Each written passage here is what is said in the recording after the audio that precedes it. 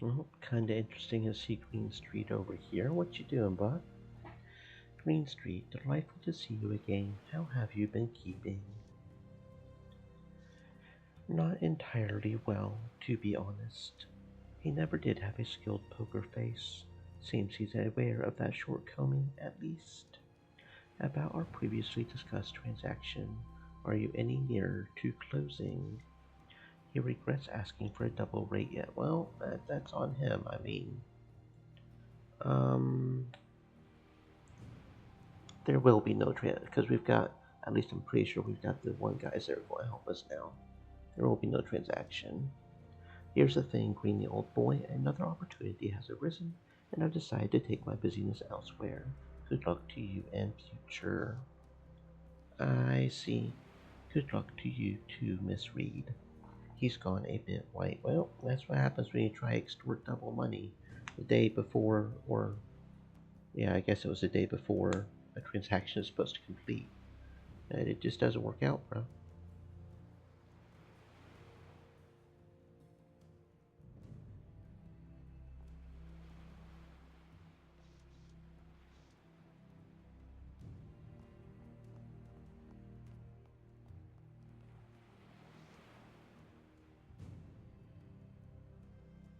Hallelujah, the esteemed Clara Reed appears at last. Oh wait, you need your evening attire. Go on then, run back to the bell jar. That's where I had it delivered. Don't worry. Okay, so this is where we come back once we get our stuff, I guess, to go through the party. Okay, Tenor, we'll be back. We'll be back, friend. I'm looking forward to a fancy party. Well, I'll look forward to a fancy party. Nothing new with Timothy. Just going through the motions, see if there's any new dialogue, because, it's just part of being a gamer that you've got to explore every. Okay, yeah, that must be the fancy boat that we take to go to the party. Okay, let's just explore the area and see if there's any new dialogue.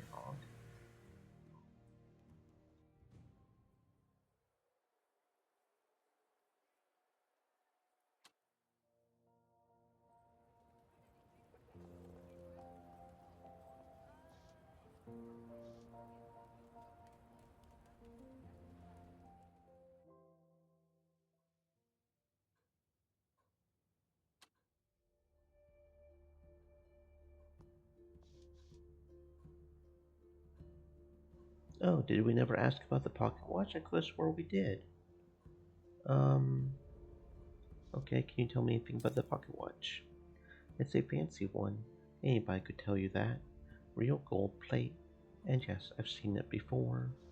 Is that so? Are you sure? Yes, certainly. See inside the lid. An engraving of a bird with a great bloody scratch across the beak. What a shame. But I recognize it well. Sold it to a chap a while back. Can you tell me about the man you sold it to?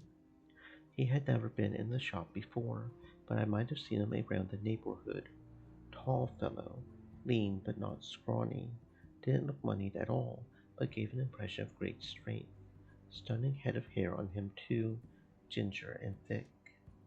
Sounds like Miss K. Maney has a bit of a crush on this mystery man.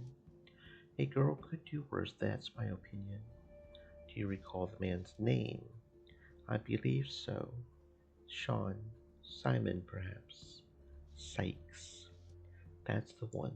You don't know him, do you? I've made his acquaintance. Knew I recognized that watch. That's more than a little suspicious, seeing as I found it at the crime scene, but it's almost too suspicious. Sykes may have forgotten it, or it could have easily been planted there. Do Do you remember when you sold it? A few months back, at least. Might be more than a few. And didn't we just figure out that Sykes was like, um, what was set up in the seance memories? I could have swore that was something we figured out in the Beyond the Veil thing.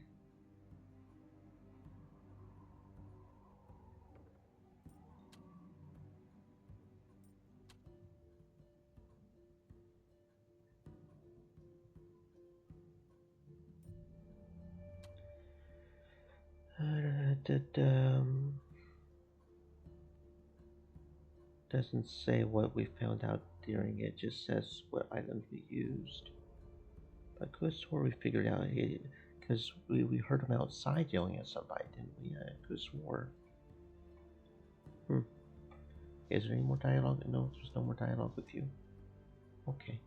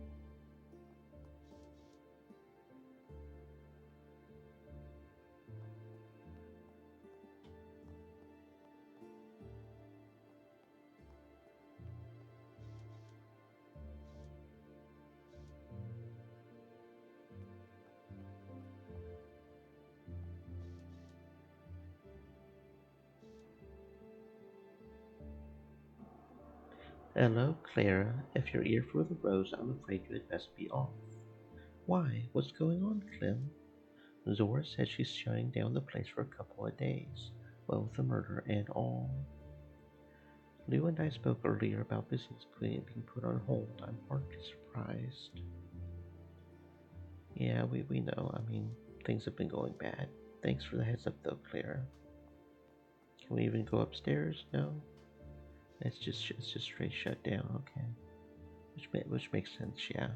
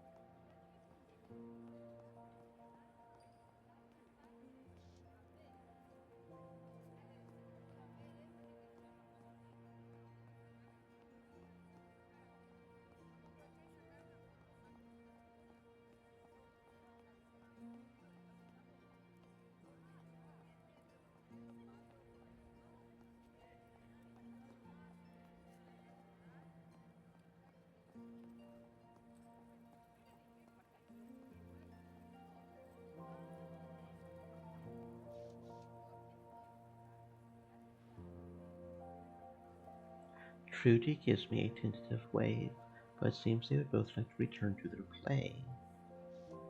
By the time I was your age, I was picking pockets in Plazasaurus. Had my own gang too. Wow, and it was all girls too. There's no way that's true.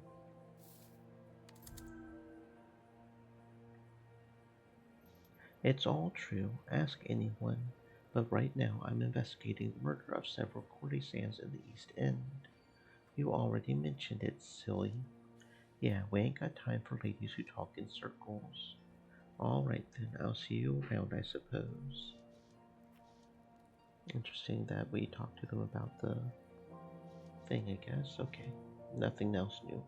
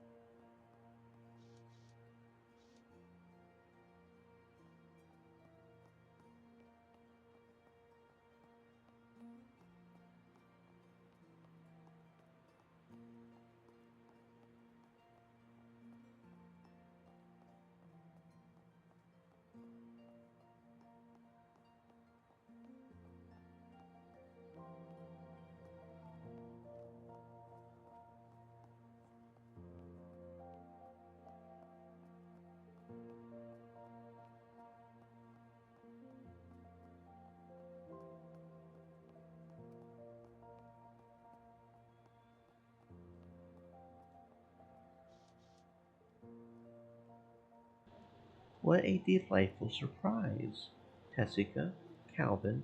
What a treat to see you both, and somewhere other than the Palladium, no less. We do spend time in other places, do we not, Calvin? I'm certain I don't know what you're insinuating, dear. Sniping at each other as always, but in good faith. Glad I am to catch you between bouts of chasing the green fairy.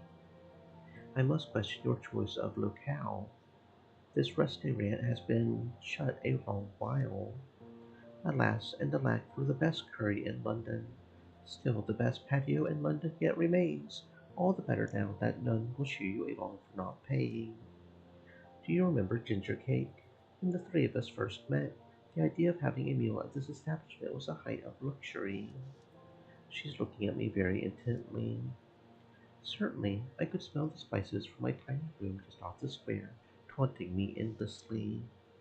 Finally, we agreed to pool our resources and have a plate. What a meal that was! Bliss on my tongue. No dish has ever tasted as sweet, even now with the means to buy our own. I recall it being spicy, not sweet. Took me back to my days with the Romani caravans. But why this sudden promenade down memory lane? You have friends in London, Ginger Cake. We don't want you to forget it.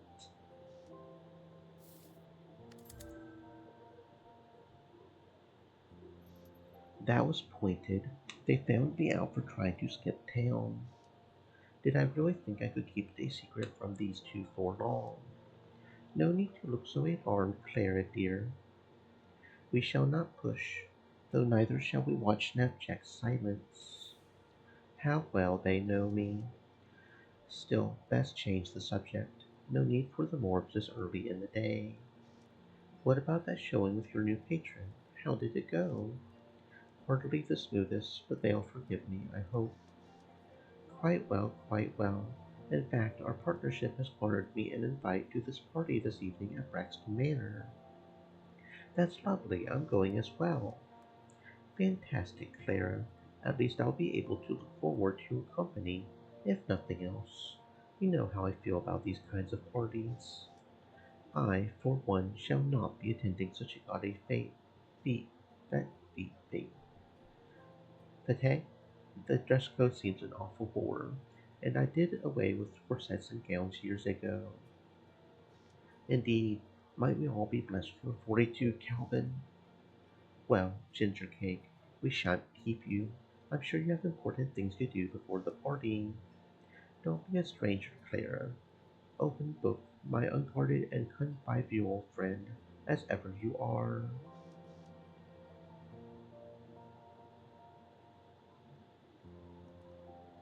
I make no promises, Calvin, but I shall certainly try.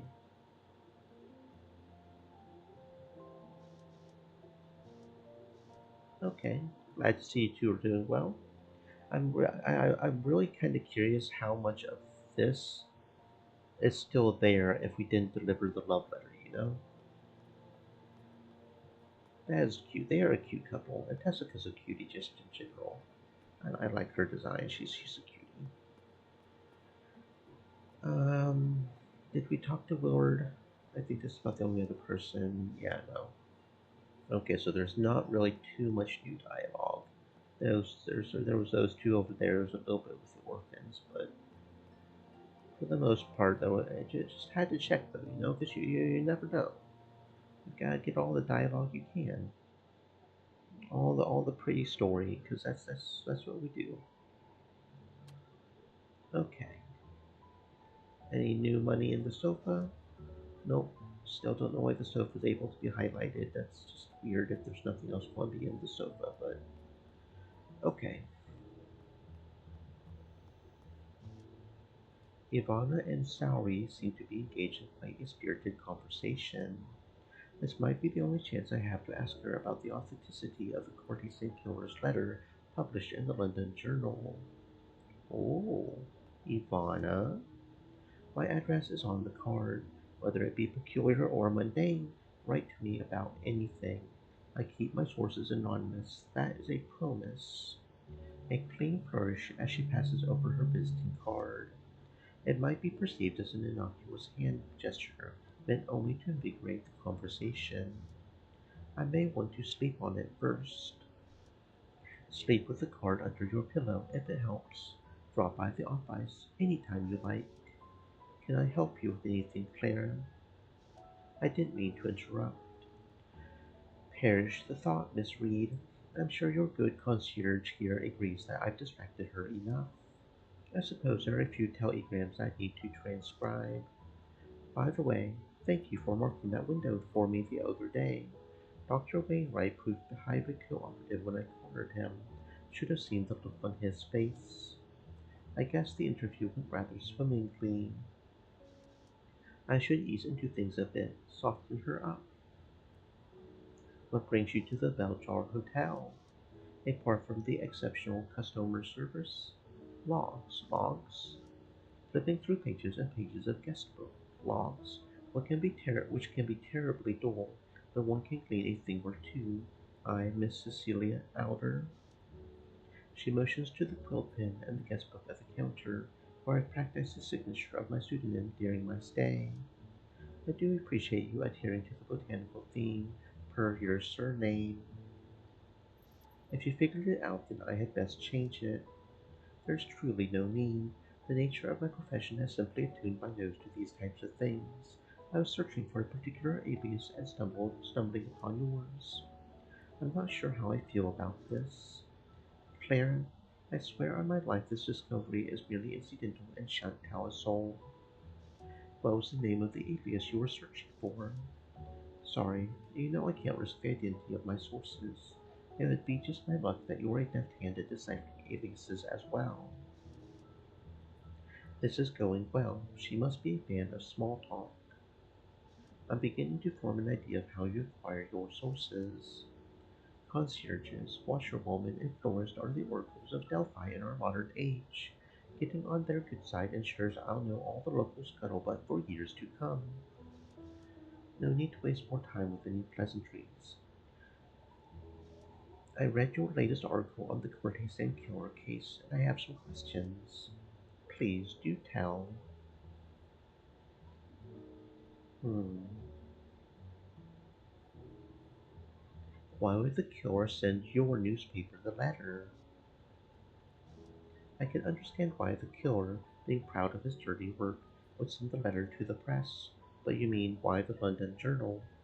Well, we have a reputation for journalistic excellence, or a reputation for scandal and glorification of violent crimes. As to why it was pinned in the first place, it's about control.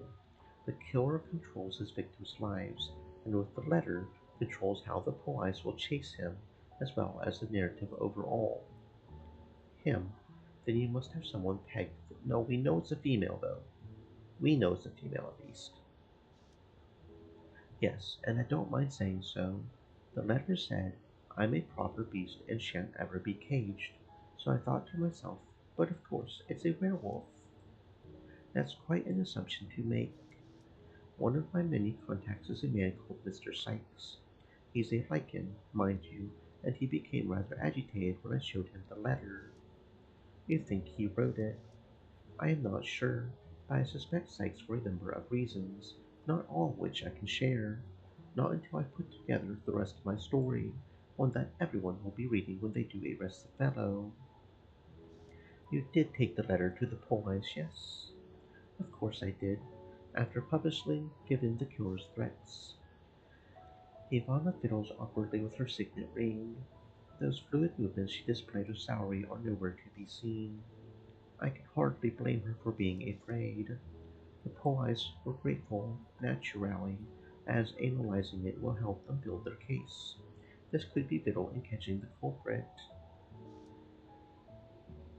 Seems strange that the letter was published the night after another slaying, particularly when the letter itself indicates a lack of excitement recently. Truthfully, I did receive the letter sometime before the publishing last evening. I was hesitant to publish it at all, as you might have guessed. Why publish it now, then? There was no particular reason, I'm afraid. I just decided it was worth the risk. Ivana looks uncharacteristically conflicted. If I had known another victim would arrive on the same day as the printing, I would have waited, or perhaps withheld it entirely. You have my word on that. Don't you worry that the letter could incite fear more than anything, especially after Ariana's death. Of course she's worried, but she also knew it would result in the London Journal flying off the shelves. Well, it's a warning. The people need to be informed. But the city has been consumed with paranoia about this. Not everyone reads the news, Clara. I'm not sure I could use the word consumed. You would certainly profit if people were consumed by it. All right, the choice to publish wasn't tasteful, I admit. But when Sykes is captured, everyone will breathe such a great sigh of relief. It won't matter whatever shock tactics you think I might have used. Ivana seems quite set on Sykes being the killer.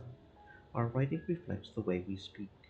From what I've seen of his speech patterns, I'm not overly convinced that Sykes wrote the letter. The more I investigate, the more I'm certain Sykes is not involved, especially when it comes to the letter. Why is that? She gives me a queer look. I had better be sure about this.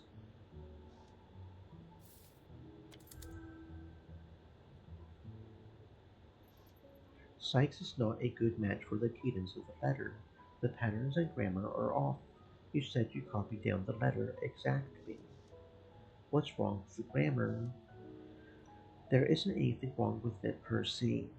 After Beatrix, there's little Sykes enjoyed more at the Rose than talking about himself. I could probably pin his biography. Yes, and it's not as if he cannot write a well-tuned sentence, but without a single misspelling, nor a comma out of place. It simply sounds different from his usual mannerisms. Perhaps if Sykes consulted an editor before.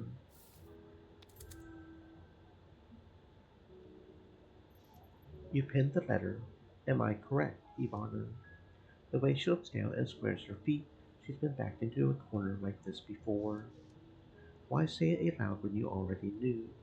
Though I suppose staying tight-lipped at this juncture wouldn't be a matter of journalistic integrity, but rather cowardice. Quite. Simply know this. It wasn't my choice. I'll not deny forging the letter, but please don't think it was because I take pleasure in subterfuge. For what purpose, then? An order from her superiors to boost the paper's sales, or something more insidious than that? Then be my ally in this. I won't turn down any help. I want to help you, but I am in the same boat as you. If you really want more information on the case, Ivana looks loath to say the next part. Take a look in your employer's flat. Madame Zora? It's on Cable Street, just past the orphanage. First brownstone you hit, ground floor. Swing by when you get the chance. I'm sure a clever lady like yourself would find a way in. I suppose that's all I'm going to learn from Ivana. Oh, okay. I guess we got a mission now. We gotta go scout out a flat. Looks like. Let's talk to Stowry first, though. By the by, a package has arrived for you. I've got it right here if you'd like to collect. A package from whom? It's from your friend Tenor Cunningham, it seems. That'll be the dress for this evening's soiree. Thank you, Sally. I can take the package now if you would like. Not a problem, Miss Reed. I do hope Tenor's picked something reasonable. Whatever it is, I can head up to my room and put it on the dressing table when I'm so inclined.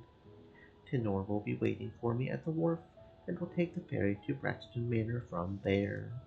Is there anything else I can help you with? I'm good for now. Thank you, Salary.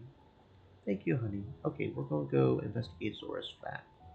Because we gotta go follow that lead. We gotta go follow the clue.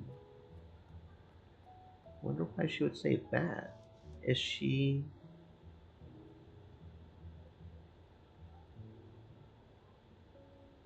I'll have to be wearing it in order to leave for the party, but I can always get dressed up later on. 'Cause we don't want to go yet. We don't want... we don't want to go yet. We just got...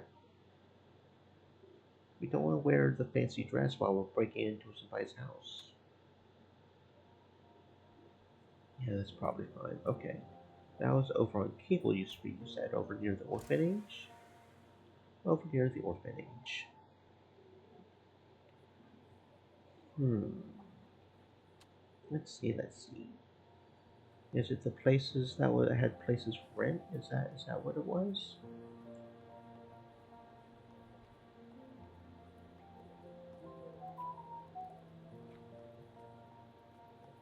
Oh, there it is.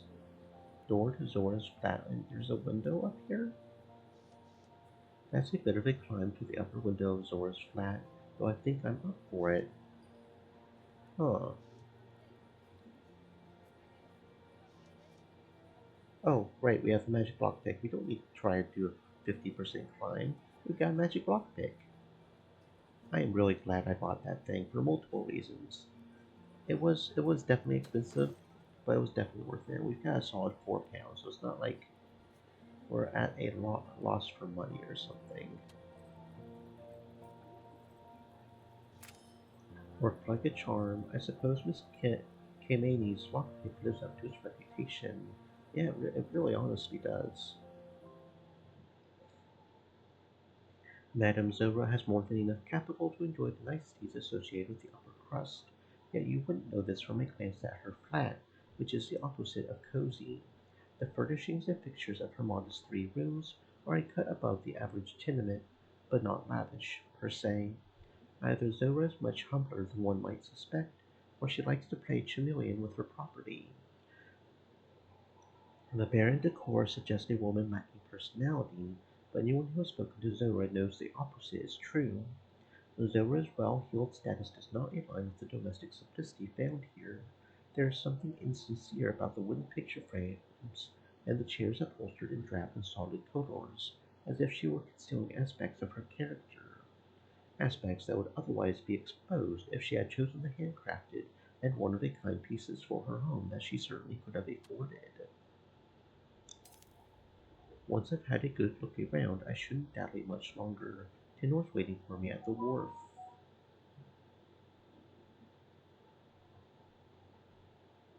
Okay, so did we need to put on the outfit?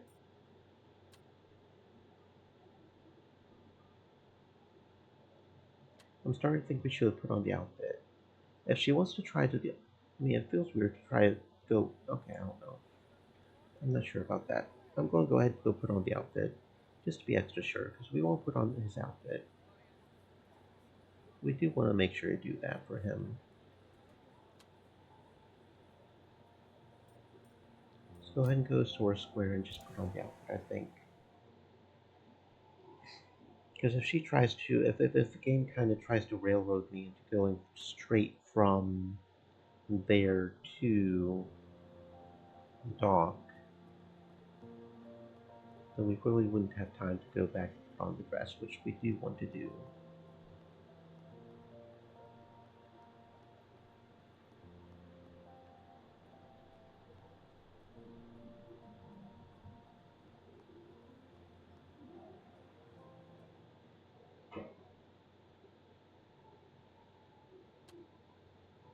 Okay.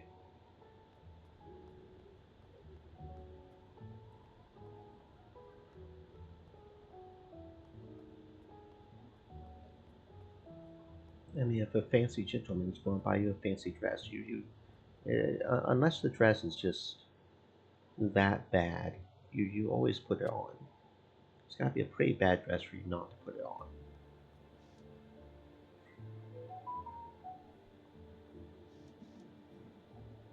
Now then, about that dress Salary handed me. Maybe we take a bath first? Hey Bacon, how you doing, buddy? You're a good kitty? Yes, you're a good kitty. You're a very good kitty.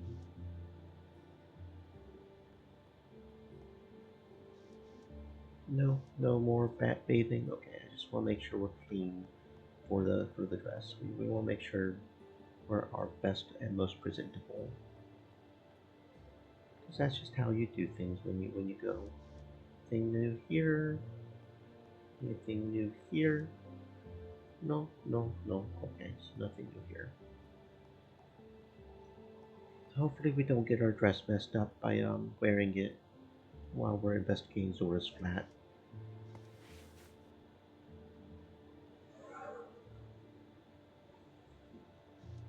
Well, it's not what I would have chosen, but at least fits. I kind of like it. I like it.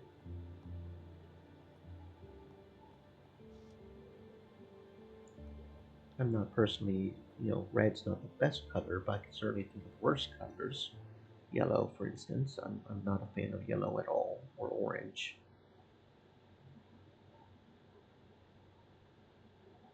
Mm-hmm. Okay, now we've got our pretty dress on. Let's go investigate Zora's flat and hope our dress doesn't get messed up in the process of exploring Zora's flat. But then again, if we do get railroaded straight into going to the party after that, it's not like we'd have much choice of whether or not. I would much rather get the dress a little messed up and be wearing it than not wear it at all to the party. Because dresses can be expensive, and if he's going to buy us a dress, we've got to wear the pretty dress. That's just. Although I bet, if we didn't have the magic lock picks, that would be maybe the negative of rolling the grace for trying to sneak into the window. I could definitely see that. Like that would be the consequences of that. Hmm. But we've got magic lock picks, so we don't have to worry about that. Okay.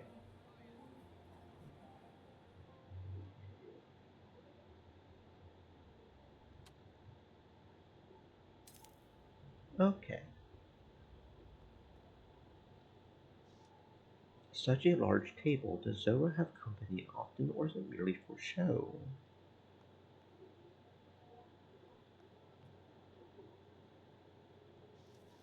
Orchids are notoriously finicky plants, but this one seems to be thriving. This particular variety serves as a national flower of Bruslavia.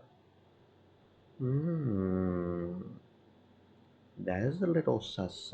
Bruslavia is the place with all the werewolves, right? The severed and taxidermized head of a lycanthrope. It's not illegal to own such a thing, unfortunately, but it's the absolute nadir of bad taste. I mean, they are mostly human, right? That's pretty close to having a human head on your wall, bro. I've seen such grotesqueries hanging on the walls of the wealthy before. Shrunken human heads, heads of minotaurs, kitsunes. So kitsunes are a lore thing here, I guess. I guess kitsunes are an official lore thing in this world. That's kind of cool to know. It appears Zora has an interest in penny dreadfuls. She and I both. I do love a good penny dreadful. Ruins at dusk. Such artwork does line up with Zora being the pensive short sort. The details in these plates are quite precise. No wonder they're on display. Here lies a telegram addressed to Madame Zora. To the distinguished Miss Zora Levick. Lord Silas Braxton Bragg requests the pleasure of your company at an evening party 7:30 on October the 31st. Aperitifs and digestives to be served. An unrolling of an acquisition from Thebes will entertain guests at 9:30, followed by a captivating and revelatory demonstration by Lord Braxton regarding his latest discoveries in the medical field. Is he going? Is that why we had to kidnap the werewolf? Because the Lord Braxton is going to unveil the werewolf cure at this party. We unite in the name of progress and innovation. With kind regards, the estate of Lord Braxton. I very much doubt Madame Zora would miss a soiree like this one. I shall be with Tenor when I'm done here, and make my way to Braxton Manor as well. Yep, yep. Okay, so we can read the telegram again, I guess, if we wanted to. Okay. Nope, there's a portrait that's on the outside of the thing. Oh, no, come on. I want to see the portrait.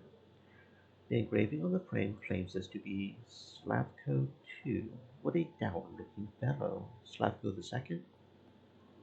Where's a padlocked door? Zora's writing desk is practically crying out to be searched.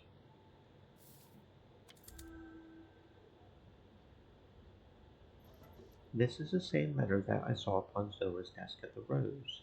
It was not opened then, though it is now.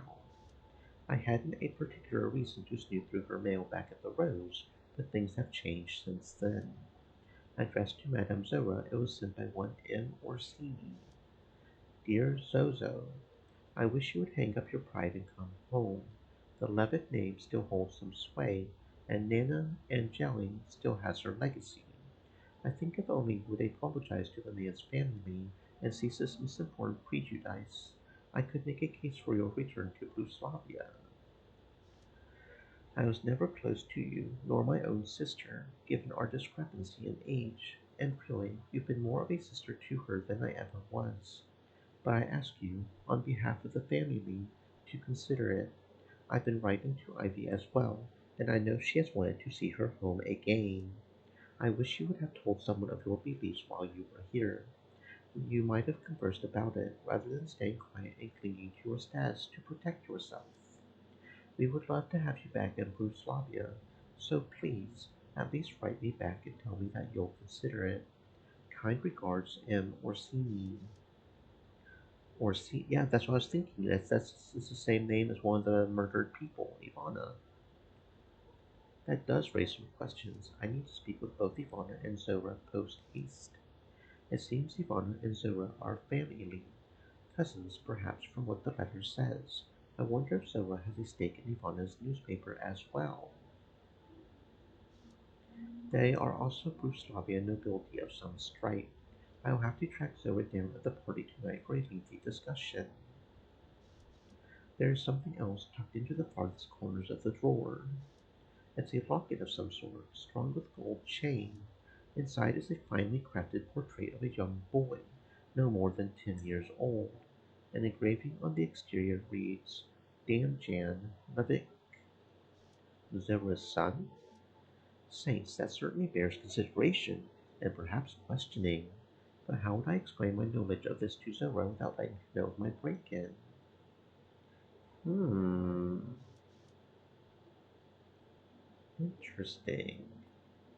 Interesting. Got some stuff going on over here. Connections. Flask of laudanum nearly full. Everyone could use a bit of relief now and again with one steal her laudanum. Now I've got 2 bottles of laudanum, so you know what? We're going to go ahead and drink a little bit of that. I don't know how close we are to a level up there on Grace. You know what? Laudanum doesn't seem to be very hard to get, so we're going to go ahead and drink the laudanum again and go ahead and get a level up on Grace, just in case we need it. We're keeping the Lady Braxton gin in case we can give it to what's his name? I don't know how well we're doing on finding all the gins, but same with the Jonathan Silvergate gin. Was there anything else we could drink to up levels out? Oh, Old Lace perfume. Why did we not use that? I don't know why did we did use that, but our intellect's pretty much maxed it, I think. I don't know what the actual max is, but we'll go ahead and drink this vodka as well. just because we can. Okay.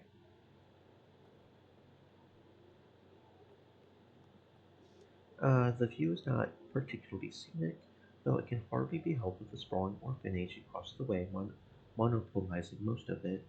Still, Zora's done quite well for herself. Crisp, clean linens with not a wrinkle in sight. It seems Zora is as exacting in her private life as she is at the Rose. Fleur de Bulgarie, the same perfume used by Queen Victoria if you believe the adverts. A titch ostentatious, I must admit.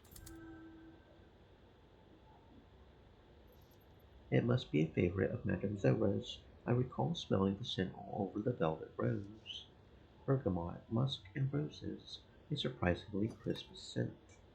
You're coming with me. Fleur de Bulgarie. A waltz of Bulgarian rose, musk, ambergris, and bergamot. Unusual import, marking its bearer as well. 10 black coal. That's another level. That's a straight up level in intellect, just no matter what you are. That's kind of interesting there.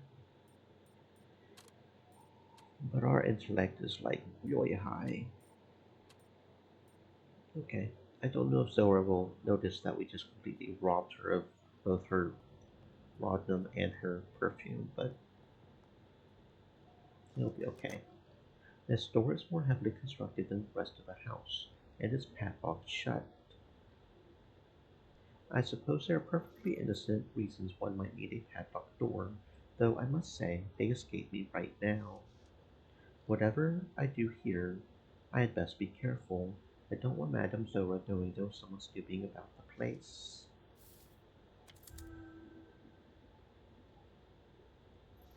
There's a slight draft coming from beneath the thick door that would suggest a window or an alternative entrance. Turning the padlock over, there seem to be tiny shapes etched into the metal. Well, we only have a 36% chance on the grace check, but we again have our enchanted lockpick, so it doesn't matter. Seems to be a perfect fit. I can hear the driver pin slide into alignment. Yes, that did the trick. Now what do we have back here? Zora is a werewolf. Either that or she's got someone. No, Zora is a werewolf. Okay. Stings above, what is decidedly awful sight, no doubt about it, a prison cell of some kind. The floor has been gouged repeatedly here by someone, or something, very strong and highly motivated.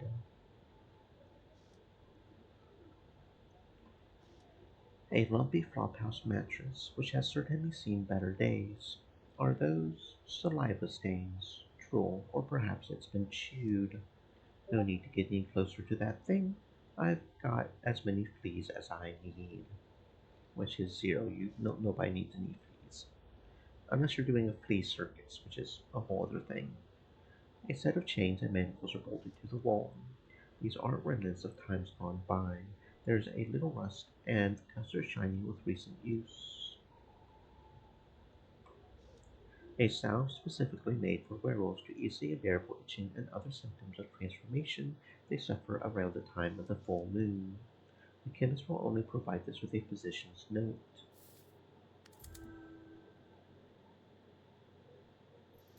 The label smeared with salve, but the patient's name is still barely visible.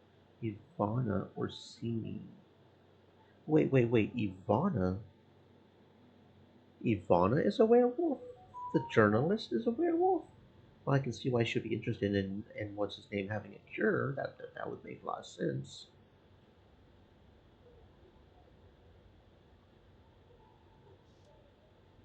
Ivana is a werewolf. One would assume so, or shelters her cousin here during the full moon. Okay, huh. Well, the more you know, I guess. Hmm. A barred window looking out onto the street. The bars are on the inside of the glass. This room is nobody's idea of a private getaway, but I'm sure it's more comfortable than a cell block at the tower. Perhaps this is where Ivana spends the full moon, waiting out her transformation where she can't harm anyone. That certainly seems to be the indication here. I think we've looked at all we can here. So maybe someone blackmailed her to doing the letter or something? I think we've done all we can here. I think. We looked at the writing desk. Okay. There was certainly some revelations there.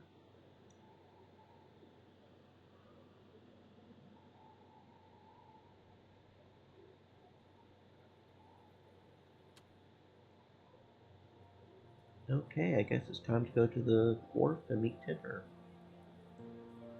Because we've checked everywhere else. And can we talk? I don't think we can. Can we talk to the orphan kids about her across the way? I don't know if the orphan kids would have any new dialogue now that we sort of found out Madame Zora lives close to them. You would think some orphan kids would pay attention to that sort of thing, right? Maybe. Maybe not.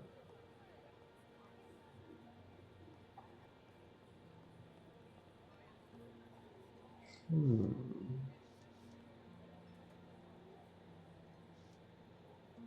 Nope. Nope. Okay. Well, off to the docks. Let's go to a party. Let's go to a fancy party.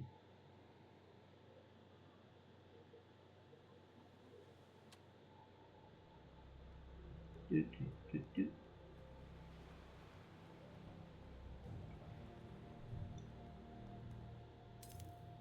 There she is, my lady of the evening, the Spitfire detective, Claire Reed in full regalia. Detective? Why, that's right. I've heard from my sources that you've been running here, there, and everywhere today, trying to topple the perpetrator of a ghastly set of murders. They say, by his sources, he must be Iron Bear. Likely he saw me as I was busting Valprazosaurus today. Hmm. Your sources were correct. I'm doing my own research into the death of Ariana Luttrell. Ariana Luttrell, a fellow worker at the Rose and the woman whose life was taken last night. Right. I'm sorry, sweet pea. I should have realized you had known her, that you had a personal connection to the case. It's fine, Tanner. Tenor is the last person I would expect to understand. Hey, I mean, he might be a little rash, a little Texan, a little American, but he's still a cool guy, seems like. Shouldn't we be going soon? Shall I tell the boatman we're all set? Afraid it'll be a bit of a trip up the river from here, and we won't be back to London till late. You ready to shove off Spitfire? Yeah, I'm ready. I think we've talked to everybody we can. We even got to go search and find out something new about the journalist. Ready as I'll ever be. Better just get on with it. By the by, where is Iron Bear? Is he not joining us tonight? Right here. Sorry for being tardy. Okay. I mean, we're kind of planning on helping you try to find the machine gun parts, the machine gun schematics, so you can fight for your people. So maybe you can help find them too. Not a problem, my friend. You've made it just in time. Glad to hear it. Might I say, Miss Reed, I really picked a winner with that dress. I love all the frills and bits. Yes, Tinner, it's delightful. You have wonderful taste. Don't flatter me too much, my dear. I'll get big-headed. The river we are taking to reach the manor used to be called the Isis. In some parts it is still known by that name. Is that so? Then let's hop to it. Maybe there's a casino on the boat. A man who does not think for himself does not think at all. Chapter 12, Beggar's Lane. How many chapters are there again? I don't remember. Just out of curiosity. 18. Okay. I don't know if we're going to finish this game today or not. I don't know how quickly the chapters go by. I'm thinking we're probably not going to perfect the game just because Gem Collector seems to be a task in and of itself. There's no guide that I can find anywhere for it. So Just because of that alone, we're probably not going to perfect the game, but we'll get through most of it. We'll try to do all the stuff. We didn't manage to do the Fisherman's Bride because the Fisherman's Bride died. I don't know if there's a way to stop that or have somebody else die. I don't know if our dialogue choice telling her to do that actually caused her to die or not. I don't know. As far as side quests go and achievements, yeah, there's the missing orphans. I don't know if we're on task to do that one or not. I feel like we pretty much figured out what's happened to them, but maybe not. Then there's the no, that's it. As far as side tasks go that have achievements related to them, we missed the Fisherman's Bride because she died. There's something about the Dark Dimension with Otto, which I think that has to do with the Lamont configuration. And there's the missing orphans. But other than that, and completing the main chapters, we've completed everything. And the Jin and Fan Collector, of course. So we're doing pretty good as far as sides content, I think. You decided to part ways with your friend and creator, Teddy Redgrave, over his recent contract to abduct a werewolf named Sykes. You owe this and many other new experiences to the Determination Core. Ever since it was installed, you've had access to complex decisions, and your mind has been flooded with questions.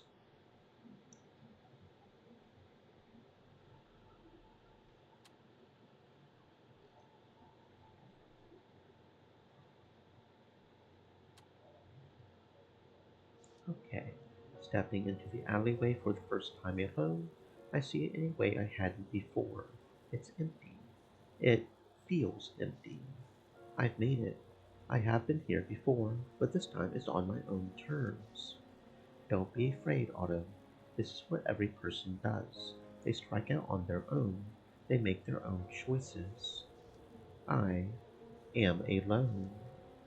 This may seem unfamiliar, but it isn't. The only difference is that I decided to be here. We are free. Hmm. But what now? I went where Mr. Teddy said to go. He knew where to go, what to do. Mr. Teddy worked for a living. Other citizens of London have been observed doing the same. Let's find a job then. Many citizens work in Plazasaurus. Then Plazasaurus is where I'll go. To test the limits of my newfound independence, there's something else I should do. What? Talk to other automata and see if they wish to join us. Why should we be the only ones who enjoy this sort of freedom? Oh, are we Are we doing an uprising? We're doing an automata uprising. Are we doing an automata uprising? Is this a thing that's now happening? Aren't you a... Wait, what are you? I am a fully autonomous utility unit. I am here to offer my utility. Unless you're offering 10, mate, I'm not interested. Bugger off. I think you'll find that my casing is complete. Leave before I put you in the scrapyard, metal man. What are you doing here? I'm making sure nobody shifty goes inside. Molly's got a big night tonight. Stands to gain a whole lot of capital unless somebody goes in and starts screwing things up. Oh, that's interesting. Um, Engaging etheric resonator, selecting alley victim, human, female, early teens, deceased 1,348 days hence. But please, mister, take whatever you want, just... What the? No, please, I just want to go home. Boy, quiet down. No, someone help me, Mama. Shut it off. Look, you can go in if you just shut it off. Disengaging etheric resonator. And analysis. Murderers do not enjoy hearing the last moments of their victims played back to them in public. Subject is gone white as an unsketched blueprint. Damn, so that's what that thing does? Our automaton can now channel ghost. Alright, that's kind of awesome.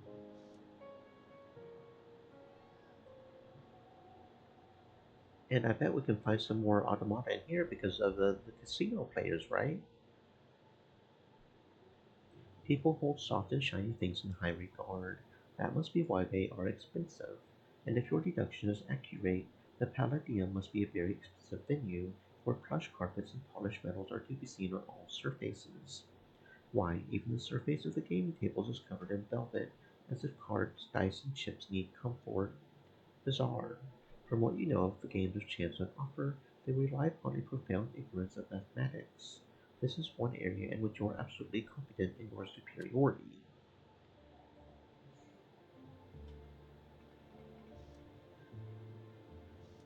Bamboozled, to be confused and taken advantage of. Dazzled, a temporary blindness. This appears to be an advertisement, but why would customers be interested in being blinded and tricked? I know what's going on here. The poet opened with a loquacious sort of prose. Not quite right. Regardless, I should eat a stamp-minded squid rather than being word-played.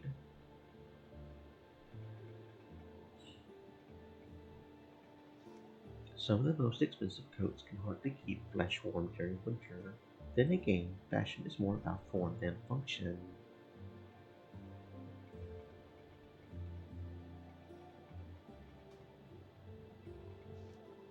By my calculations, an extremely high amount of liquid and other excesses of body creatures are relieved here. An amount so high is essentially uncountable.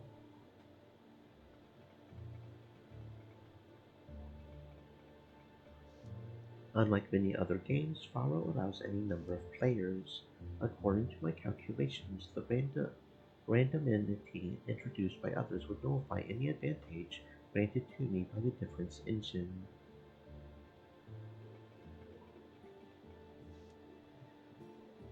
Now here is the game to play. We only need triumph over the dealer without any organic beings interfering. The dealer in Baccarat still maintains a tiny advantage in every situation. Yes, but humans make mistakes. We would be very likely successful in a game like Baccarat. At least 72 cubic feet of marble were needed for that statue. As enormous as this hunk of stone is, I believe we could move it all on our own if we wanted to. This game relies on two pairs of opposing players. In other words, is played with a partner. With my determination engine installed, I would be highly successful at this game. If I was to play as one half of a team of two players, and my partner was an organic being, then I would likely surpass their understanding of gambling economics. Whist requires four players, no more, no less. Are you expecting three friends to join you? Do you yearn for independence? Whist requires two opposing pairs of players.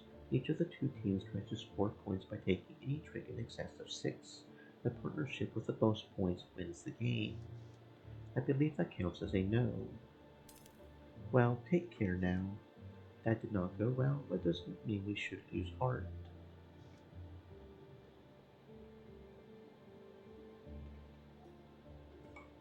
Hmm.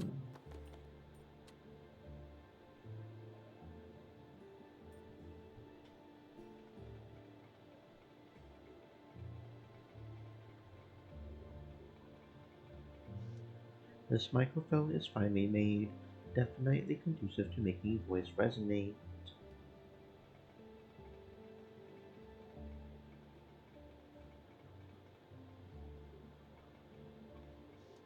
Hello, love. What can dear Clementine do for you? Salutations, fair Minotaur lady. My name's Otto, and I would be eager to lend my services to your fine establishment. Services? You mean working at the bar? Correct. I have recently acquired a module which gives me physical strength beyond human, beyond even other blooded creatures. This makes me highly employable. Bully for you, Otto, but the answer is still no. I prefer having coworkers who can toss back our establishment's services.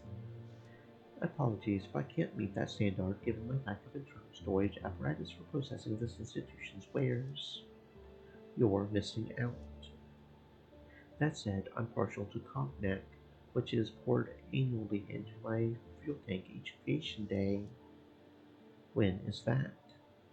The 29th of February. I hope you don't run out of juice before then. I'm afraid we don't keep it in stock. I have met this person while with Mr. Teddy, designation Lefty Rowan. Miss Lefty, good day. It's just Lefty, my tin friend. What's on your mind today? You do realize that in every gambling game, the house has statistical advantage, however slight, thus even gaming side emotions influencing one's actions. On most timelines, the player must eventually lose. Your nay talking to a bouncing babe here, Otto my lad. Of course I know that. But first, I deny let emotions influence my strategy. And second, I have my own ways of tipping the scales. Sleight of hand, or having an extra playing card about me person. Isn't there some moral danger in skirting the established rules of the game? Ah, aye, there's plenty of that everywhere you look. Might as well make a bit of dosh while I'm at it, eh? Anyway, is having a machine in your head telling you all the odds fair play? That does present a conundrum, though why you should trouble yourself with the rules and morality of the human world, I dinna ken. They dinna bother me a whit. What an insightful observation! Are we dedicating too much energy to assimilating to the world of organic beings? I have noticed that your enunciation of certain words, and in other cases the vocabulary itself, are not quite the same as London's other Densians. Are you saying you canna understand me, my wee woke robot friend? Yes. Not precisely, no, but it does take me longer to parse your particular diction. Why is your speech different? Danae tell me ye've nae heard of the most wonderful country on earth. I hail from Scotland, Otto, and there's naething wrong with my speech. It's the ruddy English who've gone and corrupted all to hell. This new data is very interesting. I am not certain her explanation is entirely truthful. Are you a gambler, Lefty? Betimes I am, yeah, but that's no way to make a living. Too many oops and downs. I've been searching far and wide for employment, for I wish to become self-sufficient. That's smart, Otto. There's but one person in the whole world you can always count on, and that's yourself. I shall be on my way now, Lefty. I go with God, go on. I really like Lefty. I kind of want more dialogue with her. She seems like a fun lady. There are 47,000 BTUs coming off that hearth. I shan't get any closer. I'm guessing that's a lot. I don't know how much, but I'm guessing that's a lot. This woman looks unwell. Perhaps a lively series of questions will help. Forgive me, but I would love to know what lies beyond that set of stairs. Upstairs lies the velvet rose. Has your curiosity been satisfied? Velvet? I don't believe I've ever stumbled upon such a flower. I doubt you have, and I find it equally unlikely that you'll stumble past me and track oil onto the upholstery. She reeks of anguish.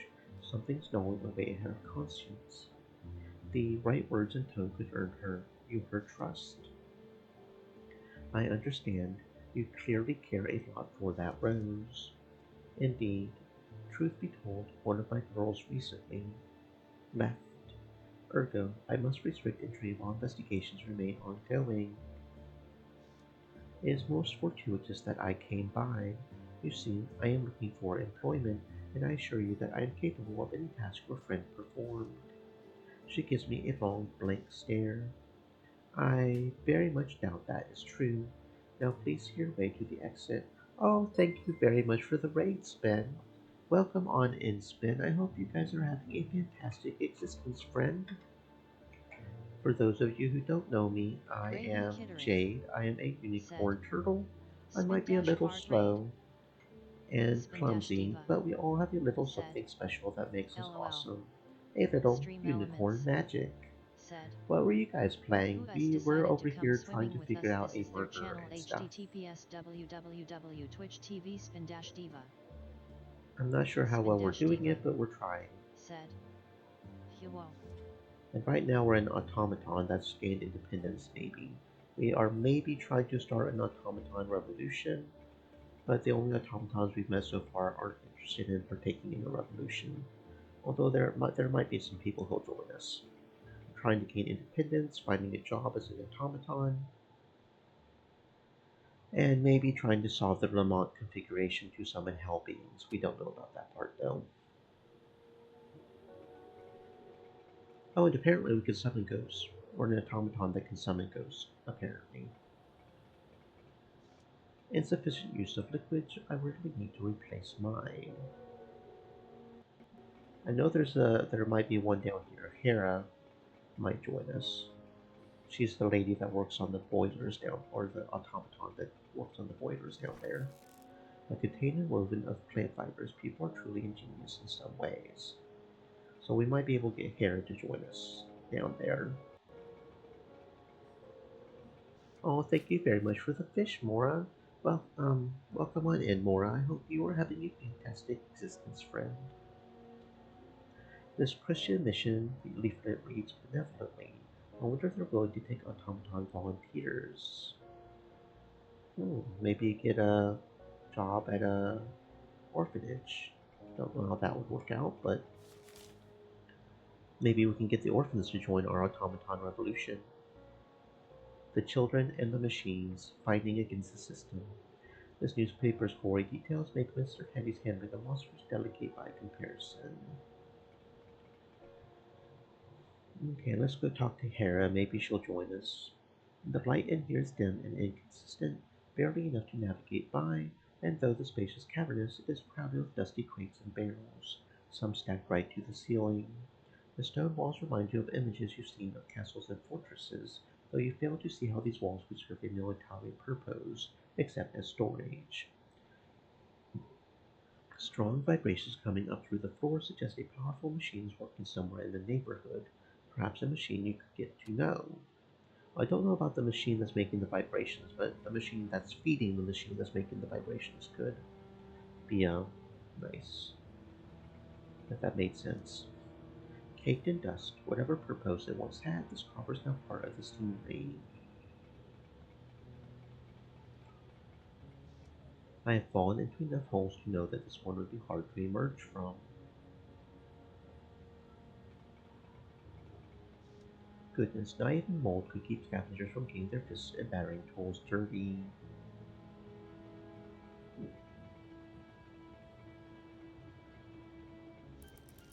Something's shifting within me. Can't be my gears acting up. No, it's something else. Something akin to music. Music. Oh shit on a stick.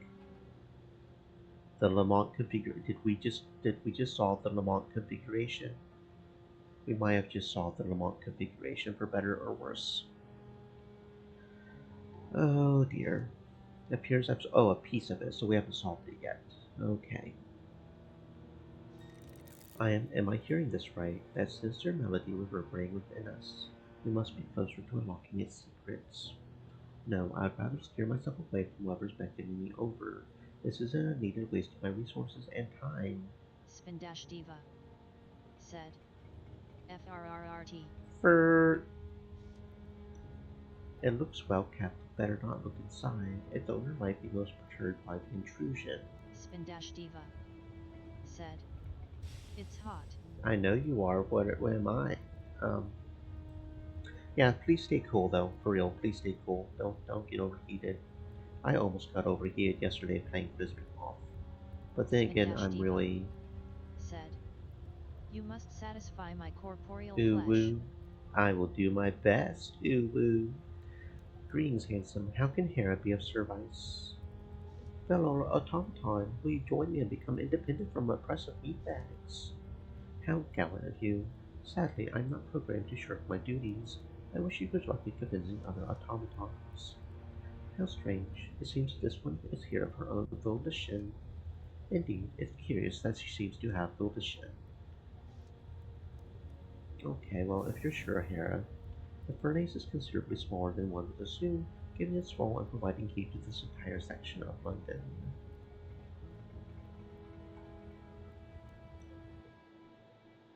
Although that said, if you want my liver, I'm afraid I'm going to have to keep that one. I don't love you enough to cut my liver out for you. So that if that's how you need the existence satisfied, I'm going to pass on that one. This extensive network of tunnels and vaulted chambers provides access to London's sewers. Um, that looks like the same as anybody else going down Spin-Diva here. said. LOL what? No, that's how the story ended, right? That's what he actually ended up needing was the liver, or was it the kidney? One of those organs. Dead end. Highly probable that patrolman set this up so that mischievous thugs would try to find a shortcut. Probability 94%.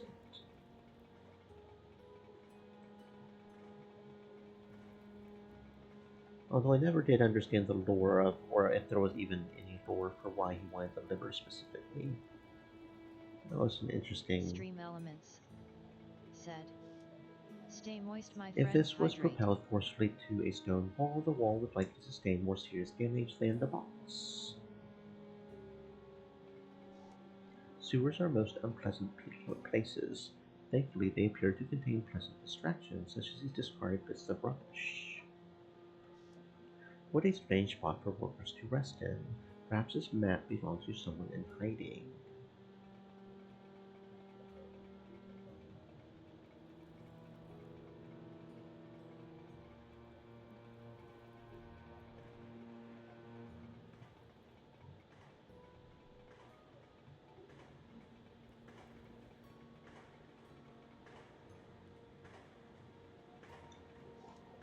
That mess is unlikely to have stemmed from a workplace accident.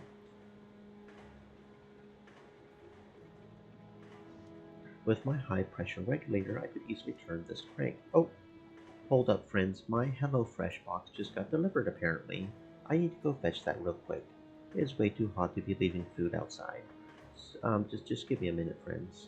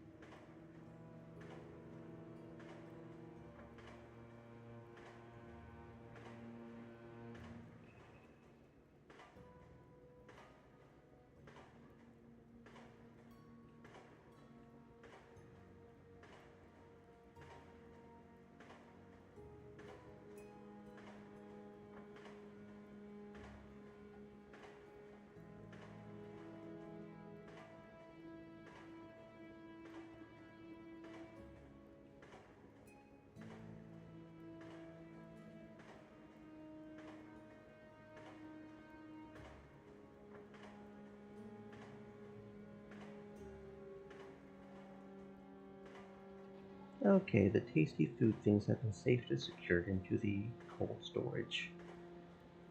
Lots of tasty fish this week. Lots and lots. Like most of the dishes are tasty fish this week. That's not usually the case. It's usually a lot more vegetables than fish.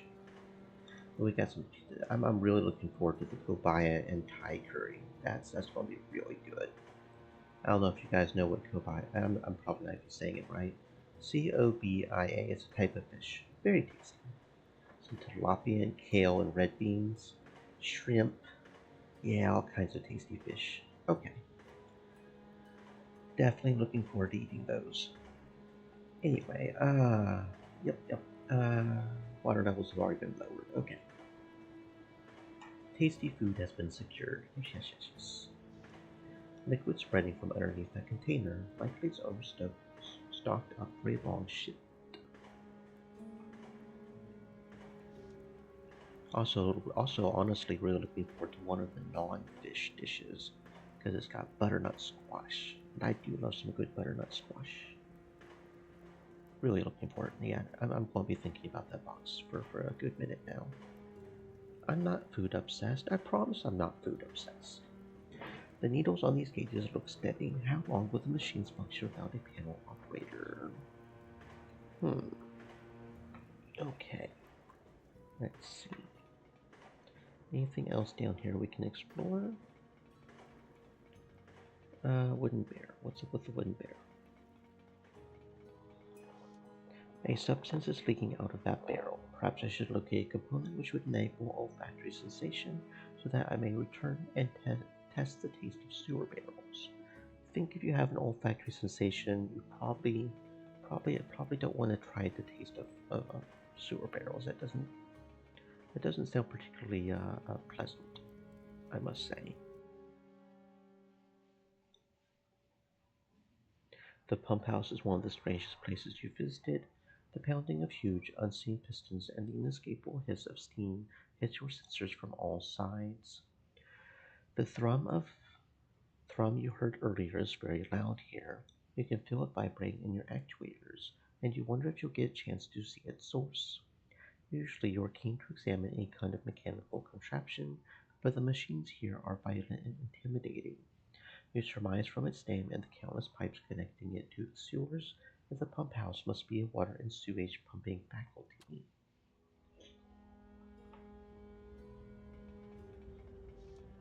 Here's one of the traps we set off for the mutant monster. Might as well, yeah, okay, if we're going to start a revolution, we need traps, right? Can't leave it lying around like that, someone could get hurt stepping into it. It seems whoever cleaned up the bodies overlooked the severed limb. It's a pity humans are so fragile. If that was my arm, Teddy would have me fixed up by the end of the day.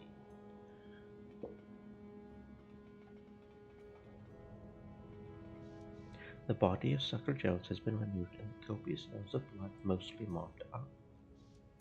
It is commonly held that the victims of violence sometimes linger at the scene of their deaths.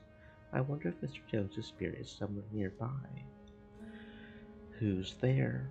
A tremulous voice sounds at my back, seemingly out of thin air, as if slowly coalescing from the pump house's feeble light. A man's outline appears like a projection.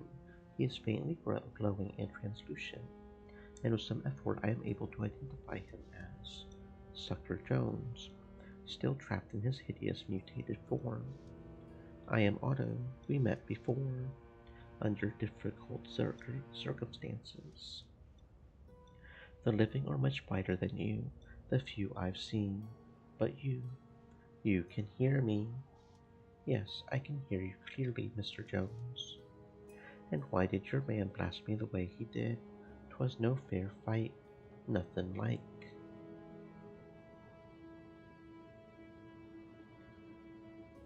Mr. Teddy had no choice. If he didn't destroy you, he would have destroyed us. That's true. If not for that red-bearded dwarf, then I would have just put myself out of my misery. You are also believed to be responsible for a minimum of 2 deaths. Am I responsible? I was poisoned by that wretched woman, Molly. Why isn't she on the hook? The apparition falls silent for a few moments before adding, I should have had many years yet. I need another chance, wee man. Give old sucker another chance, won't ya? His entreaty is so bizarre.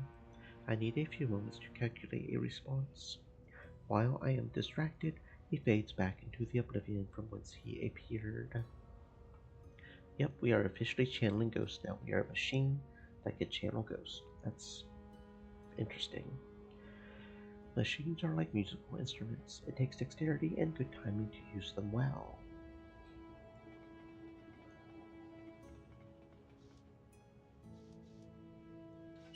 I thought that this trap got stuck on the dude's leg, but I guess it didn't, so we'll take that trap too, I guess. Mr. Teddy tried doing the right thing, but did he have to go that far? Okay, well, I guess that's all the things in the sewers. Kind of interesting we had that dialogue with Jones.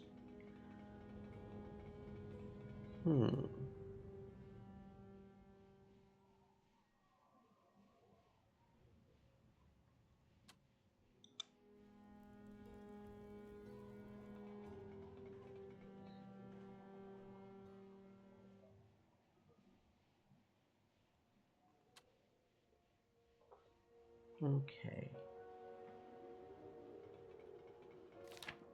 Missing orphans. Being small and without loved ones is certainly a disadvantage here in London.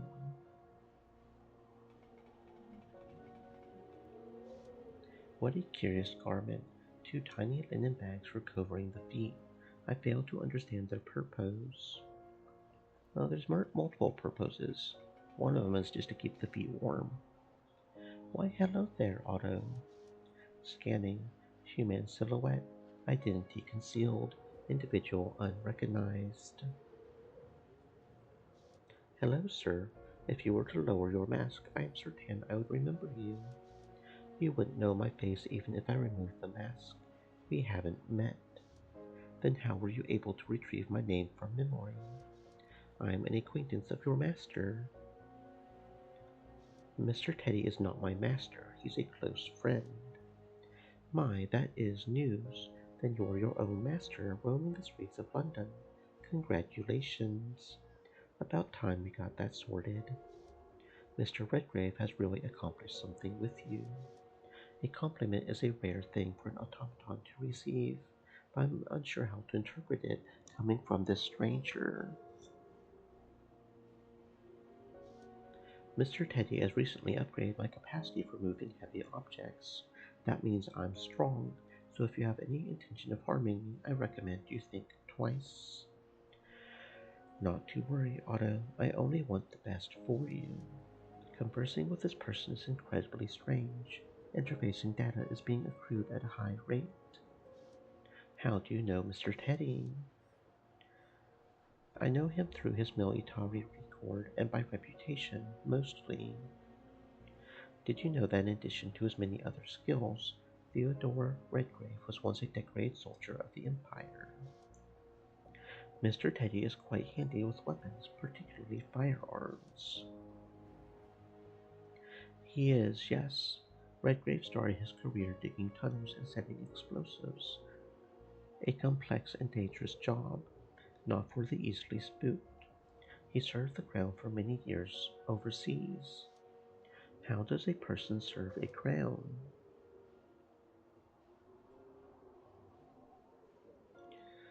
Forgive me, crown in this case stands for Her Majesty the Queen.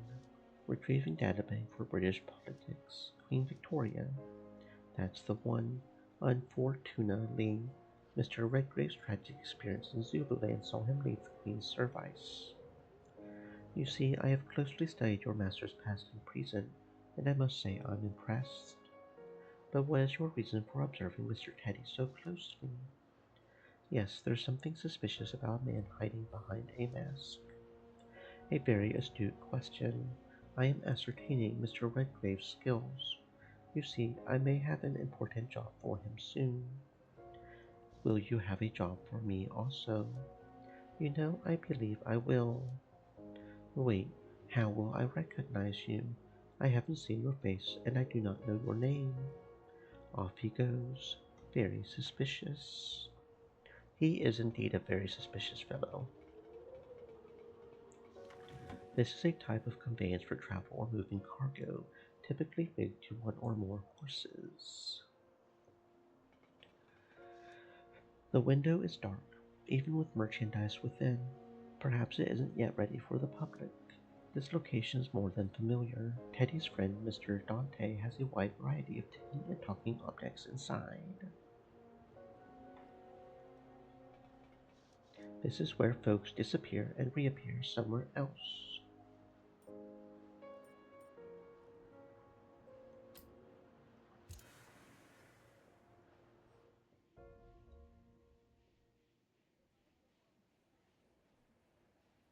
Here is a set of imposing iron gates, behind which sits a large property by the name of Sacred Heart.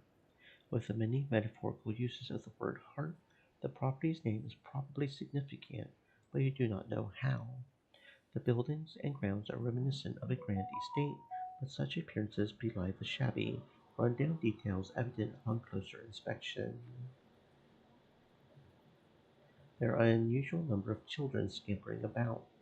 Children are widely regarded as irresponsible and ignorant of many important things. Perhaps this estate belongs to them, and that is why it is so poorly cared for.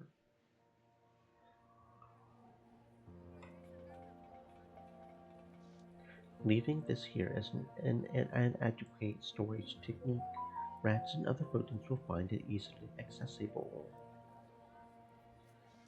Terribly unsanitary.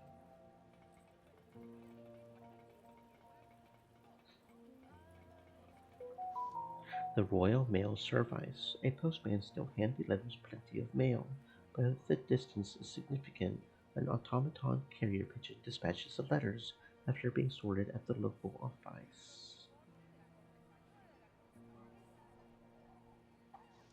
Postmen must be able to see so much of the city. This fellow doesn't look well at all. Look at all that hydraulic fluid. Hello, you look like you could use a visit to the workshop. Perhaps his speech modulator has been damaged. Hello, can you hear me? Can you move at all? He's gone, no doubt worked to death by his uncaring masters. Pity, this is going nowhere. Maybe we should try talking to another one somewhere else. We're talking to all the ones we can. Mesmerizing creatures, they must hold tremendous confidence to do their business in public.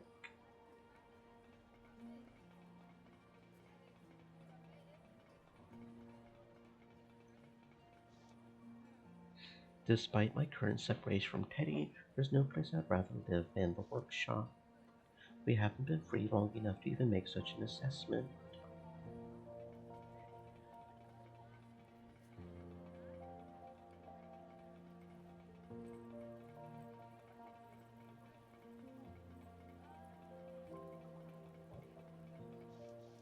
If I recall correctly, I'll find nothing but workhouses and factories down that path.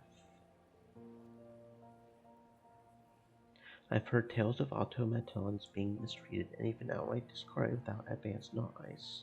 It is not a welcoming part of town. Mr. Teddy has his flaws, but at least he takes good care of me and never uses me as bait for monsters while hunting them down. Doesn't he?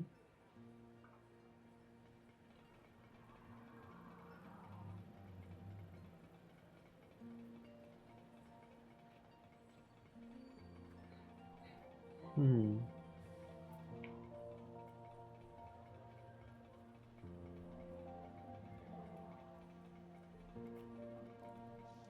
Based on my assessment, the gate seems to be saying, while my doors are open, I'm a gate, so I don't hire automatons.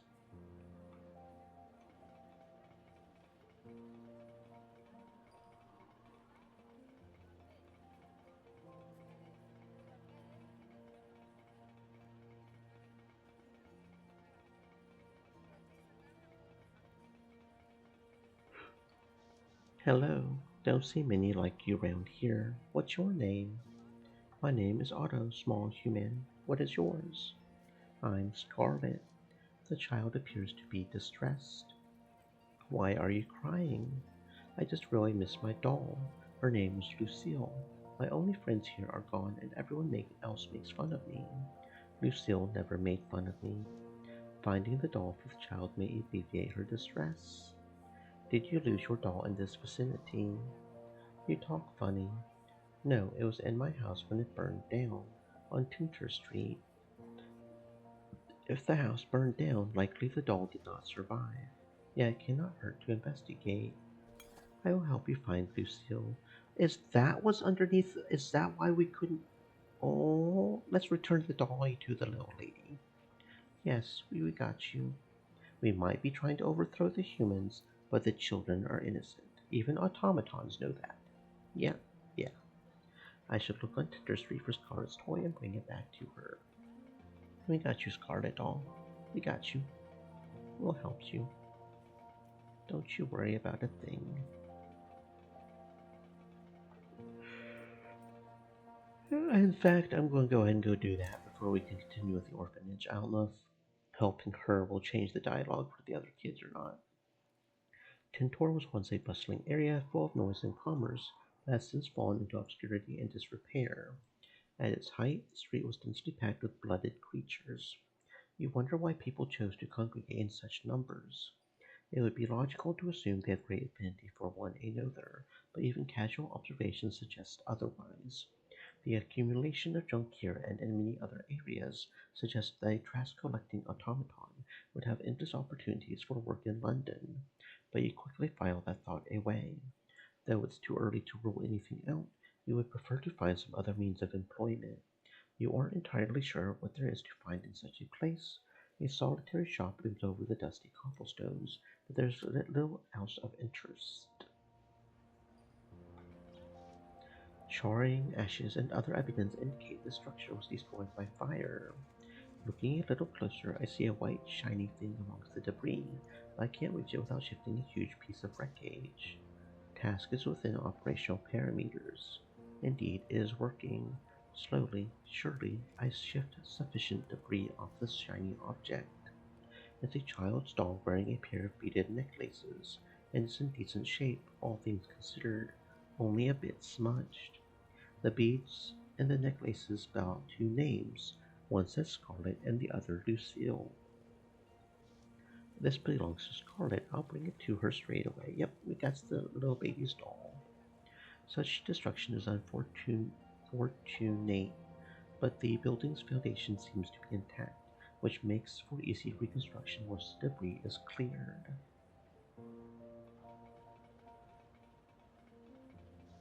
Accessing memory core. Yes, we came here with Teddy not long ago. He told us about the Spoonbacker Company and the inner workings of this machine. Buy a watch, sir or madame, or automaton. This automaton has decidedly limited options for speech. I am lucky to have been created so much later than the era of Spoonbacker. This device isn't much more sophisticated than a handful of switches. We'll find no ally here to help advance our kind. The word curio must share a common root with curious, for the shop is chock-a-block with curiosities. You are surrounded by specimen jars, small cloth models of people, stones transparent and opaque, and metal and wooden devices the purpose of which you cannot even guess at. Even the windows are strange, covered by some kind of very thin hide or paper instead of glass, to thwart prying eyes as your first guess. But that's the opposite of what a shop owner typically wants. You suspect you would learn much if you were hired on at a place like this. Many different instruments for producing and tuning sound. I have no programming which addresses music. What was that? The odd box within me has shifted again. I appear to have solved another part of the puzzle. I have already voiced my clear objection to wasting time and resources on this pointless intrigue. The music is calling us, Otto. I myself am curious where this will lead. Distraction or not, I have more important things to focus on. Okay. Oh, that makes me wonder if there are other things around that. Oh, ho, ho, ho. The Lamont configuration is slowly being solved for better or worse. ah. Initial analysis indicates this device combines the features of both conveyance and domicile. Integrating a house with a cart is a marvel of modern technology. There's a faint susurrus all around, with no obvious source. This whispering of those who are no longer with us can be detected by way of my etheric resonator. It seems a handful of spirits still cling feebly to some of the goods on the shelves. Welcome. Hello there, little fellow. Weren't you in here before with that hatchet man, Teddy? Indeed, now I am visiting on my own. My name is Otto. I have no hatchets. Nice to meet you, Otto. If you recall, my name is Anselina Kamene. I have met quite a few hatchets in stock. We have no need for man-made tools. I should at least chat her up.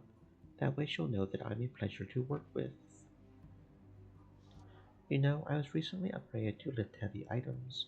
I see some heavy items inside the shop. Is that right? I sell more of the smaller stuff. You could call it junk, up until somebody finds a use for it. Nothing should be labeled as junk unless it is entirely worthless. Items can be refurbished or repurposed for a different function. That's true. I figured you would be interested in machine parts, and I don't often deal in gears and cogs. When I came in, I heard the voices of spirits by way of my etheric resonator.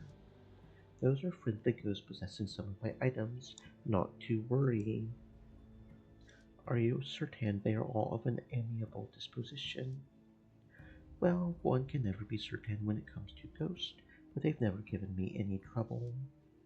I have recently become independent and am searching for gainful employment. Perhaps you need help organizing your inventory. That's kind, but no, thank you. It might look like a jumble to you, but everything is where I need it. Jumble is putting it lightly. If my own components were arranged like that, I couldn't convey myself anywhere. Anyway, congratulations on your independence. That's a fine thing for anyone to have, human or machine. Thank you, Aunt Selena. I will continue my search elsewhere until we meet again. Goodbye, Otto, and take care.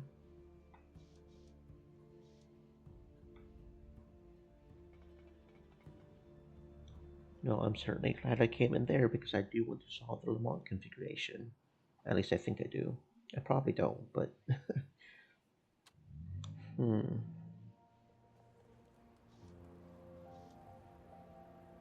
Okay, so let's go back to Cable Street and give the little lady her dolly.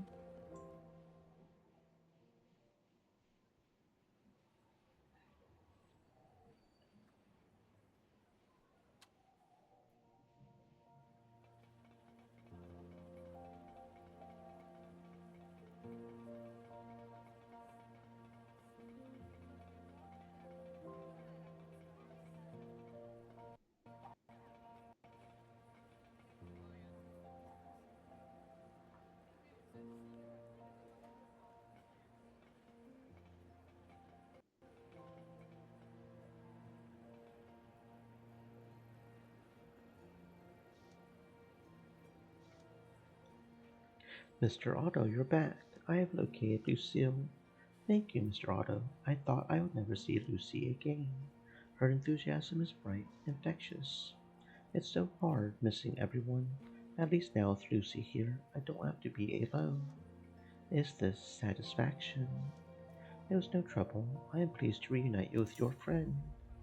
You have my everlasting thanks, Mr. Otto. Now, excuse me a moment while Lucy and I get reacquainted. I've really got to. Yeah, I bet sure her hair is pretty messed up.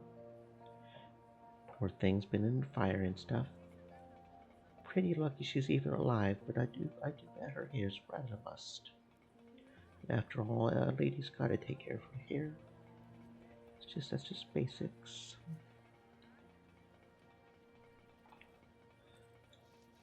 Two small humans taking pleasure in a wholly inefficient use of time. Hello, what manner of recreation is this? A giant talking can. Fancy that. You can't play with us, so don't ask. I assure you I am not a can. I am a self-sufficient automaton. Do you suppose it can think like a real person? Don't be barmy. It's just a recording playing back like a phonograph. Don't you know anything? What do you think it would be worth if we scrapped it and took the pieces to town? The look in the boy's eyes suggests that now is a good time to be elsewhere. Try that, and you'll get bashed upside the fucking head, boy. Just show respect. We will be ruling the world here soon. Us automatons.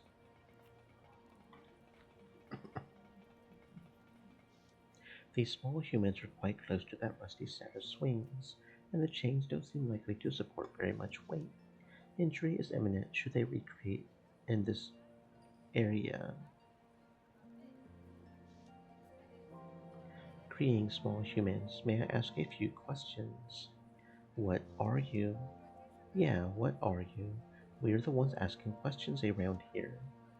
I am an advanced automaton who is learning about individual identity and consciousness. What's all that nonsense supposed to mean? Does it speak English, you think? That is distressing. Why don't they understand me? Running speech module diagnostic, 100% functional. The language I am speaking is in fact English. Come off it. Must be some kind of prank. I don't like the way it talks. Let's do something else. Your talking is so advanced they don't understand it. That's the problem. Something metallic protrudes from the ground here. Probably junk.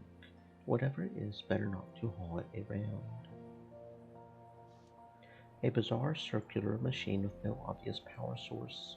The location suggests it is meant for children, but whatever it is, the rust has rendered it inoperable. And what I'm also curious about is over here in the graveyard. Are we going to be able to summon some more ghosts over here? Here is the grave of a child who died so soon they hadn't even received a name. The people of this place seem to have more than their share of misfortunes. This stone is different from the others. Some kind of emanation has activated our etheric resonator. Hello, is that a visitor come to disturb my slumber? As a soft voice grows audible, a diaphanous figure coalesces before the stone. It is a woman in nun's garb, presumably the same who's buried here. Hello, madame. I apologize if you were sleeping. My name is Otto. No matter, young fellow. I get precious few visitors. I am sister. Just call me Louise. Why have you come to this dismal graveyard? I am investigating the world on my own for the first time. I am an automaton. You're a machine person, I see. I didn't have much truck with them in life, but you seem a good-hearted sort. Take care that doesn't work to your disadvantage. How do you mean, Louise? It is a wicked world, Otto, and the kinder you are, the more harshly you'll be treated. The cemeteries are full of naive, good-hearted people. Doesn't everyone end up in the cemetery, good or wicked? You're just like a child, aren't you? Yes, they do, but I'm too tired to explain. Just be good to the people who deserve it, and always try to forgive those who wronged you. Mr. Teddy certainly has wronged us, but since he is our oldest friend, I should consider her advice. It was nice to speak with someone, but I must retire again. With that, her already insubstantial form fades to no thing.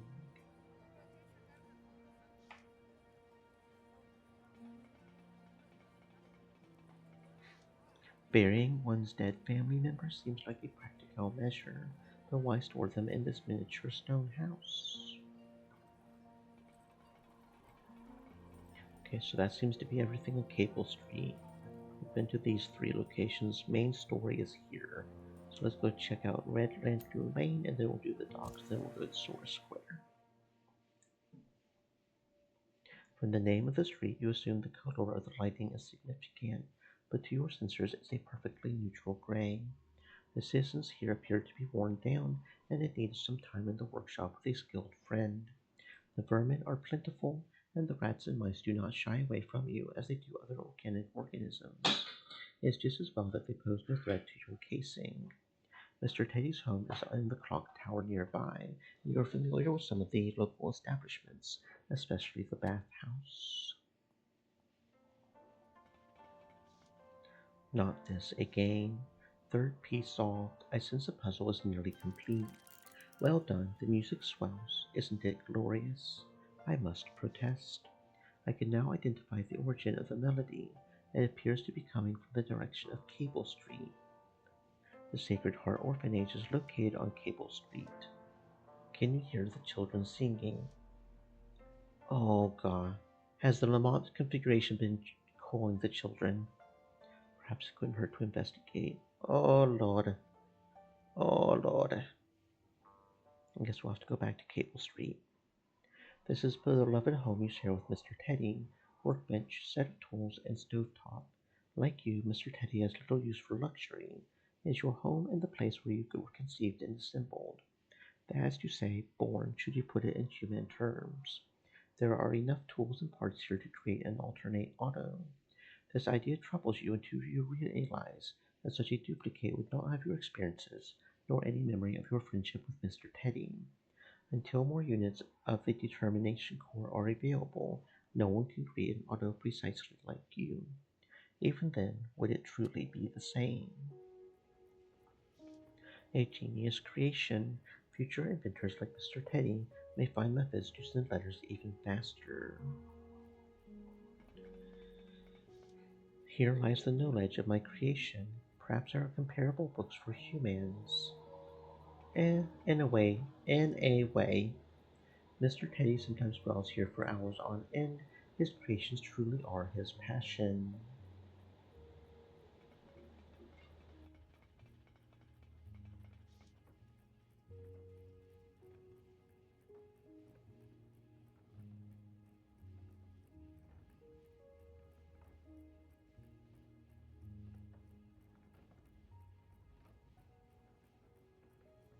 Where it all started, birthed into this world with devotion and passion.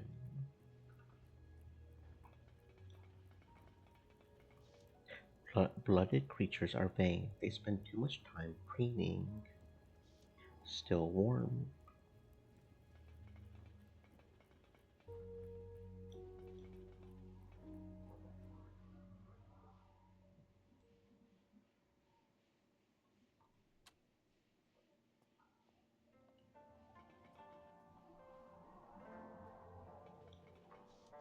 Greetings once more. Hello again, Bowsy. Do you remember me? Indeed, I have the capacity to recall my most recent 128 customers. Do you enjoy working for your master? I cannot answer that. I have not seen my master in an indeterminate amount of time. Where is your master? I cannot answer that. May I prepare some noodles for you? No, master. Yet she works on regardless. The indoctrination runs deep. She performs the task for which she was programmed. There isn't anything else for her to do. It was a pleasure talking to you. Useless.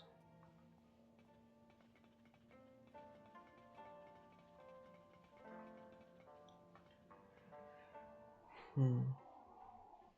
The laundry is a small yet cozy commerce in Red Lantern Lane. Its brick wall is reminiscent of the one in your creator's workshop, though less sturdy. Behind the shop's serious owner, a wall of interconnecting lines triggers your internal system for some unknown reason, but you don't mind. At the back are piles of dirty clothes waiting to be cleaned by the loud machines which are relentlessly working. You don't own clothes, but by the look of it, this place seems trustworthy enough to leave them here safely. It may be worth asking if they could clean metal parts. Designing clothes for countless shapes and sizes, Dolores must have a surplus of energy compared to others. Judging from the high quality fabrics, the owners of these clothes must have some degree of disposable income. Hello, little fellow. Hello, I am Otto. Do you need any assistance in your analyzing? This is a laundry, and I am the proprietor, Dolores Chen. I wash and mend people's clothes for them. You don't seem to have any. Your statement is correct. Automata do not require clothing. I am seeking employment, and it seems that you employ numerous machines. I would be glad to learn from my peers. Yes, I do have several machines working for me. All I need, in fact, and this kind doesn't talk back. Is that contempt in her voice? Is it disadvantageous for an automaton to have a speech module? It is if you want them to work, yes. I suppose I will move on. Have you considered wearing something yourself? You might look stylish in a hat or bow tie. Ridiculous. Why should we want to adopt the silly habits of humans? Thank you for saying so, but I have no currency to trade for garments. That shouldn't be a problem. If you wore one of my items out and about, it might attract business. How about it? Oh, well, if you're going to give me a free little bow tie, then yes, I think I will. Thank you. If it requires no currency, I'd be most welcoming of your gift. And now Otto has a fancy little bow tie. Hell yes. No, no, this is terrible. One step closer to being just like them. See, all it took was a moment. Now you're a proper gentleman. Can I see my portrait? I want to see my portrait. I want to see Teddy with Otto.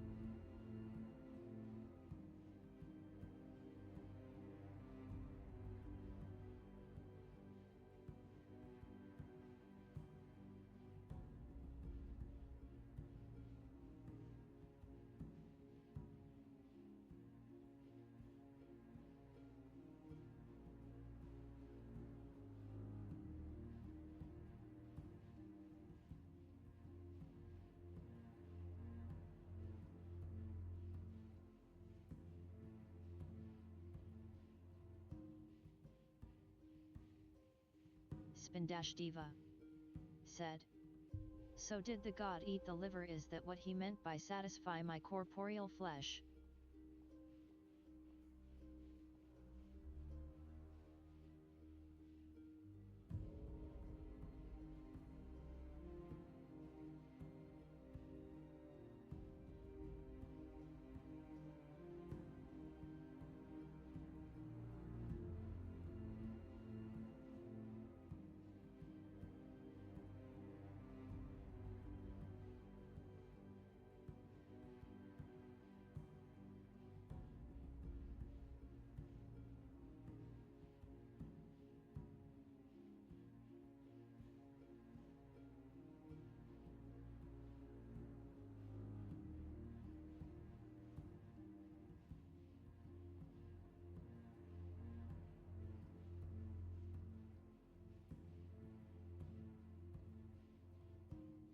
Spindash Diva said. Did you answer? I didn't hear you.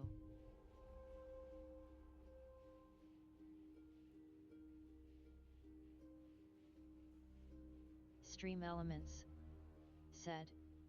Stay thirsty, my friends, hydrate.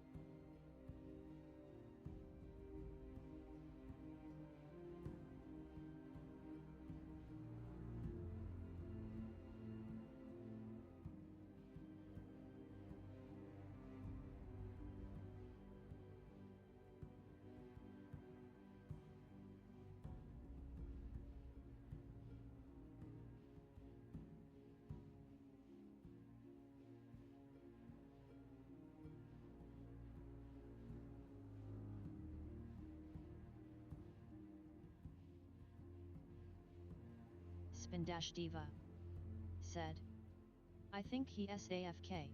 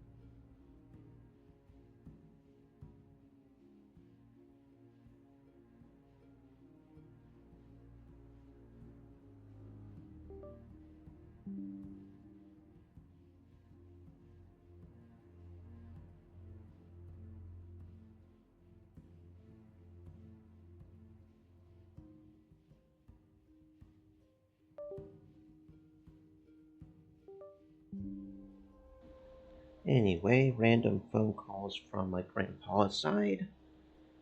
Moving onwards. Yes, I was AFK for a second there. My grandpa called me.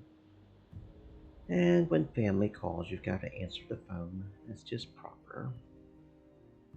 Okay, let's see. Where were we? We just got a fancy bow tie for our automaton. Can we go get any of the laundry bats to rebel with us, maybe? If I am correct in my analysis, these machines create garments from thread, non-sentient, unfortunately. Cauldrons for washing laundry. Spin-Diva said. Not my family, I only take calls from my sister.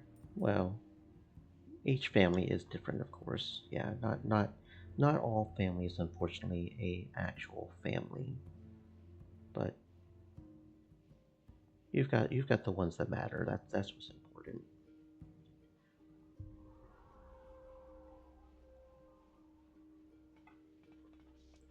Sheets hanging from lines for display purposes, perhaps.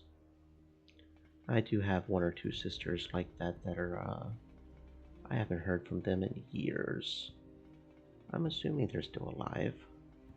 But now I understand what you mean by that. Spin-Diva said. So what you think about my question? Oh, I didn't even see the question. I'm sorry, friend. I saw the AFK part. Um, Spin-Diva said. I have 3 brothers and my sister is the oldest. I think maybe he did eat the liver. Yes, there's from what I understand, the actual picture looked a lot like the Aztec. Maybe had I don't know if that's just me, but the actual picture on the glory hole Spin-Diva looked a lot. said. Oh look who is missing messages now D. Hey! I had a phone call. That's different than just simply not seeing it. Silly. But yeah, I think he might be like Aztecan or Mesoamerican related, and they usually consume Spin-Diva the. said. No excuses. Okay, you're right. No excuses. I need to be punished. Now spank me. Ooh ooh. Yeah, but I think he probably did eat the liver. Probably. But it's still kind of interesting that just a single person giving up their liver willingly was enough to satisfy him. Just to I don't know. That part of the story didn't completely make sense to me, but the entire thing was just kind of out there in multiple different ways.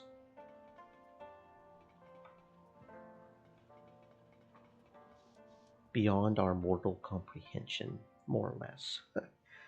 Down this path lie the slums. People there don't take kindly to automatons for some reason.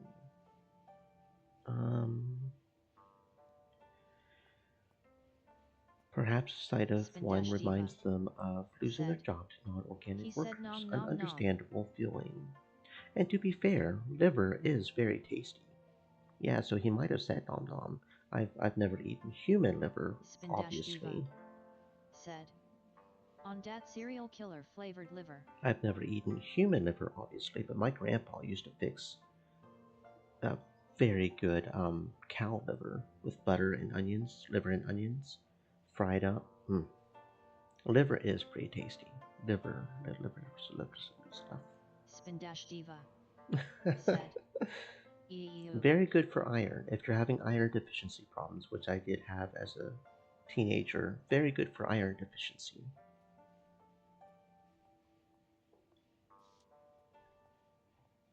Which is also how I started loving spinach as well, for that matter. Iron deficiency. You and Mr. Teddy have whiled away many an hour in the bathhouse, one of his favorite places to unwind after a hunt or a long day in the workshop. Wooden panels divide the room into several sections, providing privacy for customers. Strange how organic people must constantly hide their nakedness, even from friends. Why, you're naked all the time. Since bathing would be an absolute disaster for metallic clientele, the establishment offers little for you, and you ponder whether the heavy steam alone is cause for concern. These bathrobes look very soft and fluffy. Unfortunately, I understand these terms only as vague abstractions. Perhaps a future module or an upgraded determination core will allow me to enjoy tactile sensations. That would mean an entirely new world for us to explore.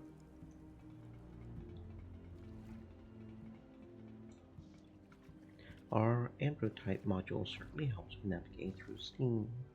This is a place for organic beings to clean themselves, an activity some of them take great joy in, and others seem to avoid at all costs.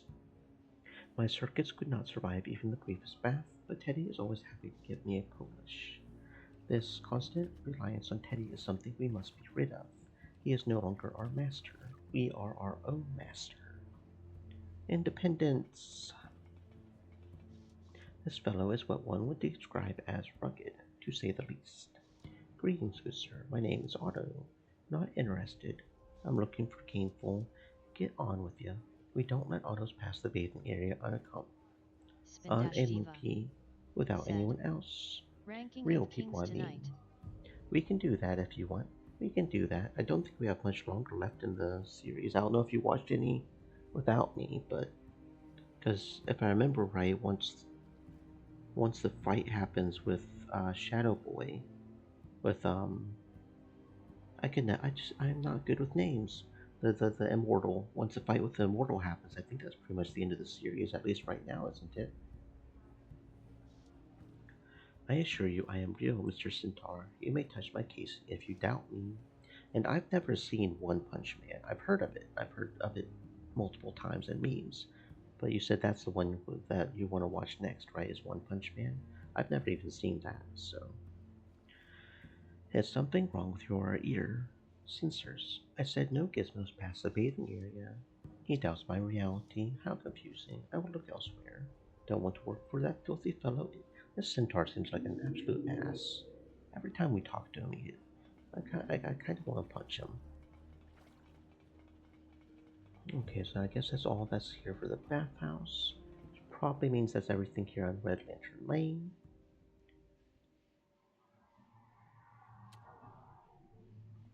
Okay, so we'll go ahead and go to the docks and see if there's anything there. And then we'll go to the orphanage and see why the Lamont configuration is trying to send us there, which is very concerning. You pause to wonder whether the staggering variety of waterborne vessels is strictly necessary or another example of human vanity.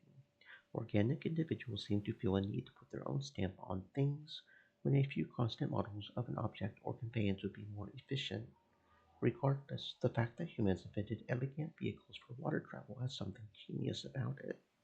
Here at the wharf, the cobbles are slicker than in other places, and you must take care not to slip into the channels that connect to the River Thames. A mesmeric volume of flowing water you've seen before with Mr. Teddy. Owing to your lack of an olfactory module, you wouldn't mind holding down a job near the stench of these foamy backwaters. You could learn to rig a sail, or perhaps see if the dockhounds need an extra set of hands. Only two wheels. One would have to pedal really fast to keep themselves from tipping over. This man must be a sailor, or perhaps a former sailor. He is missing one leg, like Teddy, but sports a highly polished replacement of brass and wood rather than augmentation. Hello, sir. I am canvassing individuals in the area for employment. Glenn Forrester, I can already see you're the eager sort and likely hard-working as well. Both those observations are true. Sadly, I'm in no position to hire anyone. I can barely feed myself. But good luck to you, fellow. Okay, friend, well, hopefully you're able to at least feed yourself. Please make sure to eat, friends. Please make sure to eat. The Crimson Herring, a tavern inn, is a non-discriminatory place for people to gather and boast, or complain about their problems, and consume a number of intoxicating beverages. To you, the deliberate pursuit of intoxication is one of the most baffling of human behaviors. It became discombobulated, sometimes garrulous, and sometimes querulous, but always confused and weaker of mind. The results of such a state are a temporary yet debilitating sickness at best, violence, arrest, or death at worst. On the other hand, the presumed benefits are utterly obscure.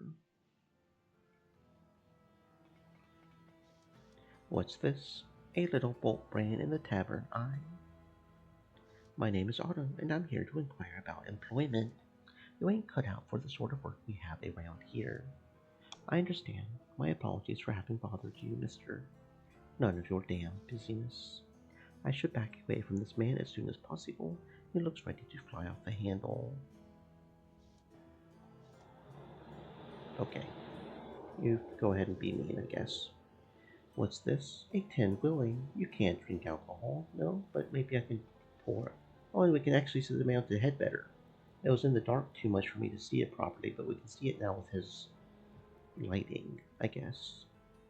Isn't the dog purportedly man's best friend? Why have them up there instead of by someone's? Well, they're not exactly alive. That one's not alive. Sorry, mate. Tin Willie. I need some privacy to admire this fine work of art. What work of art are you even looking at? I don't know. Okay. I should tell the dealer about my new gambling acumen. He should be very interested. Mr. Budgie, sir. Through statistical analysis, I am able to predict the outcomes of this game with near perfect accuracy. Got any dosh? Unfortunately, I'm not carrying any currency. Then clear out. Okay. Dog. Activating defense system. The dog stops growling and looks at me with his head tilted. Excellent work. He's not going to bring any trouble my way. Are you a good doggy? Are you a good doggy Hercules? I recognize this woman at first sight. Mrs. Molly, a many-time employer of Mr. Teddy. Hello there, little one. What brings you in today? Hello, Miss Molly. I'm here to seek employment. A lone automaton seeking employment. Here, of all places. You must have quite the life story. Go on then, sell yourself. I am Otto. I used to serve Mr. Teddy, but he and I had a recent disagreement. We chose to part ways, and now I'm trying to find a job so that I may make a living of my own volition. Well, Otto, I don't mean to rob you of your vim and vigor, but I doubt you would be the best choice for any kind of work around here. Too risky for the Stream likes of you. elements, said. But I know how to Stay catch moist, my creatures friends, once the pit hydrate. fights are over. Maybe so, but I wager I can find stronger automatons who can deal with such beasts more swiftly. Your dog's name is Hercules. Well, you've got a good memory and no mistake. My memory circuits are not given to failure. Now that is interesting. Hercules looks at me dead in the eyes, saliva dripping from his mouth. Environment now seems unsafe. Better play dead and vacate premises before suffering grave injury.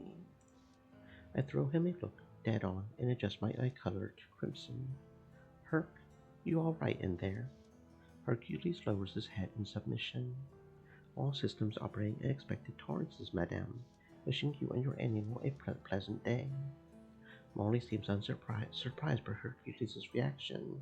She must not see him submit very often. Your dog is most handsome. May I pet him? You may, but I doubt even your metal flesh would be safe. Safety report. Red Woman is bluffing. Canine safe to approach. Calibrating a safe amount of force. I pat Hercules on the head several times. Well, I'll be. She seems far less pleased than Hercules by my actions. Perhaps she would like the same. Yes, yes, let's give the criminal underlord some head pats. That sounds like a good idea.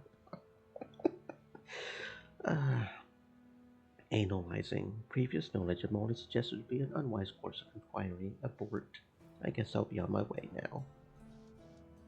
We can't give Molly the criminal underlord head pats.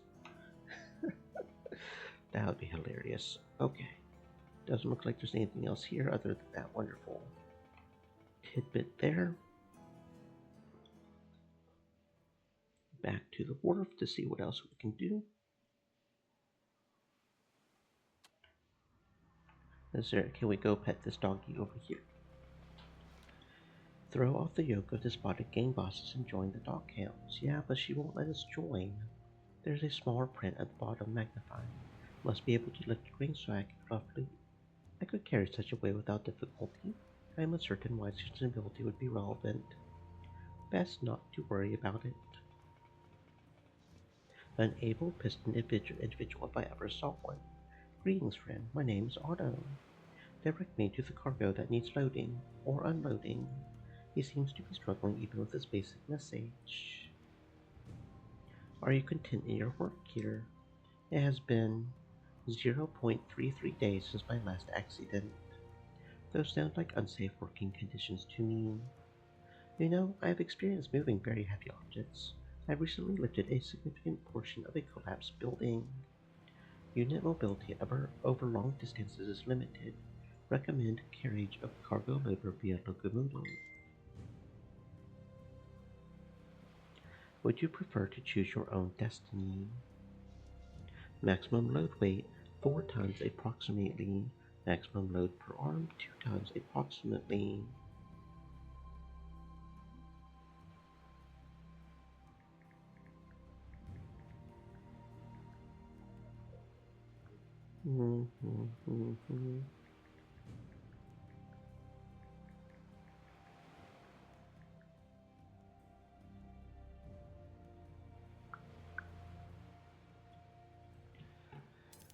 I deeply appreciate our exchange, but I must be going now. All the best in your endeavors. I see now that we are on a fool's errand. The Determination Corps has granted us abilities far beyond others of our kind. We should seek out Mr. Braxton on his airship. He designed the module. Perhaps he intends to create more. Okay, so that's completed that quest, I guess. We were not able to start a revolution, unfortunately. Well, we tried. We tried. Anyway, one could say I left Mr. Teddy's nest to seek pastures now.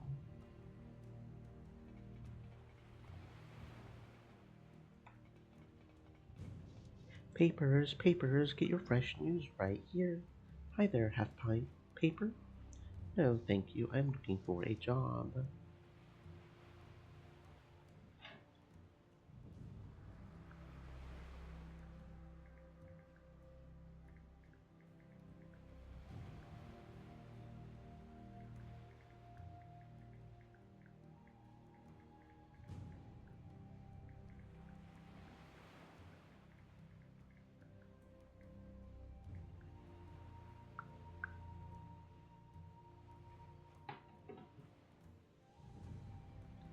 Well, jobs are often advertised in Little Rob's broadsheet, don't you know? I haven't any currency, but I could earn some if I had a job. Can't help ya.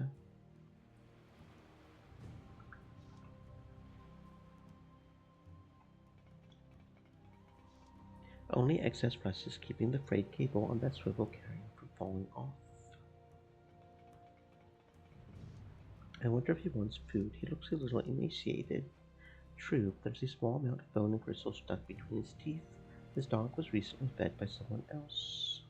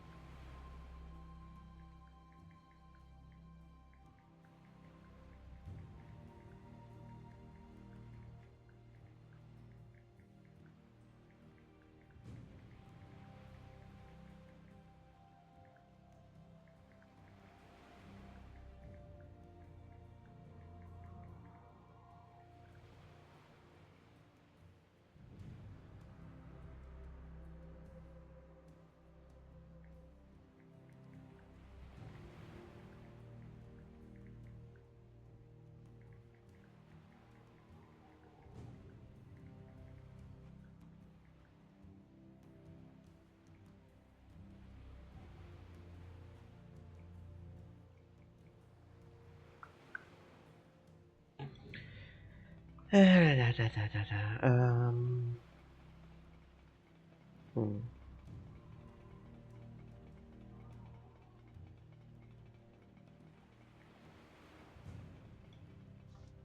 People should repurpose such waste matter instead of just leaving it out in the open. Mm. Oh no, what are you wandering about around the wharf about? I suppose Teddy cut you loose as a test drive for the determination core. We had better not tell Dante too much, at least not until we've exhausted any other options. Something like that. Dante, with the core installed, it feels like I am seeing you again for the first time. That's promising. Anything else seem new to you? Everything seems new, and I am inundated by stimuli everywhere I go. Yet the effect is lessened when the same type of stimuli are repeated. It's all a natural part of your evolution. It may be hard sometimes because you're effectively growing up at an extremely accelerated pace. Teddy and I had a disagreement. Such a thing has never happened before, and sometimes I feel like a second Otto is offering an opinion on my thoughts, or even commands. Very interesting. I hope this other Otto doesn't trouble you too much. I suspect he will eventually merge with your original identity, creating a more well-rounded consciousness. But for now, it is essential to establishing your independence. Even independence from Mr. Teddy. Potentially, yes, but you and Teddy are still friends. Now you're a better friend because you're capable of caring for yourself, and you're better able to help Teddy. Anything else on your mind? I think that's all I need to know for now. Thank you. Goodbye for now, Dante. Good luck, Otto.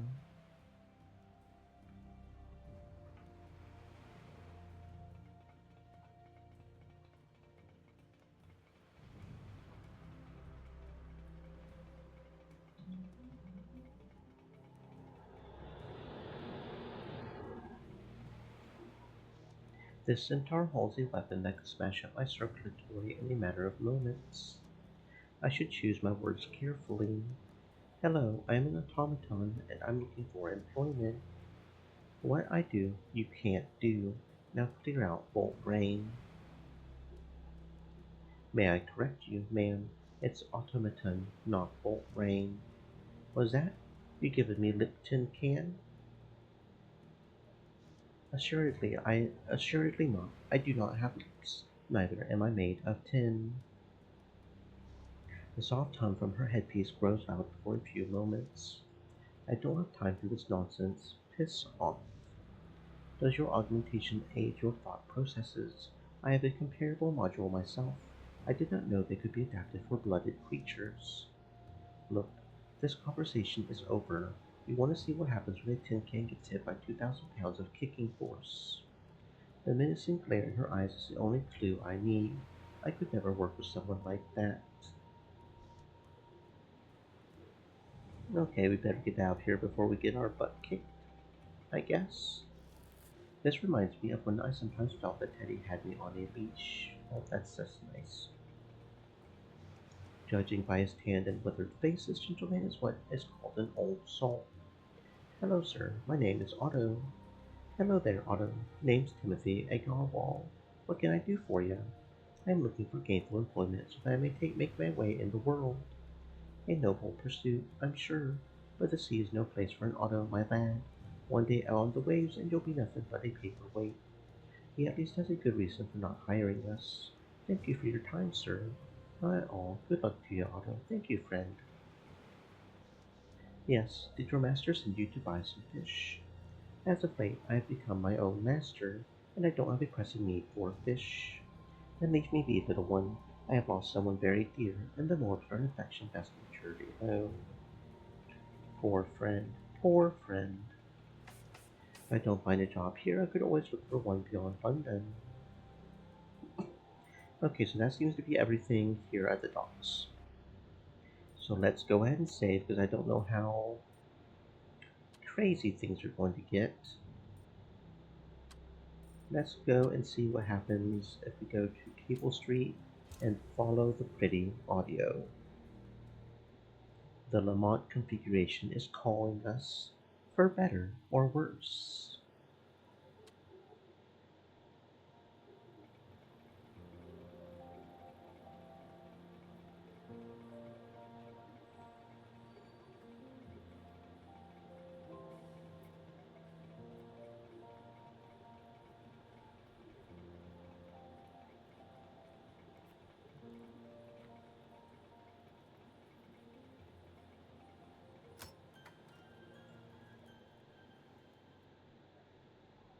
Your clunky manipulator. Oh, we discovered the dark dimension with Otto. Okay, yep, that was indeed the Lamont configuration. We have officially managed that achievement for better or worse.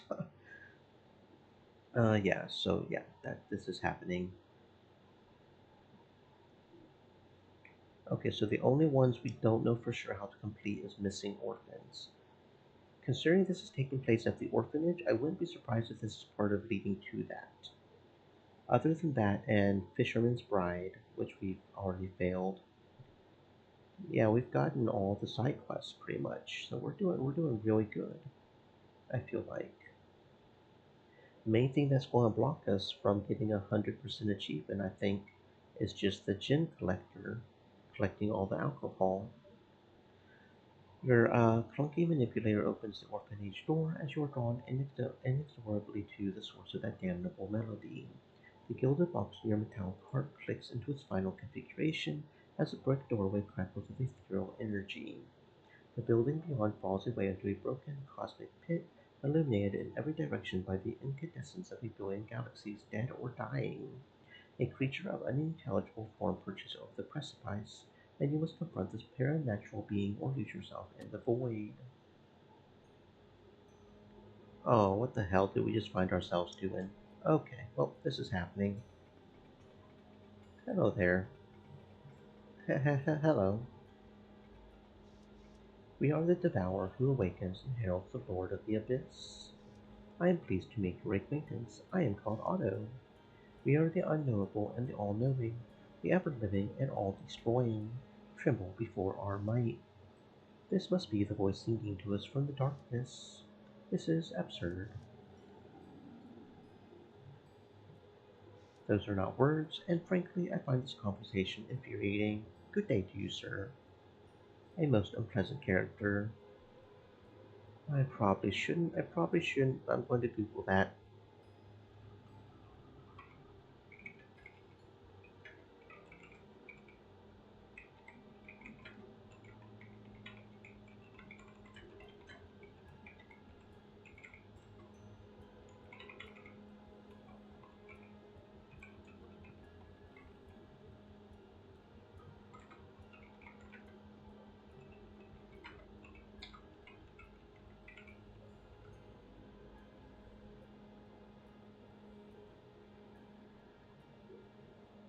Yeah, that's pretty much what I was thinking. I didn't think it would. I didn't know if that was a specific quote from the Cthulhu mythology or not. It's obviously Cthulhu mythology, but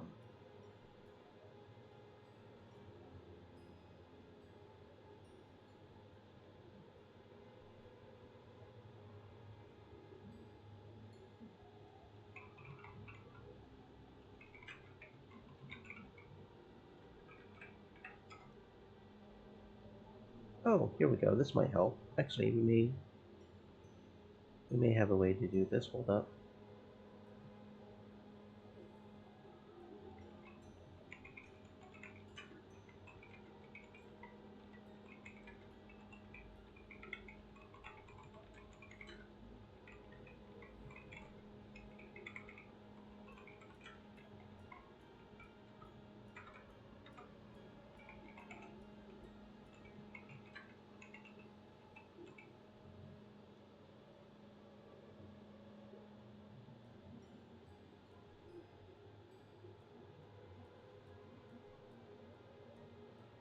Tremble before him, for his name is that which is abnormal. Okay. Pretty much just tremble before him. He's an important thing. Okay. Understood. Understood, my Cthulhu related friend. The puzzle box is silent now, along with its damn little music. It feels as if its mass has diminished. Okay. Well, we did a thing, apparently. Yeah, I don't know if that was a good thing to do or not, but we did a thing.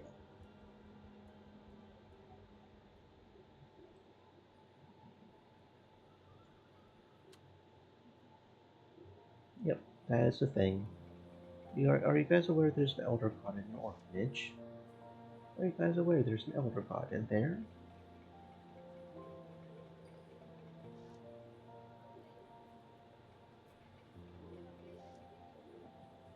Okay. Well, off to Source Square, I guess. We'll have to go see if we can find a job. The amount and variety of stimuli on hand in Source Square is almost overwhelming.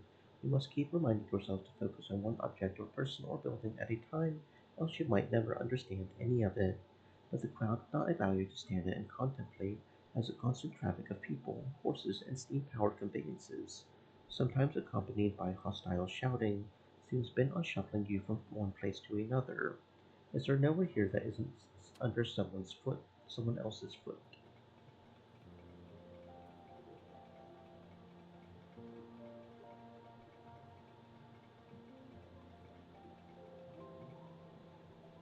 Mm. Judging by the conveniently detailed labels on every side, this shop sells antidotes to and paregorics for the numberless illnesses and injuries suffered by humans. Many things, perhaps everything, about these products is a mystery. Concepts such as pain, incurable injury, and mortality have so far been outside your programming. Though the determination core installed, there is a chance that in time they may be understood. For now, you must content yourself to marvel at the wide array of many designs, filling every spare inch of space on the many shelves. The apothecary's chemist is at work in the back room, partially visible through the doorway. One too many grains. Well, if the Royal Society can't agree on a more reliable measurement, future generations of convalescents are doomed anyway. I am not certain that a clumsy chemist would make a worthwhile employer, but this man clearly needs help with measurements, which I could surely provide. Besides, it shouldn't hurt him since he's already. Quick, introduce yourself. Show him you can think on your pneumatic actuators. Aren't you that little tin? Forget it. Memory check. Circuit failure. Debugging. Greetings, sir. You have a fine establishment here. I don't think you're a customer, so what are you doing here? Mr. Chemist, I am Otto, an automaton crafted by one Theodore Redgrave, and I have recently left his employ. He looks nonplussed.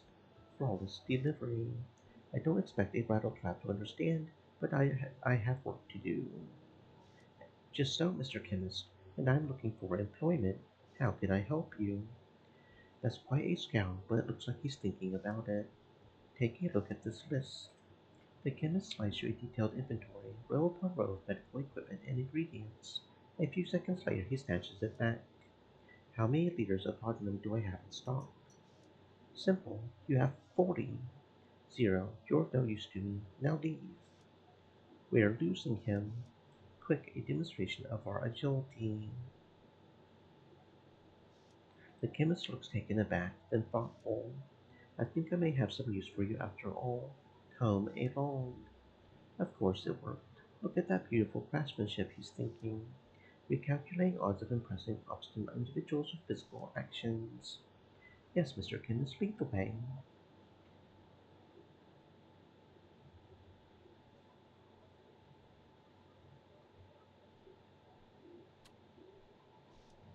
Just this way. Okay. And which way would that be, Gray Man? Christ, Miss Mabasso, I didn't see you there. But I saw you, and I see your friend here. I hate to repeat myself, but I will ask again. Where are you taking him?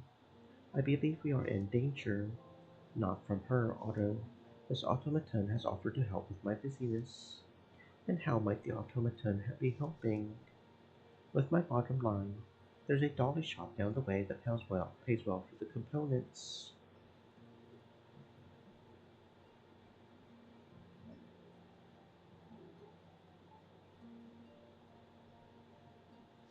Wait, you're going to sell me for scrap? He was, but not anymore. Don't talk as if it can't understand. It's a clever collection of fires and steam, even less alive than a cadaver. This man is severely lacking in social graces. Cadaver, a corpse, sometimes used in. Yes, Gray Man, you know a great deal about cadavers. The chemist's face flushes with emotion. He quickly regains control without effort.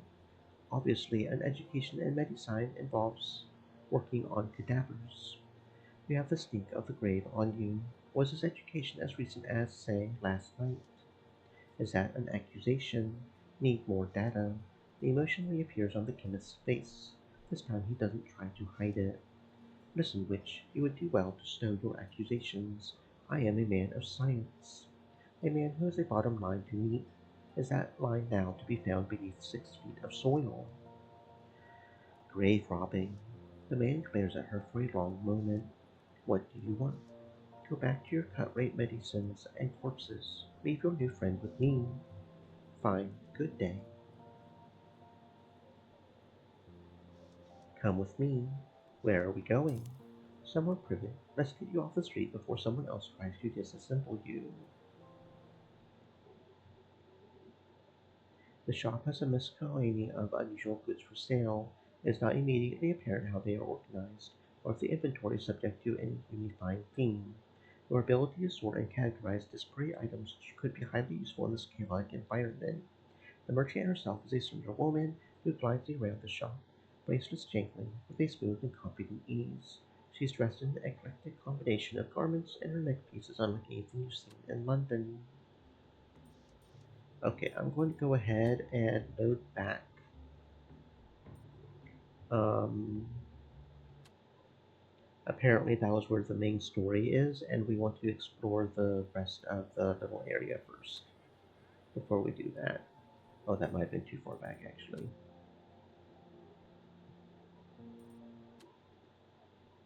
I didn't realize the autosave would be that far back.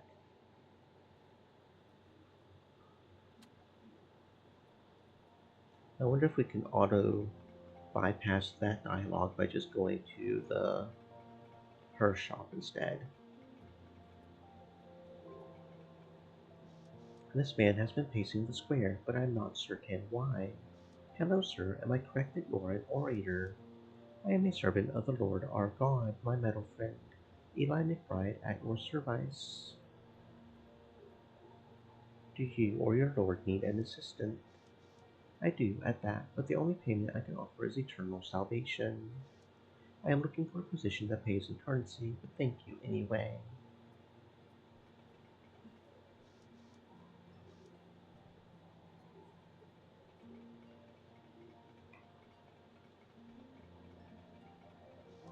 What a shame this establishment closed. I am certain they could have used a talented automatic chef.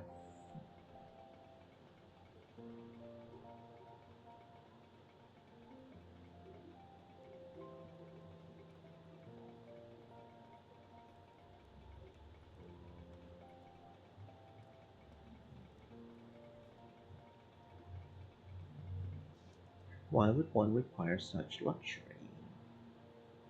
That one.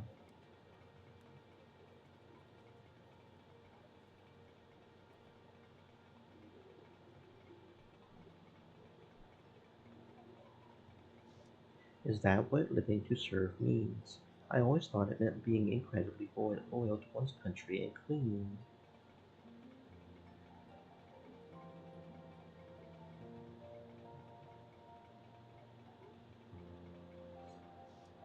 Identified Roman god Neptune. Curious, are there horses in the Adriatic Sea? Perhaps their absence is due to Neptune's apparent hatred of seahorses.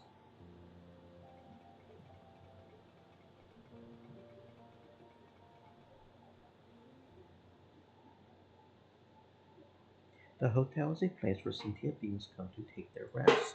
You are uncertain why there is such a range of comforts on offer while unconscious. If one is unaware of one's surroundings, what difference is it to sleep in an alley or a hotel room or a palace? Here on the ground floor is a generous space for people to meet and converse. It is also popular for loitering. That is, to stand or sit idle and do no thing. This activity, or inactivity as it were, is performed while conscious, as confusing as that may be.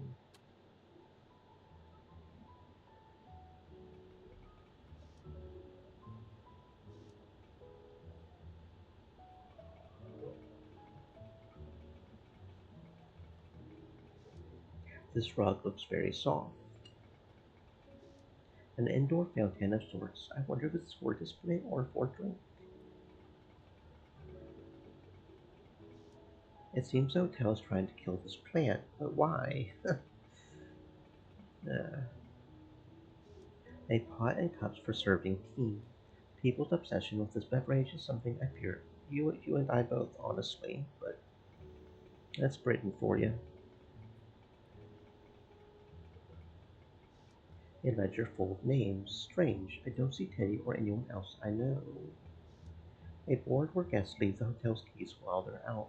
I assume so they don't get lost. A painting of a castle. Due to the high contrast, I suspect the colors are quite vibrant. A cube-shaped house topped by a cylindrical cupola. Nothing like what I've seen in London.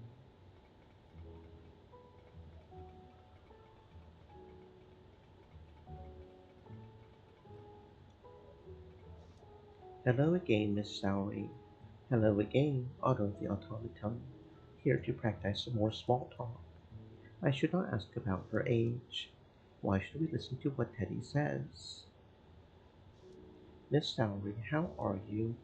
I suppose I never answered before, did I? I'm well, Otto, thanks for asking. Miss Sowery did not seem put off by the question. And how about you, Otto?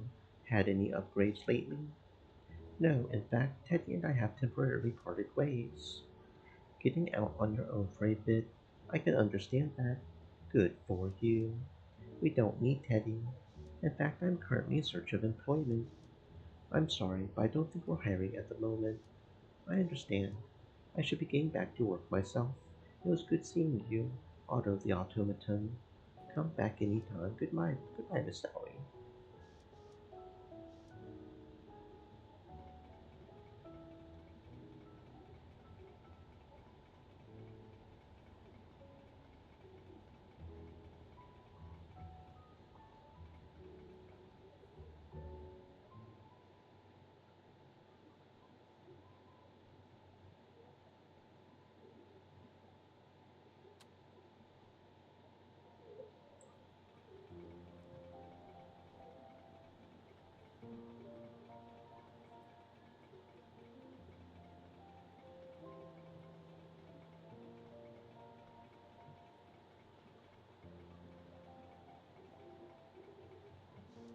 A shame the horses are elsewhere.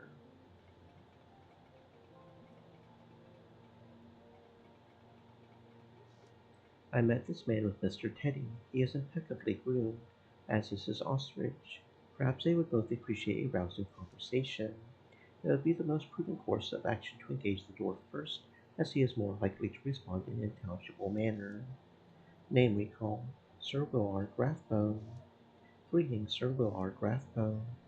What's this? A machine, yet so well mannered. But how do you know my name? He does not remember meeting me. Perhaps his memory circuits are faulty. I know your name and the diminutive primate's name, which is Dulcimer, because I met you before with Mr. Teddy. Teddy, Teddy Redgrave. I do believe I recall our meeting. What can I do for you? Good sir, I am in urgent need of employment. It appears that you have many animals to care for and must be searching for help. Well, search no longer. I'm afraid not, little one. That'll be like letting the monkeys run the zoo, and I can tell you from experience it doesn't work. They tried it once at a zoo in Siam, and things went bananas. I see. Oh, but don't be sad. You're clearly a competent and strong automaton. And look how that aluminum casing gleams in the sunlight. You'll have a job by the day's end. Compliments such as these are how the blooded mask their intentions. This man will be our master by day's end if we listen too closely. What a charming man. He has excellent social graces. Compliments help people get through their lives, despite what else happens to them. He is trying to help us get through life. You should compliment him so that his life is easier. That is a most attractive ostrich you have. Thank you, Otto. His name is Wise, and I consider him a dear friend. Is he happy to provide you with transportation? Happy as a clam, not the Antarctic clams, mind you, those are most disagreeable. They would be much happier with a good coat, I think. Yes, Wise. You see, I feed him a frequent and delicious diet of giblets. Once he is well gorged, he is happy to do anything requested. Giblets? What are giblets? Why, the finest cut. If Wise could talk, I imagine he would say, "Good chap, I love the cut of your gibs." See? How old is he? 36, if you would believe it.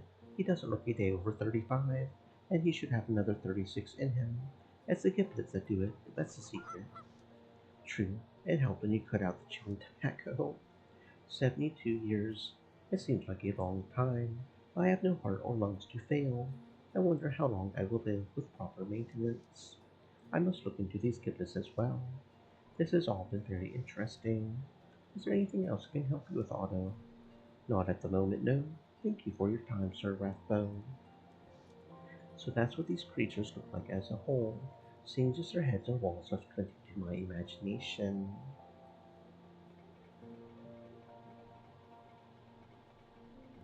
Hmm.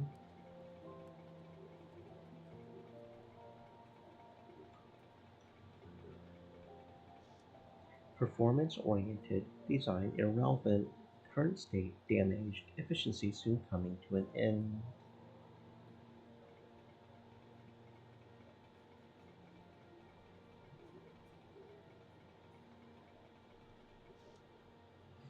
High concentrations of urea detected, likely more than one source given the volume.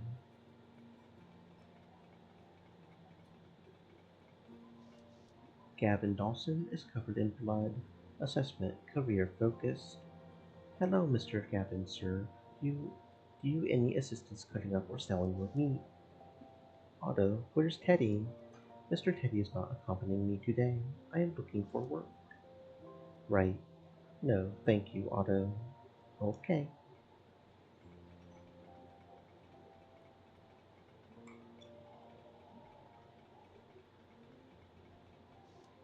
The produce merchant maneuvers his digits pensively amidst a conglomeration of legumes, a most egregious degradation of fresh harvested quality. He likely requires assistance with property contamination. Perchance. Error. We cannot just say perchance. Uncertainty as to his need for assistance would be dispelled if simply asked. Hi there. Do you need any assistance with your fruits and vegetables? I am a careful and diligent worker, or at least I want to be. Look at you.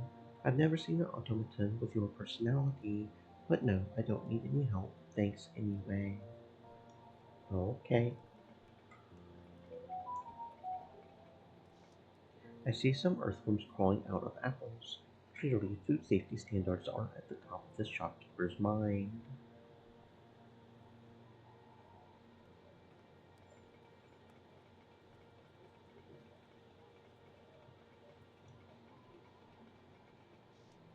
Some statues represent real historical figures, while others are a symbolic representation of some kind. This tableau depicts several workers standing about an unrealistically large hammer, which appears to be smashing machinery. I can only hope the message here does not include smashing autonomous machines. It probably does, though.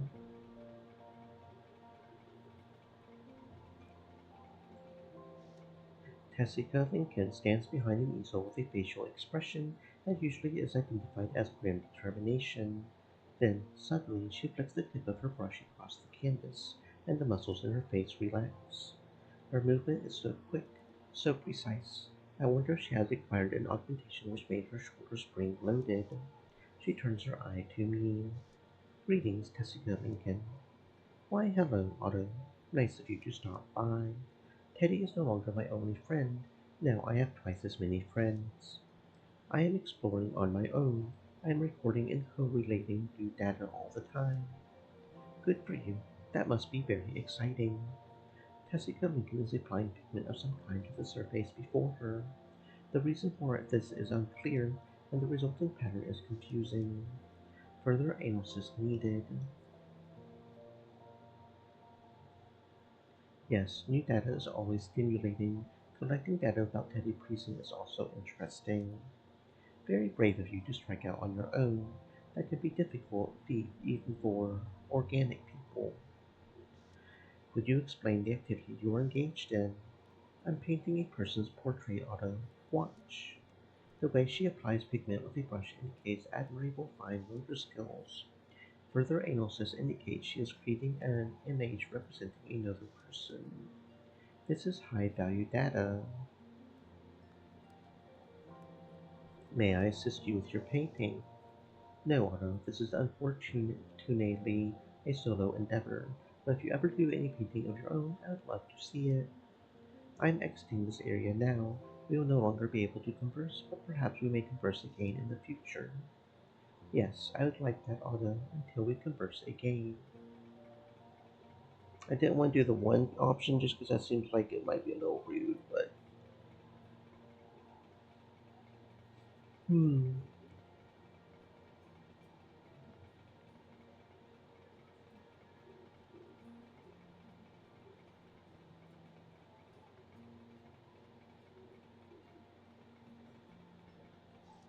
All humans shaped curiously enough.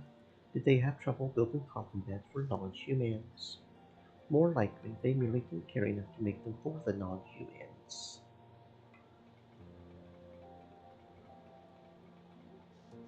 A lightning bolt fractured one down this otherwise remarkably clean window. This is where Mr. Teddy found the broken bird and fixed it. Repaired, mended, rebuilt, renovated.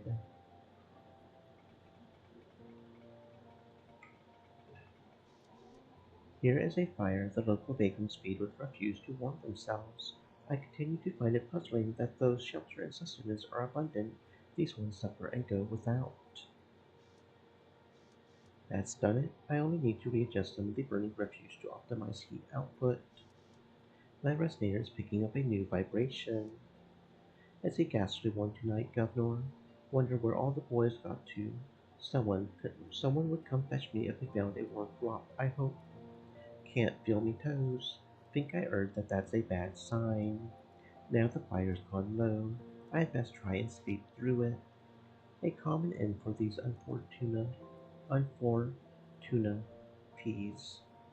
I'm sure I might as well carry on. Nothing to see here.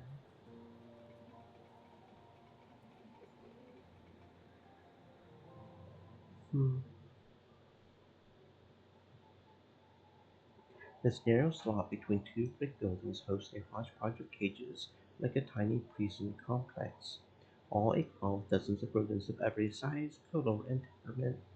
The squeaking must be a constant cacophony in the small space. Knowing rats to be widely hated pests, you assume they're being held for execution until you spy the large sack of feed in the corner, and the numerous water dishes distributed among them. It seems the rodents must be pets, or perhaps are being held for some other purpose. To be eaten?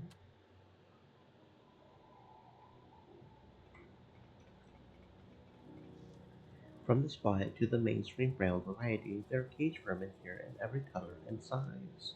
If I had skin to puncture, I would wonder if they would bite me. They might try to bite you even without skin to puncture. Prices for living things, another example of man using creatures to his commercial advantage. A discus of wrought iron leading to the waterworks underneath London. It seems to have the same olfactory signature as the proprietor of this establishment. Well, hello, Otto. Fancy seeing you out and about on your own. Another agent of the oppressors. Greetings, sir. May I assume you're the keeper of these rats? Indeed. Keeper, friend, and confidant.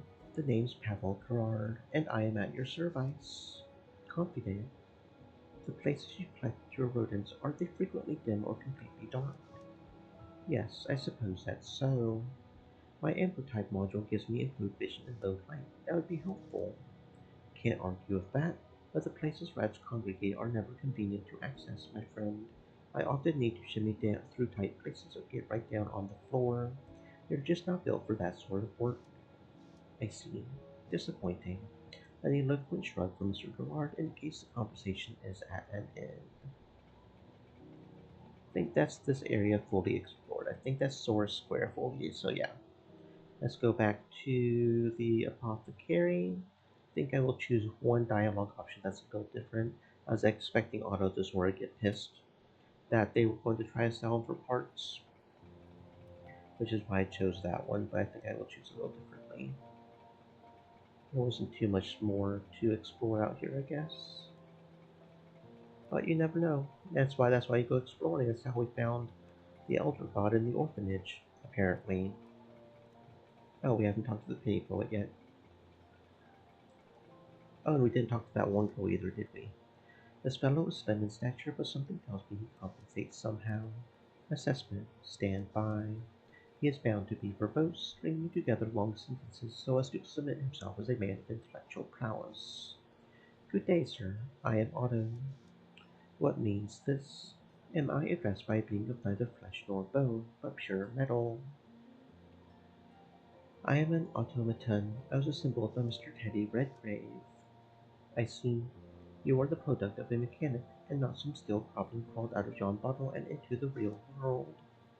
The bottle he refers to is partly full of an unusual green liquor. Perhaps that accounts for his strange turns of phrase. I suspect that Teddy's reaction to being called a mechanic would be very amusing. I assure you that I am real. May I ask what is your occupation? You may. I must be more careful with my phrasing, or he is mocking us. What is your occupation? Sir Otto, I am Calvin Quill, inter,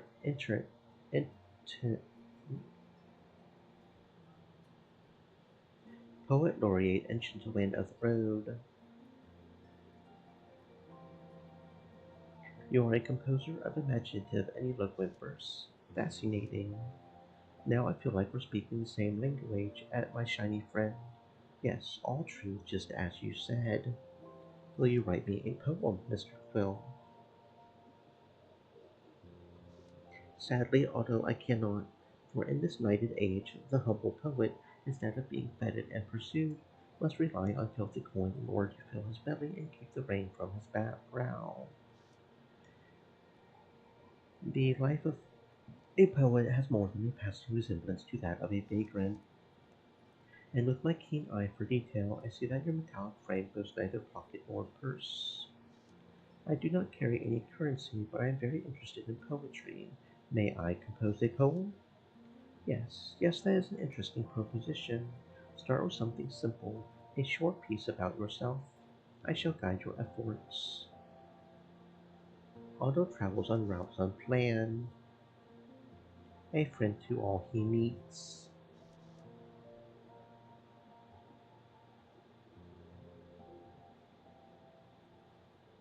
master of his own command.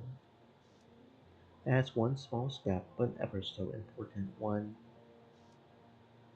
You are a novice, of course, but it's a promising start. Now away with you. I must return to my musings. We made a poem. It was not a half bad one either. A sizable level of trust must surely be required for people to share and reside in such a small vehicle. Mr. Teddy repaired this leaky pipe with a steam wrench. Yes, he did.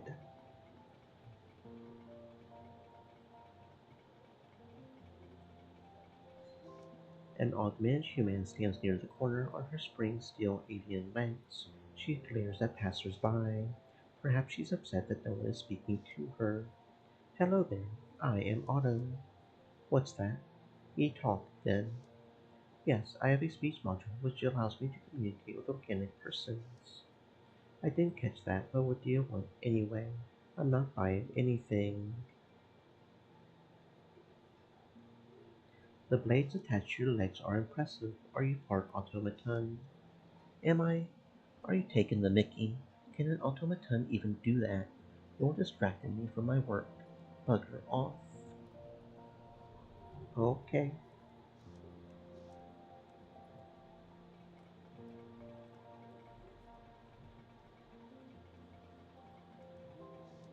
Another automaton to interface with, but they are sure are dusty. No, that's just me as a reflection. I could use a dusting though. Driving on the city streets, sun on the skin and wind in the hair. Wonder what that feels like.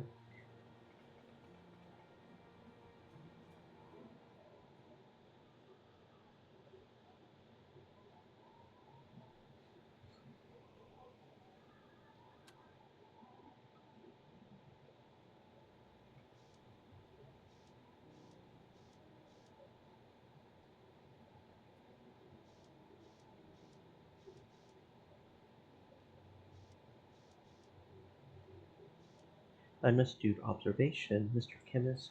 If I may, the Royal Society has recently standardized the grain, thus it is likely to persist for some time. He looks nonplussed. Flawless delivery. I don't expect the Rattleclap to understand, but I have work to do.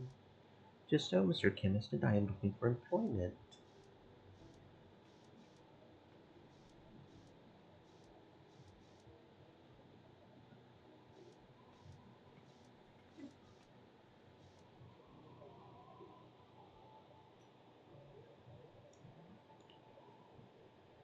Mm,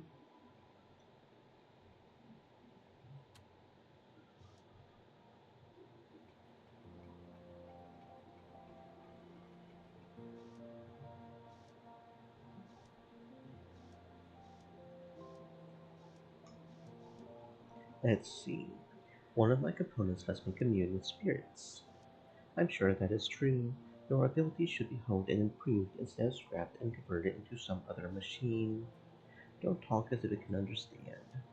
Okay, so that didn't really change the dialogue here at all. Didn't really think it would too much, but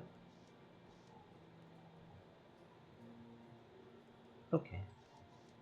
Where are we going?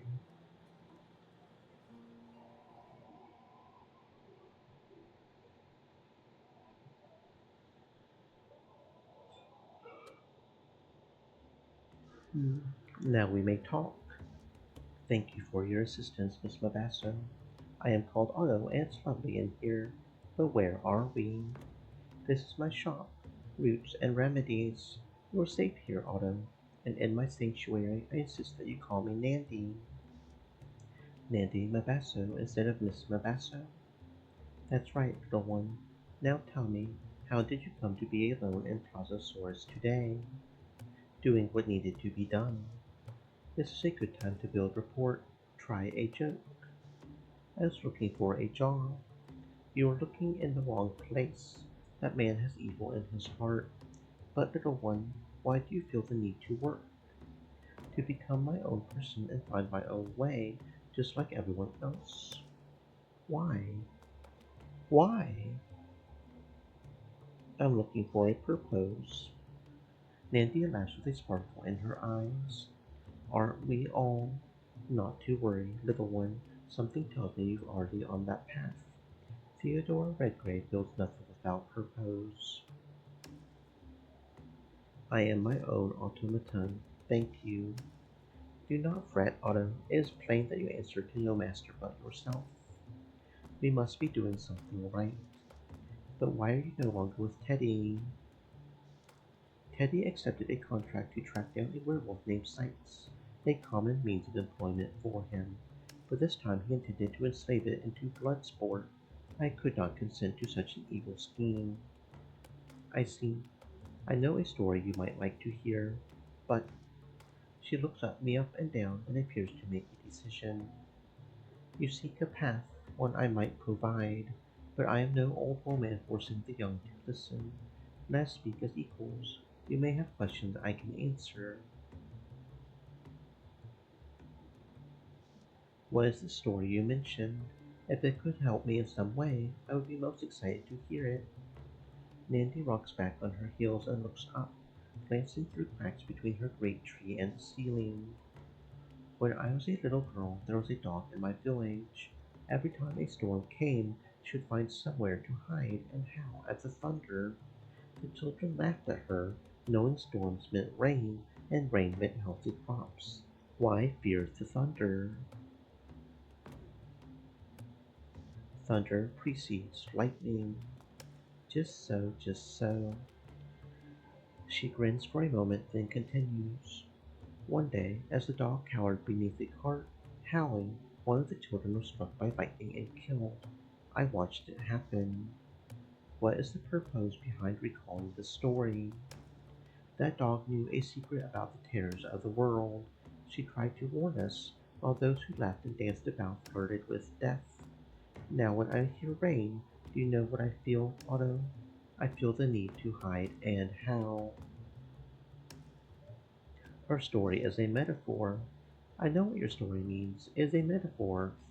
Thunder is her parliament, the cart was her majesty, and the dog was tea. I fear that the point of my story has been lost, and for that I apologize. I wish only to make a point about Teddy Redgrave. I'm afraid that I do not understand the relevance of your story to Mr. Teddy. Deep breaths precede extensive explanation. Prepare auditory receptors. Not so long ago, Teddy was a soldier in Her Majesty's army. They were sent to Zululand to make war on King Muyazi. Lagging a day behind the other units, Teddy's company arrived late. This spared him an untimely death. Truly, in the months that followed, a great torrent of rain drenched the land. The English soldiers were tasked with evacuating the remaining colonists, but they were beset by harriers, both human and other. Mr. Teddy has seen horrors.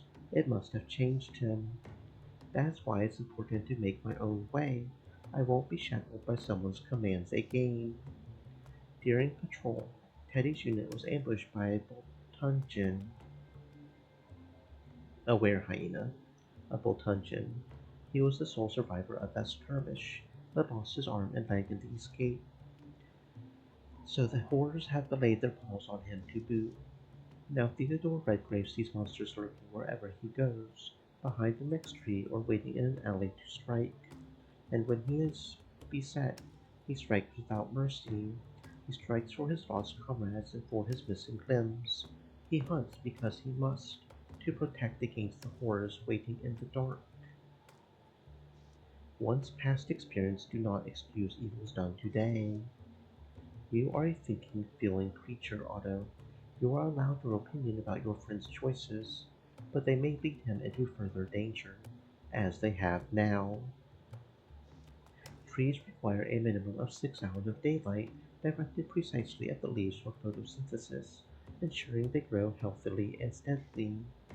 That's true. The windows of this building allow constant light dispersion throughout the day, which helps it to grow into the majestic tree it is today. Nature is capable of creating something stunning in the most surprising places. It is simply a marvel. Indeed, Mr. Teddy is in danger. He is. Do you wish to hear the details, or would you prefer to be on your way? If Teddy is in danger, I must hurry. There is no time. Details, every last one. If I don't know what imperils him, how can I save him? Teddy Redgrave chose his path, and we chose ours. This is none of our concern. I mean, we may want to be independent, but we do say he is essentially our father, more or less. And even if we don't agree with our father's choices, as long as he treats us right and he's more or less a good person, we still should save him, right? And he's always done right by us, so. If Mr. Teddy is in trouble, I need all the details. Very well, I will tell you everything you need to know. She takes a long breath.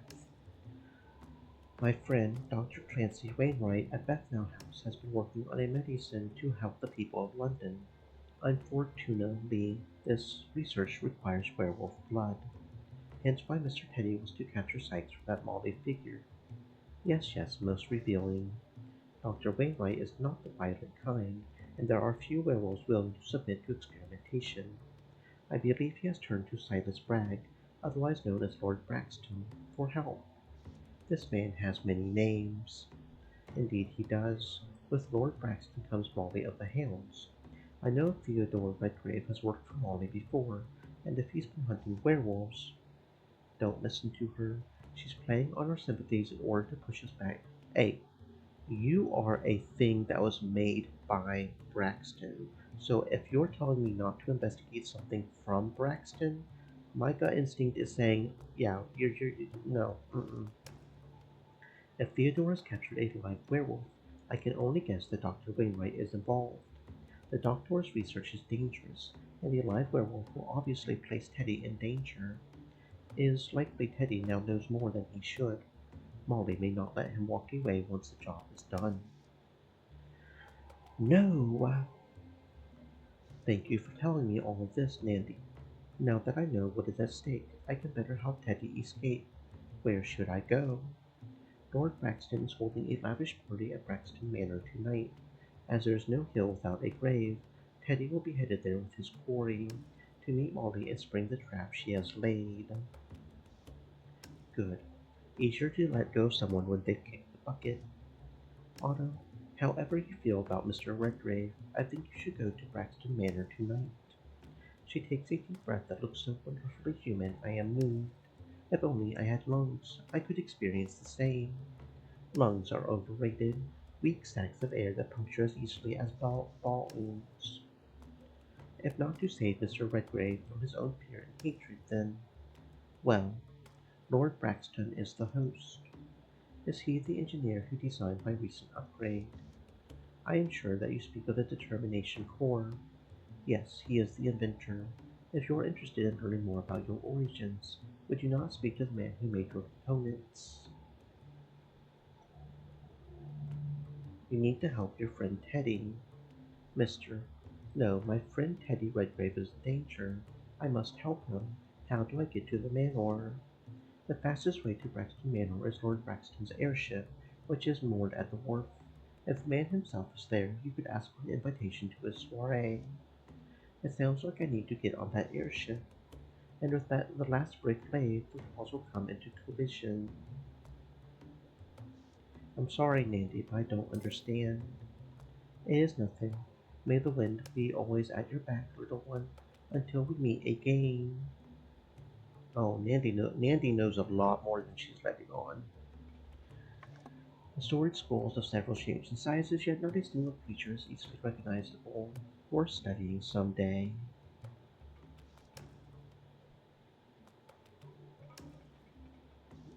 It doesn't look human, certainly, nor dwarven. Must be a gremlin of some kind, and I'm sure there's a good reason that's preserved as such. Likely bound to cause some trouble otherwise. The steps are intertwined with the twisting form of the trunk. Unsure of Stream navigation elements, procedure for finding said. steps. Stay moist, my friends, hydrate. Bleach white bones of various lengths and densities fill the cauldron. Spine after spine of herbal medicine. Nindy must be a fountain of knowledge.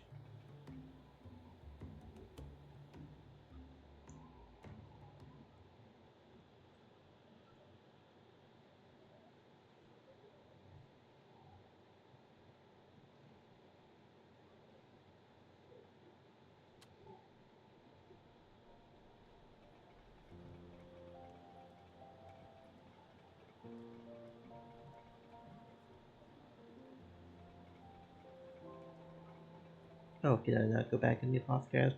Going to try to go back in the apothecary, see if. Nope, it looks like we're firmly avoiding the populous reasons. Okay, let's go to the docks and see where we go.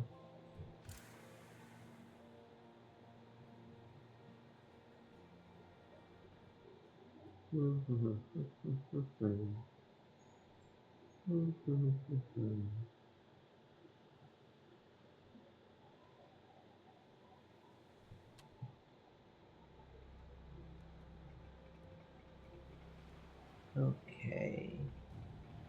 Probably the best way to get onto the airship would be Dante, maybe?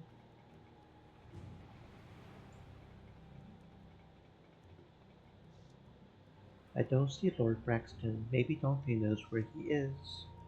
Otto, I haven't seen you in a month of Sundays. Still no, Teddy, I see. Error. It has been a very short amount of time since Dante was last encountered. Phrase incorrect. I believe this is sarcasm when the speaker means the opposite of what is said. I will file this technique away for use later on. Teddy is in a spot of trouble. Can you help? That doesn't surprise me, but it's strange that you're not helping him already. What kind of trouble is this? It is. This is very complicated. How do I explain? I must impress upon Dante the urgency of the situation. We should at least find a way to Braxton Manor, where a chat with our creator could be pertinent. If we have to lie to receive help from Dante, so be it. A doctor named Clancy Wainwright will be at the party tonight at Braxton Manor. The doctor knows about the trouble Teddy's in, so I'm here to ask Lord Braxton for an invitation to his party and a ride there in his airship. Nachu rally. Teddy's hunted his way right into the liver pit. Dr. Wainwright, Lord Braxton, next you're going to tell me Molly O'Malley is involved. That is correct. Dante rests an oil-blackened hand over his eyes for a moment. He blinks a great deal as he continues. Look, you can't just rap on the airship hatch and ask Silas, Lord Braxton, to invite you. I am certain I could convince him. I've been practicing. I'm sure you have, Otto, but you have to get to him first. I've been thinking about this for a while. It's about time I took a holiday, maybe even traveled for a while. I've always wanted to meet the Prussian clocksmiths. They're doing incredible things with spring-loaded birds. Dante sniffs and crosses his arms. It looks like a plan of action is forming in his mind. But I think that first we need to get you into that party. Nobody's going to just let you in, but I could sneak you in. I would relish the chance to test my acoustic damper module. It's settled then. Let me know when you're ready. There's no time to waste. Let's get going then. Life is never fair, and perhaps it is a good thing for most of us that it is not. Waking in the Velvet Rose, you discovered you were robbed during the night. Your misfortunes continued with the discovery of a gruesome murder in the next room, and a talk with the always unpleasant Jimmy, who suggested there's a way for you to make good on your debts to Molly.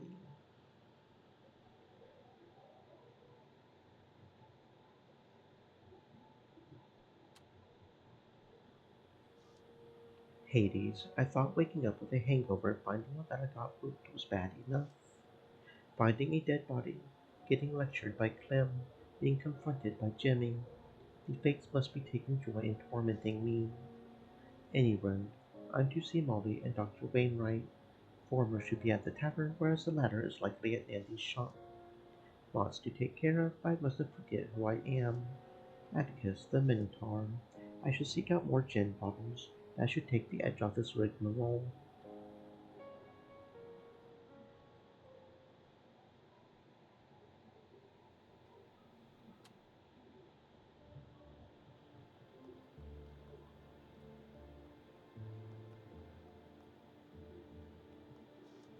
Were you wearing those horns last time we met? Can't remember. He seems a titch less amiable than I last saw him. Maybe it's that bottle of absinthe. Green poison masquerading as a beverage. And a very good day to you, too, Sir Poet. What's this? Are you mocking me? Not at all. Perhaps the absinthe is troubling you. I've heard it will give a man visions if he has the ability to down enough of it. Here's a man who knows his drink. Yes, it grants me visions, direct access to that black well at the bottom of my being, where I dredge up my deepest, most profound literary witticisms. Well, you certainly sound serious, though I can't say that I've heard of you. Quell surprise. You may know me as a pity poet, but of course you haven't heard of Calvin Quill, poet extraordinaire. Do you know why I vanquish like this, unknown and unsung? Listen, you seem like a fellow who keeps an ear to the cobbles. How about these courtesan workers? Knowing some of the classier call girls shack up at the Bell Jar Hotel, I should wonder if the coppers have been nosing around there. The Bell Jar Hotel. I don't know anything about it. I do live there, of course, at the Bell Jar, that is. That's why I find this news so troubling. Poet or no, he doesn't know a thing about lying. He's practically trembling. Oh, come on. Literally the only way I can feel that. I do not accept that failure. Gosh darn fool card, throwing us all into autosaving.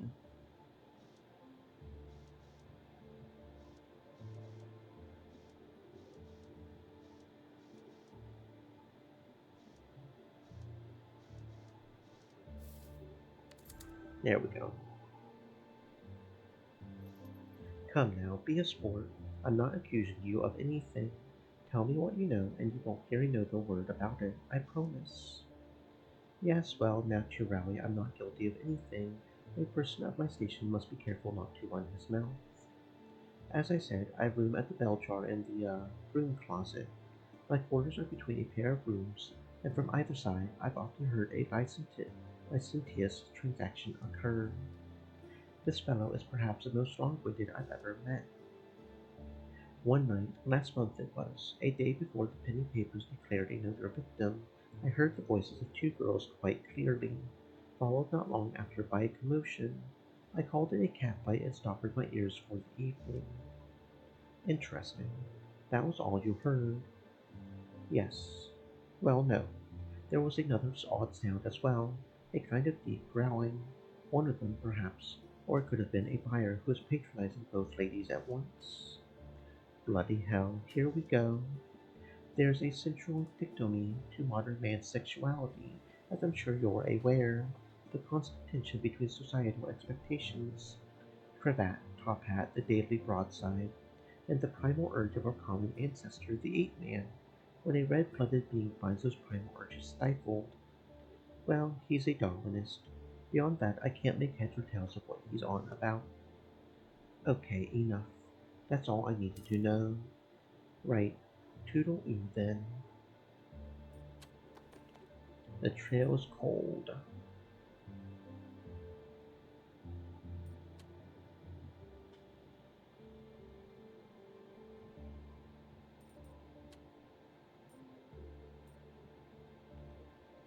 Hmm.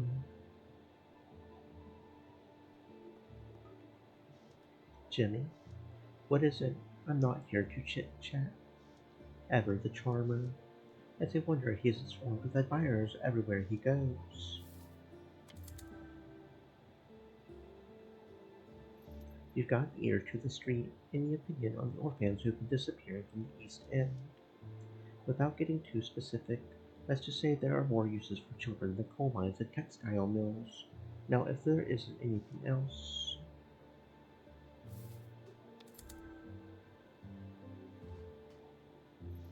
do you have any family in London?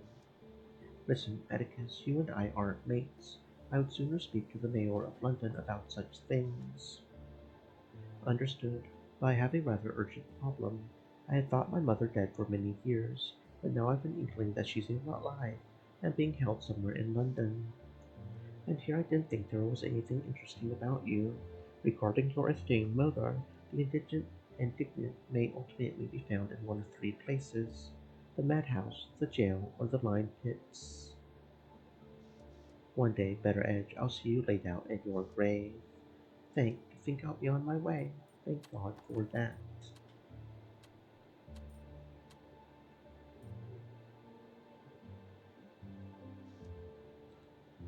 Here's an old friend and an honest minotaur.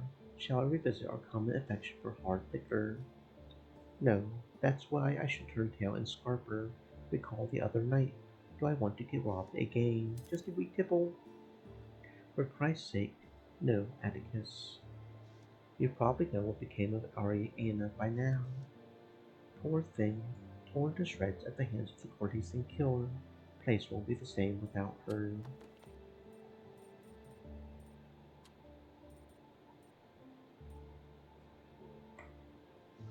Keep those horns sharp, mate. Thank you.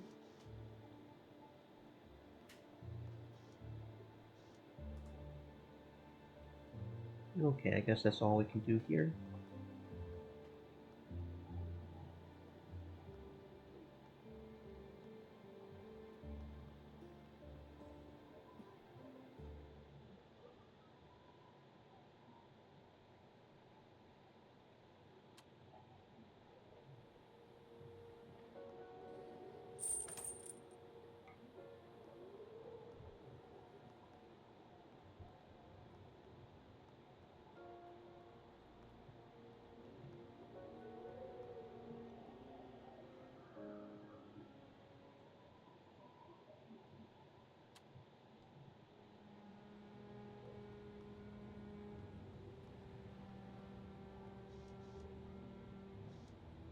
Still don't know where the key is, which is interesting.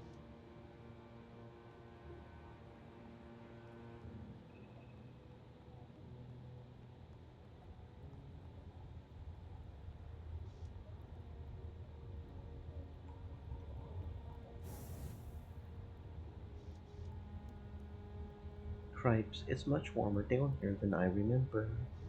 Ho there, automaton. How are operations? It's Harris, sir, if you've forgotten, and operations are proceeding at optimal capacity, meaning the hounds were distilling gin with heat from my boiler, but lately someone went and put a stop to it. Going against the dock hounds, that's bold. Who was it, Hera? Accessing. Standby. Memory check failure. I am sorry, sir. I couldn't tell you even if I knew. Fair enough, I suppose. It matters little enough anyway. Just means less moonshine for me. Is there something I could do for you? I suppose not.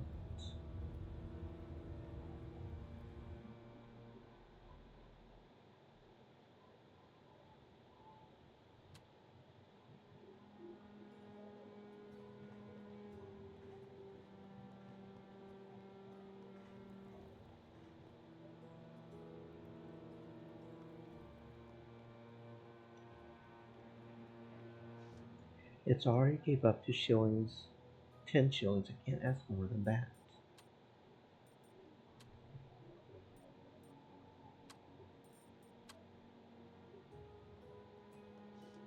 A worn out sleeping mat yellowed my time and walk. I was hoping we could recheck that because I do think that was maybe the check there, but we just, yeah, I don't know.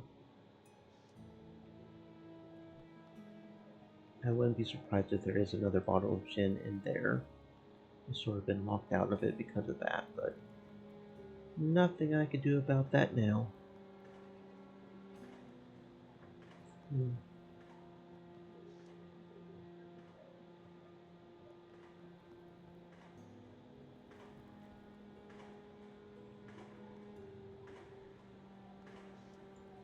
There's the pump house captain, still filling in for the murdered engineer. They've cleaned up the pool of blood at least. You again. I've never met anyone so keen to spend time down here who wasn't getting paid for it, and that includes most that are. Indeed, why do I keep coming back here? I haven't time for your maundering today. Go and bother someone else.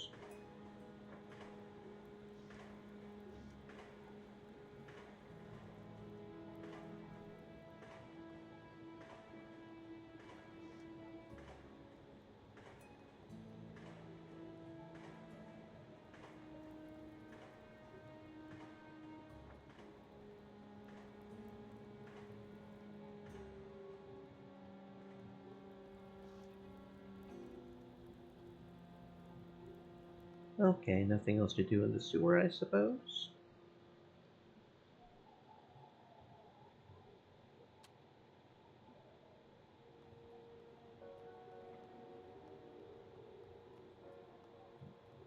Nothing else to do here. Okay, so the current quest is to visit Nandy's shop and see Molly at the tavern.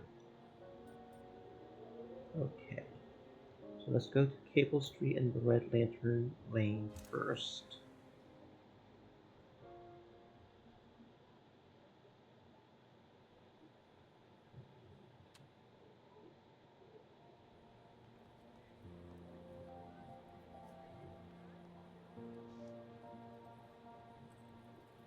I've heard of orphans being kidnapped and stuffed into sacks like these. Ironic to find one just across from the orphanage. I'm not sure that's irony, but okay.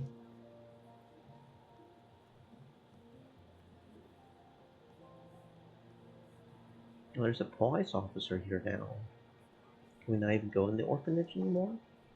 Hold up, fellow. This orphanage, unfortunately, is the scene of a crime, and I've been asked to guard this gate. That is unfortunate. Which crime would that be, officer? Robin Ogilvy. It's none of your concern. Now clear out.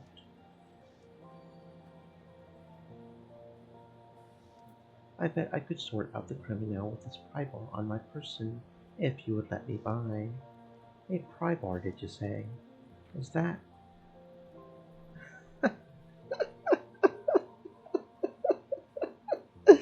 Oh, dear God, he's pissed off. I just made a fucking cop piss himself. Fuck yes. Love this game. 10 out of 10. I'll be heading in then. Yes. Hale is a ghost. At least he's out of my way. He must have had some sort of awful experience with a pry bar in his past. It's not like I was really going. Really? Uh, Perhaps I was. Maybe we're gonna whoop this motherfucker's ass. He'll have to live with that solid uniform till the end of his shift. Oh, he's not even allowed to go home and change his pants. He's just gotta stand there in pissy pants. Oh, that is fucking beautiful. Fuck the cops. Anyway,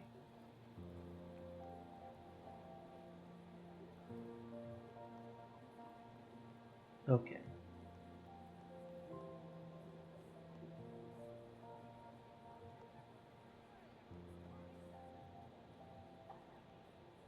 Hmm.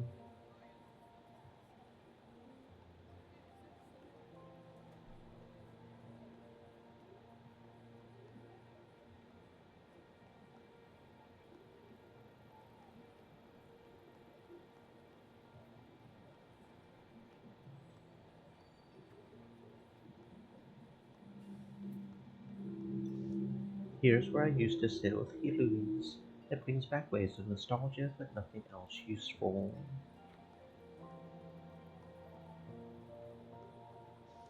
I have what I came here for, better not waste any more time. Okay. Somebody went rummaging here. I can tell by that unlisted section where part was removed. Yep, so yeah, somebody did indeed rummage there. Found a part for.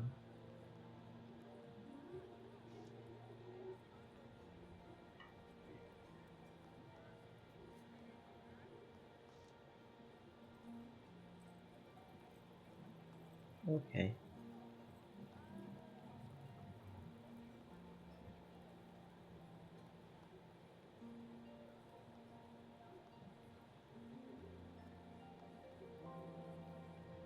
Well, I already got what I needed from the work. So what was the point of threatening the cop then? If there's nothing back here. Okay, no idea. But it was still enjoyable to make him piss himself either way, so.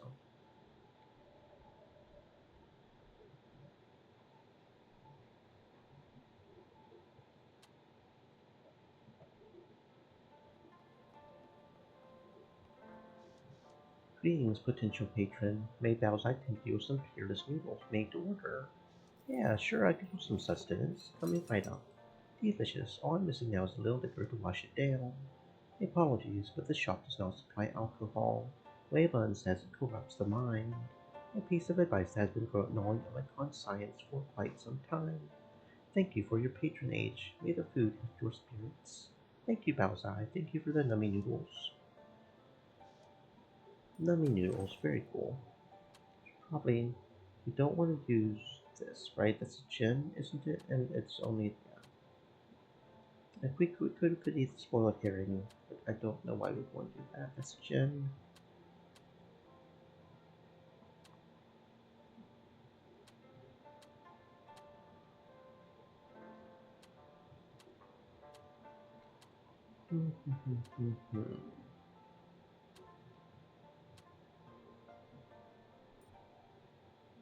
And this isn't an actual gin. I don't think the laudanum counts for the gin, so we'll go ahead and get the 3 blood from that.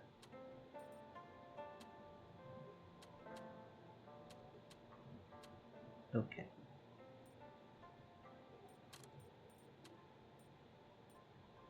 Okay.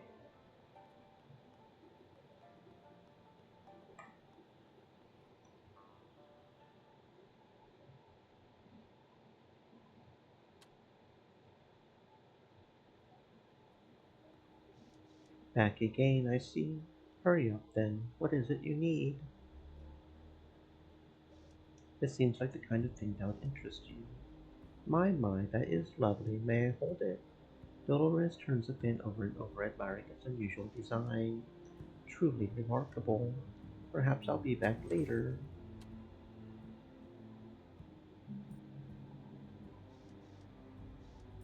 Okay, not sure what's up with that. Hmm. It's a very nice fan. It's a fan of fans. Okay, nothing else here though. Moving onwards.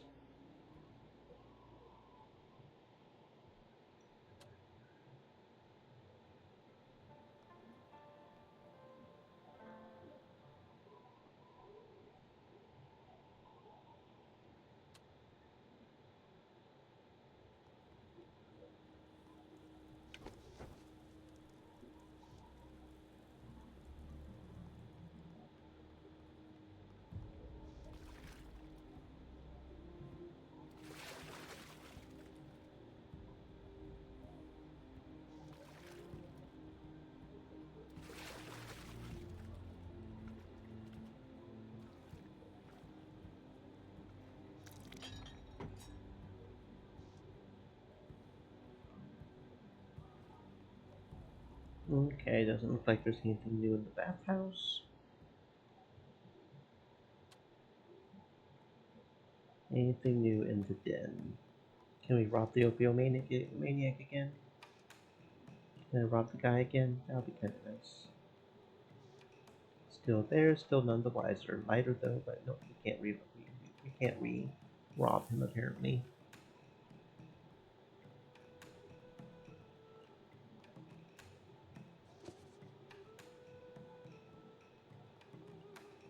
No, doesn't look like there's anything new down here. Nope, nothing new down here either. Okay. Just checking because you never know. You never know when you'll find something new and interesting.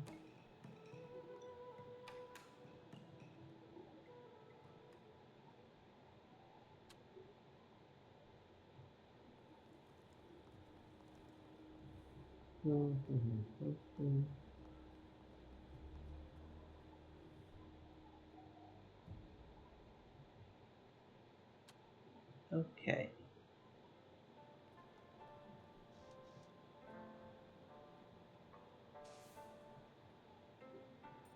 And let's go to Source Square because I don't think we need to go to Source Square for the main quest. It's the curio shop and the docks and boys area. That's the main quest. So we'll go to here and explore here as well.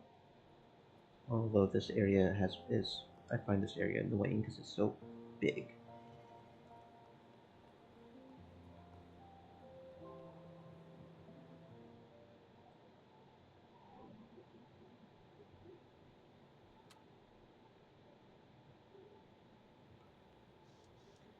Nope.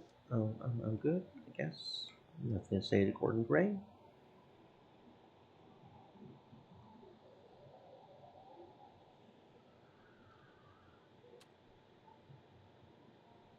Okie dokie. Anything to say to the dock hound?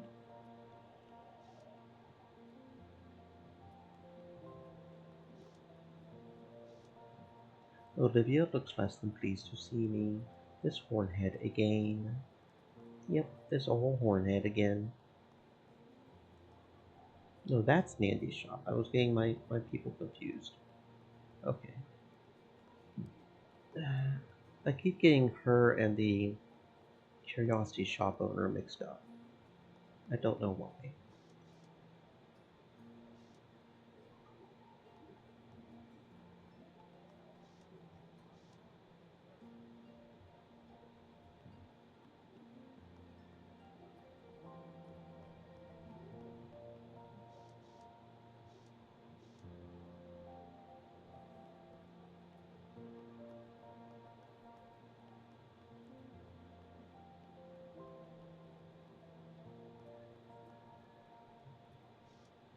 The indomitable artist at work.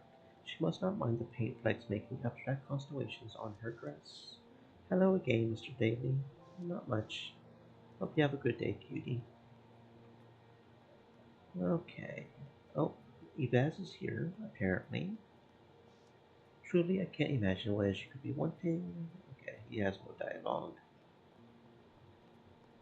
Where is the preacher?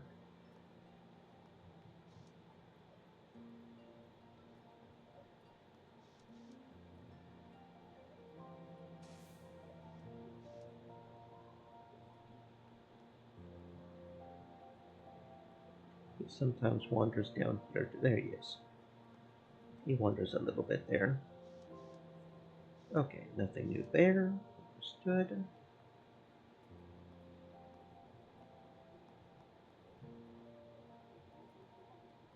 Let's go see if there's any new dialogue at the bellhop.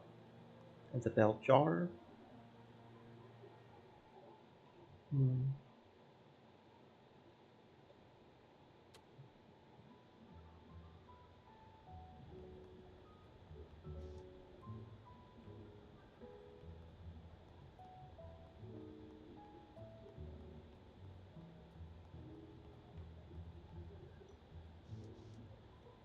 Nope.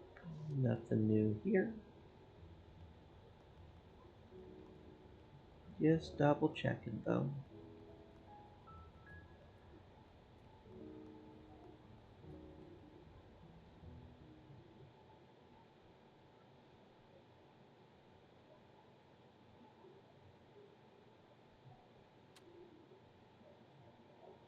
Okie dokie.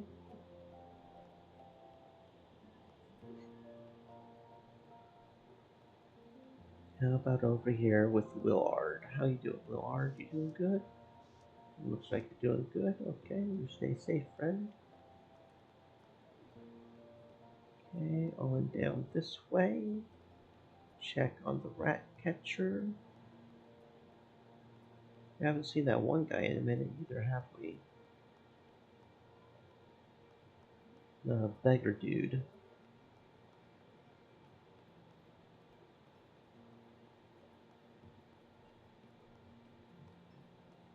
Pavel's pinfold. I think I will go ahead and go do Nandy's shop. Don't think that's the main quest. I think the main quest is Molly. I don't know. I may still. Oh! Look at this. Pavel's not around. I guess he doesn't bother to lock up anything. We're going to steal ruddy rats. Some by in the rat baiting business, but I guess Pavel's respecters and unity from brigands and ne'er-do-wells. He's indeed a rare bird. Not many on London streets possess such a luxury. Oh, see this. This is why we keep exploring. Now apparently we can go and check out Pavel's. I don't know if he'll be doing anything amazing, but hey, seems like Pavel has a fine taste for ribbons as well as libations. Smell of alcohol so potent gets shivered just by poking around in here. Hades, just smelling the pot's enough to make my tummy growl. Potato soup. Ooh, potato soup. I recall being served such a dish back at the orphanage. Perhaps taking care of animals can make one swear off meat. Aside from a few books, writing implements, and scraps of paper, there's not much to be found here. But I could open the drawer and see what lies within. No harm in sneaking a peek. Inside the drawer is a scattering of candies, inkwells, and coins. A shilling's worth at least. Wouldn't their owner not eyes if anything went missing? I likely need the capital more than you do. That's a shilling and 2 pence. Besides, Pavel can always recoup his losses by selling a few. What's he going to do? We're a giant minotaur. We'll whoop his ass if he tries to fuck with us. How Pavel can sleep without being bothered by this weak rodent is beyond me. But the straw tick looks comfortable at least. It's a fine place to sleep, as long as hygienic standards aren't high. He lives with rats. I don't think his hygienic standards are that high, no. So, not really a whole lot here other than the shilling and then some that we could rob off his ass. But, okay. Interesting that we could go in there, I guess. Hmm.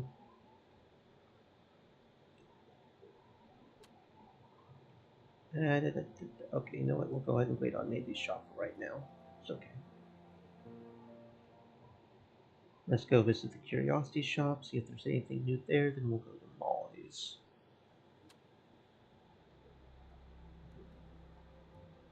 Oh, that's not where I meant to go. Okay, I don't know. Tinter Street, Tinter Street, Tinter Street. Tinted Street. Unusually clear puddle.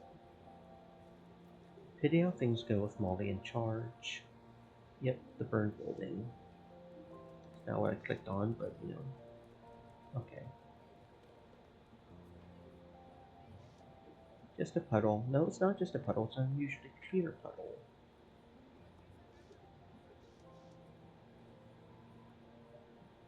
We can toss out the cigarette.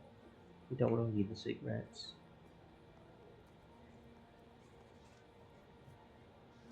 Knowing Molly, this isn't getting fixed anytime soon. She's the same person who would rather do away with useless dog counts and get them to do their job more effectively.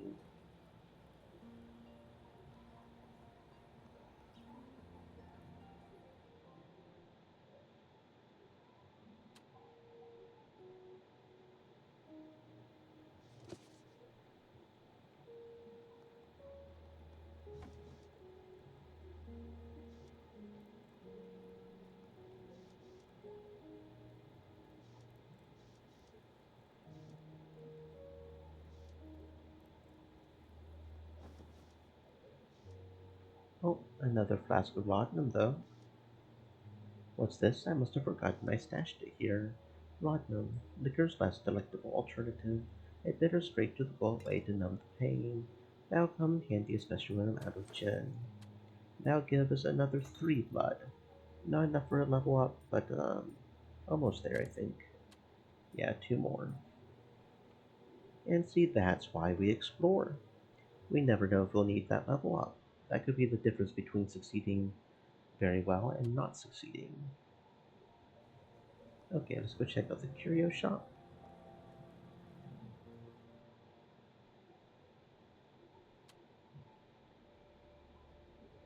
And Selena, how you doing?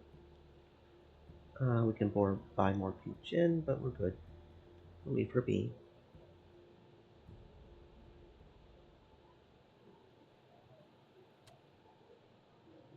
Okay, so that's all for there. So let's go to the docks. Talk to Molly. Maybe we can figure out the orphan situation. How you doing, Glenn?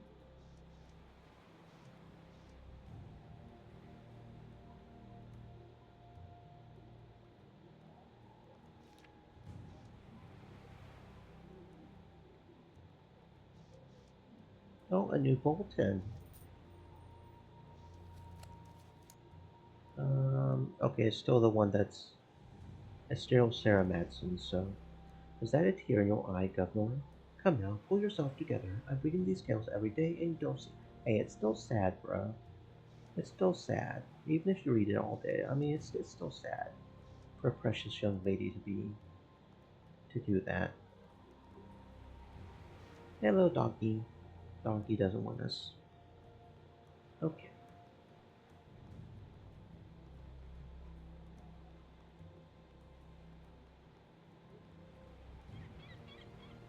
How you doing, Dante? Nothing there. Okay. How you doing, Helena?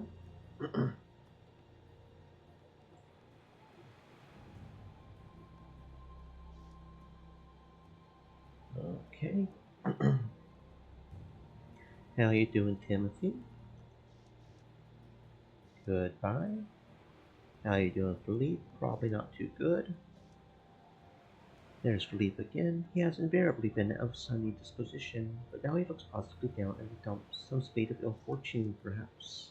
Good to see you again, Atticus. Likewise. Still as friendly as before, no need to trouble him. What seems to trouble you? You saw right through me. It's about someone I care about. Ariana. I went to the Velvet Rose to see her last night, but she was nowhere to be found.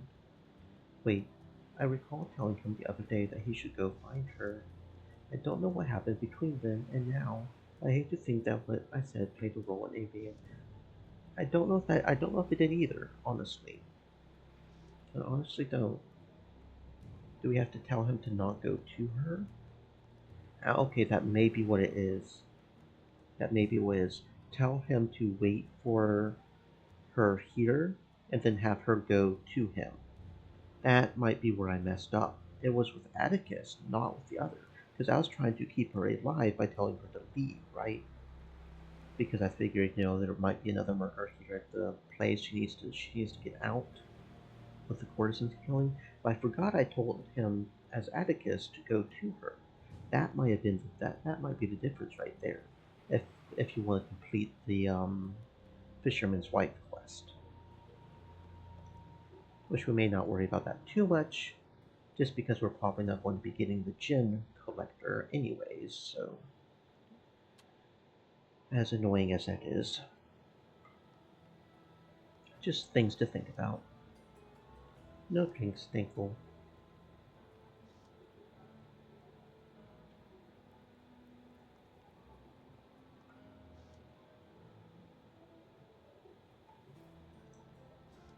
Look at this going off. Bloody awful what an excess of crime and alcohol does to a man. Atticus Daly, my favorite minotaur in all London town. How many minotaurs do you know, Pavel? Not as many as I would like, Devotchka. Annika, there's Atticus. Atticus, my associate, Annika. That's Annika Johansson to you. Better know the name, 'cause I want to be famous. What's a charming young woman like yourself doing in the company of a street pirate? Necessity makes for strange bedfellows. The subject to which the young lady so cryptically alludes is a party, a mummy unwrapping, if you can believe it, at Braxton Manor. I would ask you along, but it's by invite only. A smart cove don't need an invitation. See what a firecracker she is. I shall be escorting young Annika to the manor, though only as far as the dooryard. I've heard of such parties, but never once attended. I don't imagine you're keen on anthropology, so what's the draw, Annika? Well, I'm heading there to shake things up, so to speak. So if you're in for a bit of fun and a dose of skullduggery, then we could use a strong arm like you. Yeah, I like that idea. Tell me what you had in mind. Let's table the details for now. This little chat might have already drawn some glances. It's better that the three of us aren't seen together here in town. Right. Atticus, look for us on the ferry landing in Braxton County this evening. We'll proceed from there. Very well. Thank you, Atticus. You're a better gentleman than many born to the title. That's a nice sentiment, but don't get cocky. You still have to turn words into action.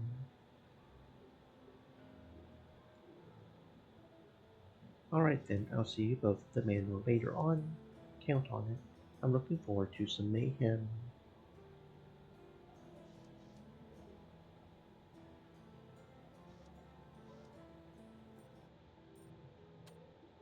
I don't know what the purpose of mentioning the fact that we stole from the dude is, but I don't know a good way to say this, so I'll just say it. I went by the pinfold earlier and I happened to find a few pins in your desk drawer. Okay, well that gives us 3 phlegm, I guess. Baron von Queitzendorf. Baron who? No, Bugger's just so quiet, that's why I call him that. Haven't seen him in a fortnight. One of your rats is missing. Should we drop everything and begin a search? Okay. Yeah, no, I don't want to give up my money. Interesting dialogue about the rat, though, I guess. They robbed you, and you just have to deal with it, bruh. Atticus, I was just toasting your health. Always good to see ya, but I'm leaving in a tick. Take care. Okay, friend. Hello, doggy. Simmer down. Molly. Crows on the cross, how I despise this woman. Atticus, don't you recall what Molly's done to you? Cavorting with criminals brings nothing but trouble. Didn't I just say how I wanted nothing to do with her? Alas, that ruddy crone is almost as bad as Molly. Atticus, are you all right? Yes, but of course, you seem a bit preoccupied. Anyway, good of you to come.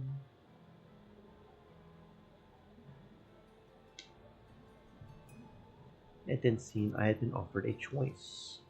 Indeed, you were not. Hard to get things done when one allows one's employees to make their own decisions. What an idea. I'm not your employee. I do intend to make good on my debts, but I will not work for you again. I despise your kind, buying off the law and preying on the weak. I'm no part of that world any more. I've never seen someone's eyes flash. Always thought it was a figure of speech. If you weren't so hulking and brutish, I would have you killed for that tongue of yours. I need your size more than anything. Simply put, refuse me, and you won't leave this establishment alive.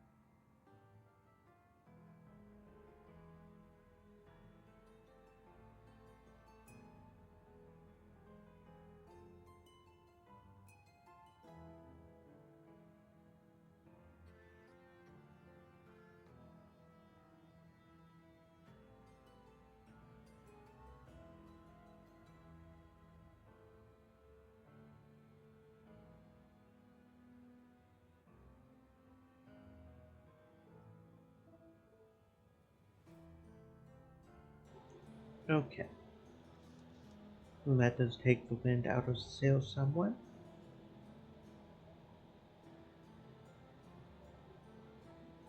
I'm not going to murder anyone if that's what you're asking. Far from it. Now listen well, I won't repeat myself. If not murder, it'll be something close to it. As you might already know, Miss Claire Reed was the very thief who stole your winnings last night, but I wouldn't get too nasty with her because I had the tables rigged for you to win in the first place. If you ever want to see that Monet again, then hear me out. Cursed fates, someday I'll have the chance to shut Molly's mouth for good, and I owe Claire Reed a few choice words as well. I need you to dash over to Braxton Manor, take the ferry to Braxton Village. You can't miss it. I can catch that ferry at the wharf. It'll be on the docks just across from the tavern. A man called Full Bull has something of mine. You'll find him at the basement laboratory at the manor. He's been spending a lot of time there lately. And how am I supposed to separate this fellow from your property? Come, come, we both know you're an old hand at this. Talk some sense into the fellow, and if necessary, kick it into him. How much blood have I spilled over the years, trying to stay ahead of my debts, and somehow always failing. What am I fetching for you? It's not Monet, I take it. Don't go muddle your head before the fun starts. Full well will know what you're after when you arrive, and there's nothing you can smoke or ingest mine. I'll do what I have to do. Don't look so glum. This time tomorrow you'll be a free Minotaur, or as free as you've ever been. Thanks, Moll, you're a sweetheart. Don't get cheeky, or I'll have Sweet Cherry put a hole in your heart bigger than the one Ariana left. How does she know about? It's no matter. I've moved on. Ariana and I were a fast-burning flame, and, out of respect for the dead, I won't say much more. Atticus, I'm happy to hear about your healthy approach to relationships. All the same, get the hell out of my sight. Molly is nobody's shoulder to cry on. Wait a minute, we're not finished here. Spit and hellfire. Fine, get on with it. Molly, you're well informed in the East End. What do you know about the orphans kidnapped from the Sacred Heart? Kidnapped? What an imagination you have! Why would anyone go to the trouble of snatching a ragamuffin when you can buy a week's work out from one of them for a shilling? Besides, orphans run off all the time. I grew up at the Sacred Heart, so I have a personal interest in this case. Is that why you're hanging your head all the time? No mummy or daddy to coddle you as a child. Molly, this is something I care deeply about. Anything you might know would put my mind at ease. Well, all right, your missing little friends may have something to do with the job we've been discussing. Do you mean they could be at the manor? Never said that. Those orphans are indirectly related, if related at all. Either I was born hornless or those ragamuffins are at the manor. So that at least that's something to go off. Now quit dawdling, Dally. Daily. Daily. I feel like I'm not saying his name right. What else do you need? I saw that the spoonbacker you set up near the curio shop on Tinter Street. You may want to take a look at it. I even told the shopkeeper about it, and she asked me to take it up with you. I don't think the folks will pay £500 for a watch. I'll have one of my gearheads go and take a look, but it's not top of my list. The thing doesn't turn much profit anyway. Funny how commerce dies down when a family's home is burned to the ground in the same neighborhood. Molly, I must say, but your name is quite literally popping up, as if it were highlighted. Well, I paid to have it glossarized. Here we are in the Crimson Herring Tavern after all. Molly gets whatever she wants from the higher-ups. Molly, Molly, Molly. Every time someone says it, my notoriety gets a boost. That's rather flash. Could I get my name that way as well? You're not important enough. Who knows if you'll survive the evening? What hell of a dog you have there, Molly. Hell is a good way to put it. He's a cross between a black dog and a hellhound. What's his name? Atticus. What? I'm taking the mickey. His name's Hercules. Got him a couple years back at a demon dog show. God knows what a rum fun those are. Well, she's not wrong there. I love seeing a Pomeranian go right up in smoke. Anyway, I saw this fellow make his way through all the obstacles without missing a beat. A bunch of marketing mugs were there, including Silas Bragg. He's a fan of these rare beauties too. Rats mingling with crows. It's a fine thing to watch a beast who obeys her master without hesitation, unlike a lot of folks who work for yours truly. I can attest to that. Many, many times I've quit in a job for Molly when it became too damn brutal. So I spoke to the owner. Son of a bloody cane rat wouldn't give him away. Sentimental attachment, he said. I have a feeling this is where Jimmy comes in. So I had Jimmy speak, show him a whole new perspective, so to speak. One that looks up at the daisies from 6 feet under. And now the dog's mine. Fascinating story. What is the dog trained for? Killing, of course. Other dogs mostly, although he's rather poor at rat baiting. Things are just too small to give him much interest. Molly sure likes the sound of her own voice, though. I get the feeling she's told the story many times.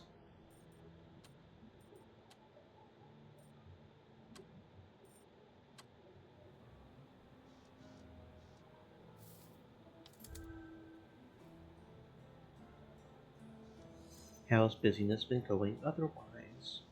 Smoothly. I happen to run a few distilleries in the underground. Obviously, telling you about it doesn't do justice to the final product. The final product being, here, have a bottle. The cove I have running the operation isn't the sharpest tool in the woodshed, but he's mostly by the book. My book, that is. Alright, forget it. I'll see you later, Molly. Oh, now we have 2 bottles of McGrady's gin, so we could drink one of them. Yeah, let's go ahead and do this. And then that'll cancel that out. Pretty much. Okay. Yeah, like I said, I have no idea how many gin bottles there even are. We have Jonathan Silver, Jeremiah, Pink, Troublesome, Old Tom, and McGrady, but that's a lot of gins. Okay. So our main quest is to take the ferry to the manor and find Volvo. It looks like the orphans might be at Braxton Manor, so we may be able to complete the missing orphans quest, which would be pretty cool. Because I'm mainly focused on story. The gin bottles feel like a collectible, which don't really add to the story one way or the other. So I'm not as worried about them, honestly, other than perfect achievements, of course. But hmm.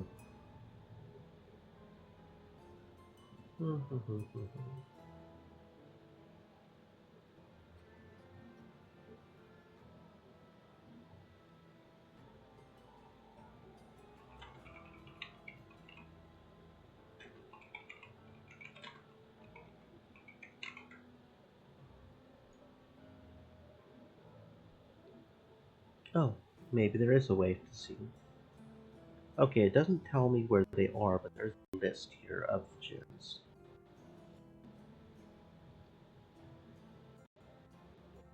I'm okay with this. I didn't actually Google it, if I'm being honest. I just looked in the Steam discussions for it. I didn't actually Google it. And now that I have, I'm curious, since I apparently now have a list. Quest. We've got Old Tom. We've got Jeremiah.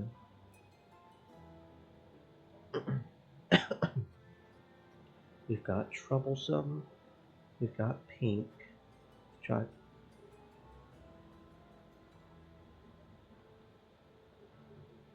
We're missing McGrady and Lady Braxton's.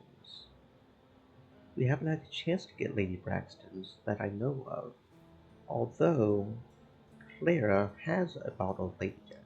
I don't. So is the only one we're missing McGrady's? I feel like Clara might have that one as well. Are we going to be able to perfect the game without me even really trying? We may be actually able to do this. I'll have to do another playthrough off stream to get the fisherman's lady one, but assuming this fandom is right, we're only missing the ones that the other lady has. Assuming I'm right about McGrady. Otherwise, McGrady's the only one we're missing. Um, hmm. Hmm.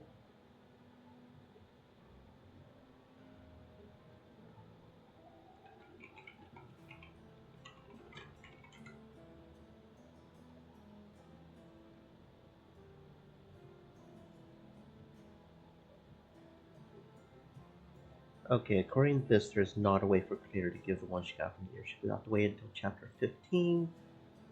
Okay, so we will have to make sure to get that from the Braxton Manor as well. The Lady Braxton Gin. That's kind of what I was thinking. So that might just leave only one gin that we haven't gotten. I swear, if we fail the gin collector by one gin, just because I didn't know about it, I'm going to. Hmm. Mm-mm-mm-mm. Okay, McGrady's gin. Um,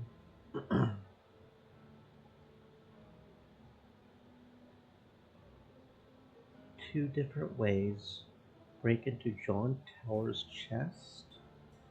Talk to John, he'll be readily be open to share his gin. Who the hell is John Teller?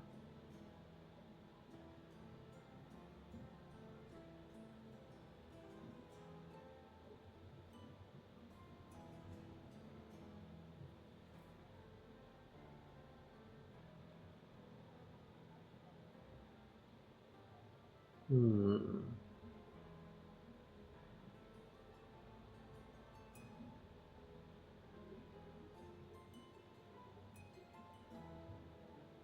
Okay. We may not be able to get the gin one here, but we almost had it. I don't think we can break into his.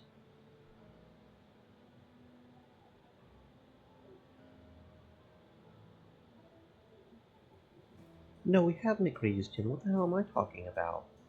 Which one are we missing? Wait, it's right there. We have McGree. Are we go? Hmm. Hold up. Let me look at the list again. Old Tom. Oh, God damn it! What the hell are you doing? Web page. Web. What? Hmm. Okay. Old Tom. Jeremiah. We do have McGrady's gin. Troublesome. Pink. All we have to do, we might be able to do. Oh, I might be a perfect. And I didn't. Here I was thinking I wouldn't be able to get it because I couldn't. That makes me so happy. That makes me seriously very very happy. That makes me very happy. Okay, we might be able to perfect the game. All we have to do for the gin collector now is make damn sure to go get Lady Braxton's gin from the sewer, from the basement. From okay, and then all that would leave me having to Stream do elements. is figuring Said. out the fisherman's wife. Stay moist, my friends, hydrate. Assuming we can find the orphans in the manor as well. So that all that would be would be a fisherman's bride. And assuming that I am correct about we need to tell him to stay on the docks and then try to get her away from. Okay, we may be able to do this. Oh, that would make me so fucking happy. Especially because normally I'm not ashamed to look at a guide. The secrets are hard to find, and I'm not very good at finding secrets. And this is not a very good play because there are no real guides other than the fan. So the fact that I'm able to find all these different side quests without any problems is pretty fucking cool. I'm very happy how this is doing. This is a great game. Honestly, I'm seriously enjoying this game. The pieces are starting to come together. There's a lot of different stuff going on here for sure, but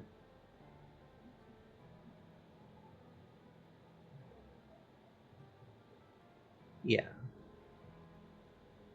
yeah, we might be able to get the gin collector. So if we can do that, I could do a secondary. I already actually kind of did a secondary when I was taking a day off yesterday after we got done golfing, and I already did the um, oracle cards. We got home about 3 o'clock, and I just felt like tidying that up a little bit.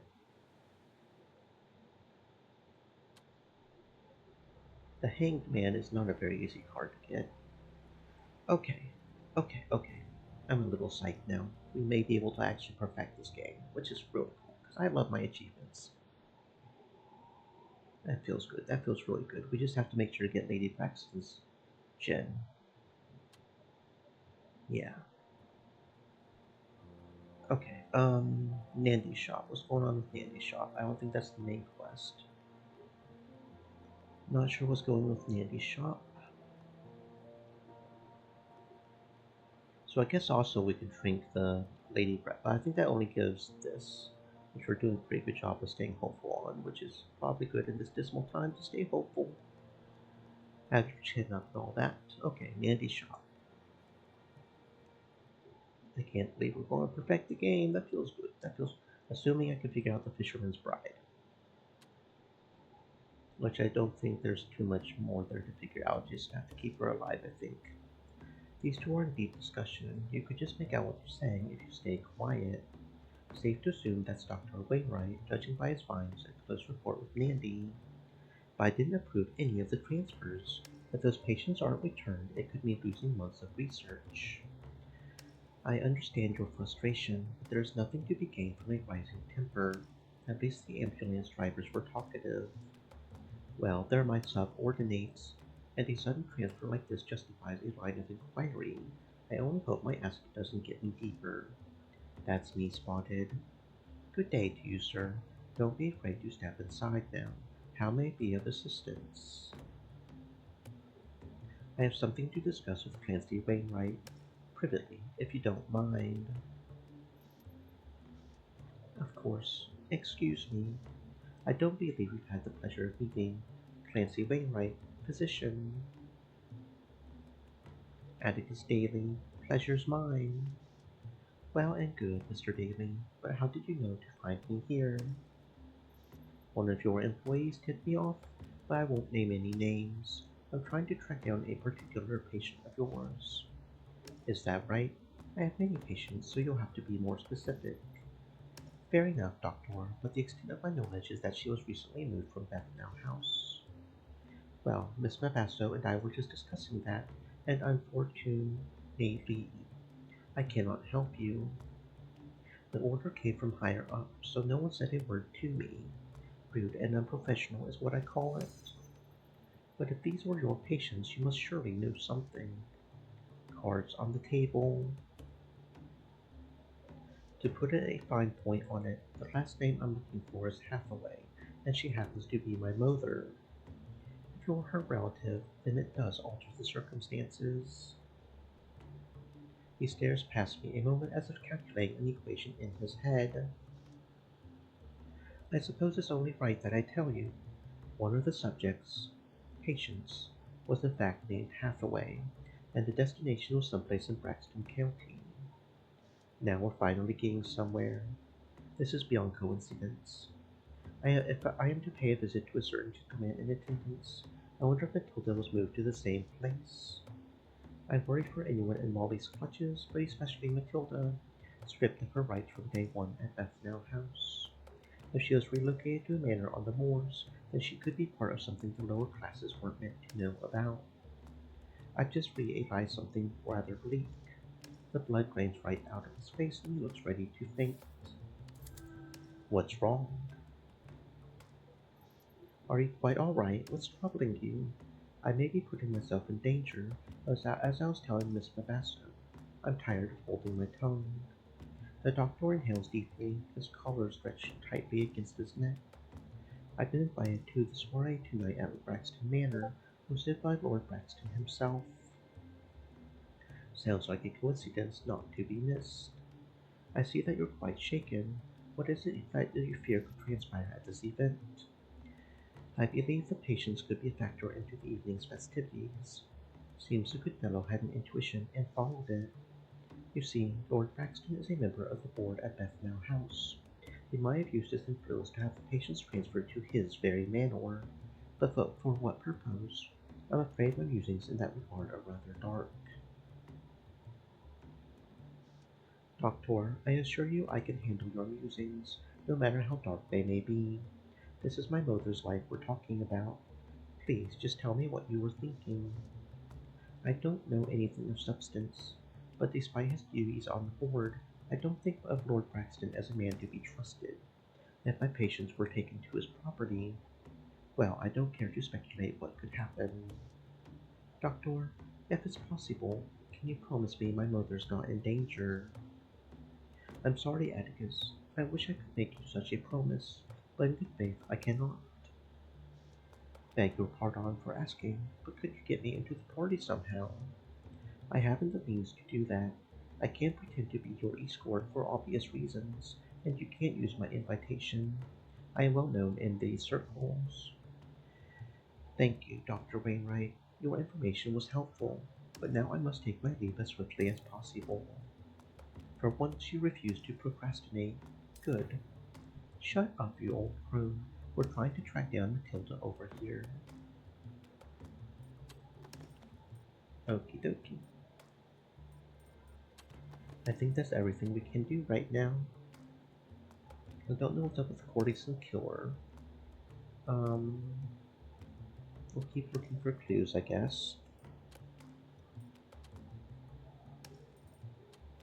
Okay. So let's go ahead and go out, go to the ferry, go ahead and go do that. I think that's our next step.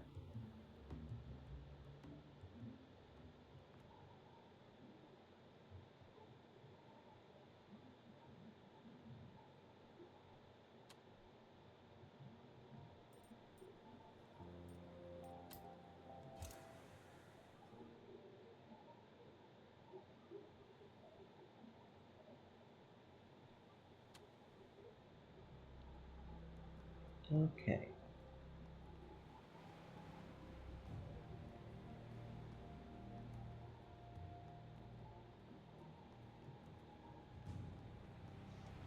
Better make sure I'm done with what I need to get done in London. Once I'm way out in Braxton, I don't know when I'll make it back. Tomorrow or next week. If the party's a good one. Don't get ahead of yourself, Atticus. There's still much to be done. In a sober fashion, that is.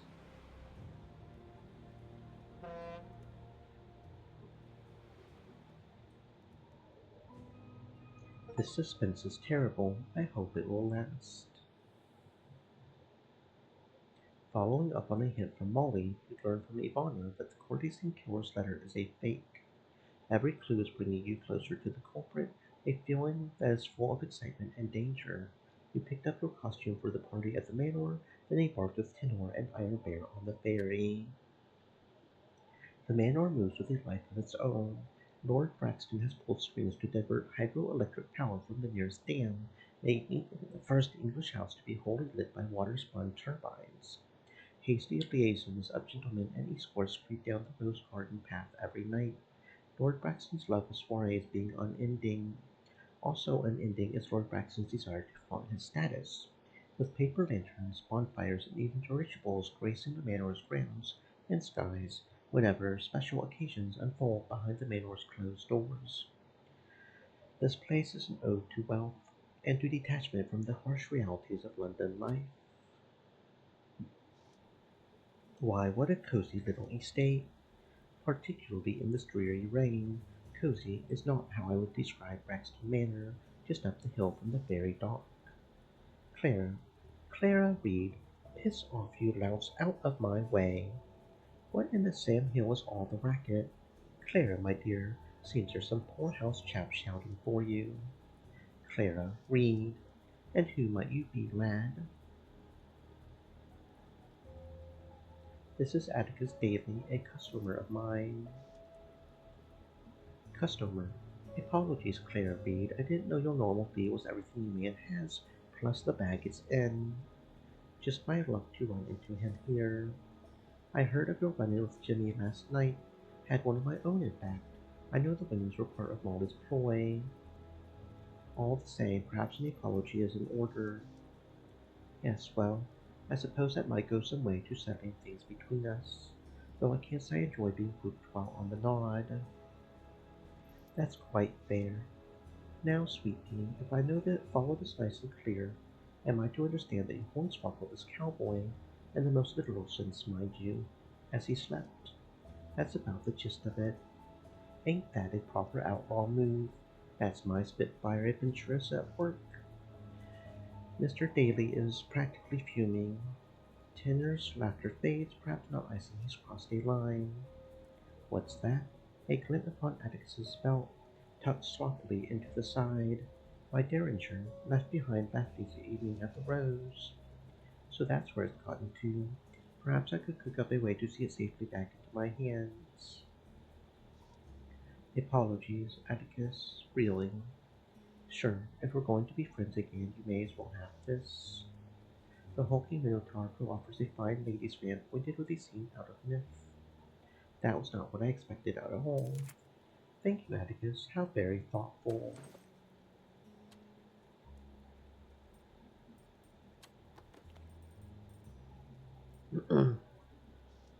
Of course, I have no use for it, but it suits you, I think.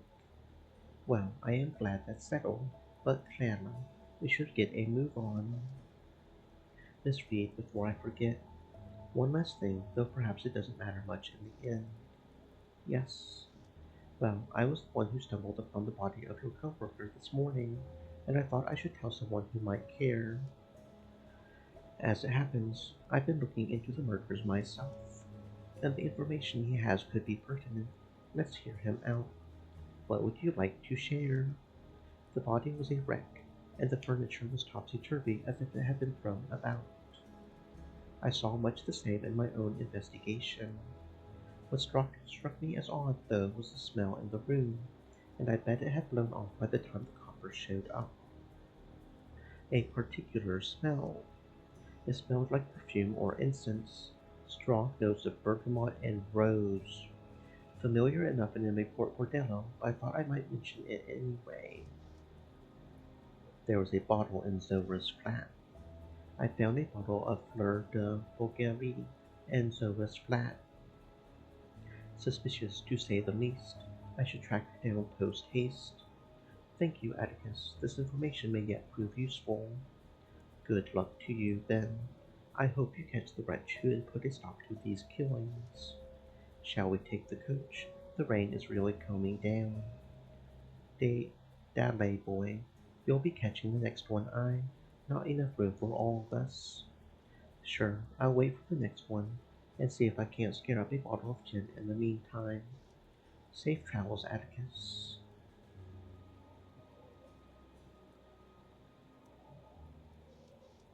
The fresh air makes a nice change from London. No offense, Miss Reed. None taken, Tenor. London is not my city, born nor raised.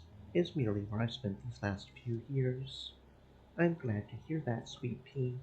Quite glad. If you would be so inclined, I'd love to treat you to the big blue skies of Texas some day. Not subtle about it. Perhaps we can have this discussion after the party. You would love it, Spitfire. I'll take you on a proper river boat. None of those meandering steam mechanics. We'll take a gas-powered boat up the Mississippi. Now that's power for you. And I'm quite sure the freshness of the river does not suffer for it. Not that I've a leg to stand on after living with the miasma of the Thames. I've been making a killing selling to the Cajuns. We're working up a seaworthy version, you know? See if we can't get the Seminole Peninsula hooked. Perhaps a Zulu in time.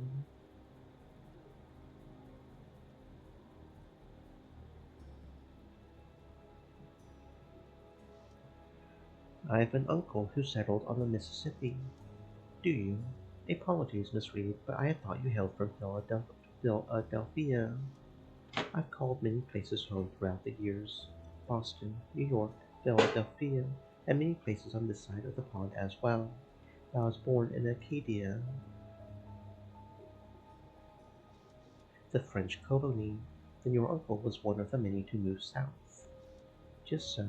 He's still down in Louisiana as far as I'm aware. Those Cajuns are some of my very best customers, next to the Comanche, of course. Of course. Well then, my friends, shall we make our grand entrance? Yes, let's head inside. Rest assured this is not the last you've heard of the miracle of gasoline combustion. I'll have these high-falutin London types hooked up soon enough.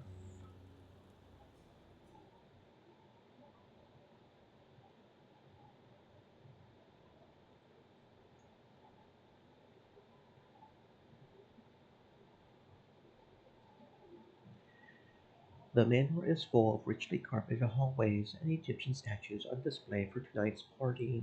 The windows are as high as a single-story buildings, bathing every room in pale cobalt moonlight.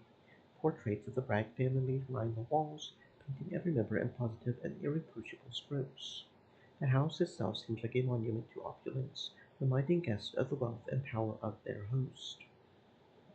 Lord Silas Bragg was gifted the property when he earned his lordship, but due to tensions between the original owner and a string of uncooperative architects, the manor came together piecemeal over more than a decade of building. Lacking a unified structure, some staircases lead to dead ends. There are many empty door frames in the underground chambers, rumored to connect to a tunnel system leading back to London. What such a system would be used for is almost anyone's guess. Introducing Mr. Tenor Cunningham, visiting from the Republic of Texas. Mr. Cunningham's companion, Mr. Ironbear of the Comanche, and Miss Claire Reed of London. Is that Lady Braxton? I wonder if she is half as eccentric as her dear husband. Miss Reed, Mr. Tenor, Ironbear. I like that. Welcome, friends. Welcome to Braxton Manor. Lady Braxton has been sampling the punch already, or else another strong drink. She's properly oiled up. And allow me to point out some of the esteemed company you'll be keeping this evening. There's Sir Willard Rathbone, animal lover. He loves the furry deers a little too much, if you take my meaning. I dearly hope I don't. And dear Clancy, Dr. Clancy Wainwright, a talented surgeon and pharmacologist, though one wonders how much of the drugs in his lab end up in the hands of his patients. A baseless accusation as far as I'm aware, though the good doctor has been known to play rap for himself time to time. Over there we have Sir Alfred Cornham Boyle, author of escapist literature for the masses. I suppose we should be thankful they can read at all. And Lady Annabella Bryan, the one with the famous father. Pity she never amounted to much herself. Is that all? Is the bloodbath over? She has quite the sharp tongue. Well, those are some of our most notable attendees. I'm getting dizzy. Is there anything I can get you? Self-service for the drinks, just over there. Did I hear that this party is to feature an unwrapping? Yes, we have several ancient artifacts from the time of the pharaohs, including, well, a stone, a few other things. Just look around and you'll see. But as you say, that's not even the best part. She sways and plays a little, eyebrows raised, and waits for me to look appropriately anticipatory. We have a mummy, a real, genuine, dead Egyptian mummy, and the climax of the evening will be the unwrapping of our desiccated guest. As she conveys this information, Lady Braxton's demeanor can only be described as gleeful. How intensely foolish! Yet I must let it lie. May I ask, will Lord Braxton be making an appearance this evening?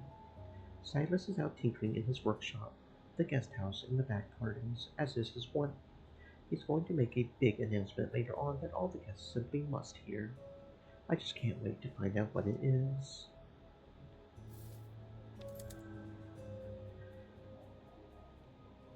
About that workshop in the guest house, do I detect a note of discontent, Lady Braxton? I'm not discontent.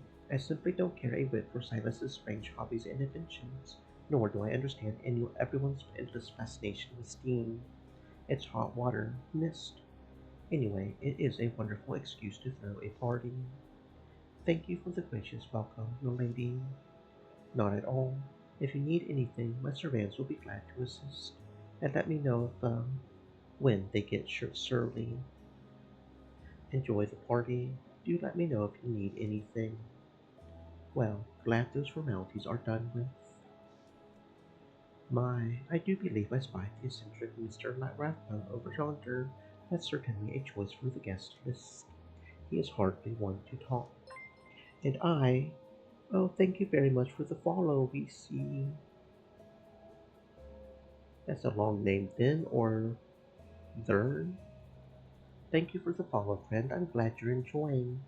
I hope you're having a fantastic existence, and maybe you've eaten some tasty Reese's yourself.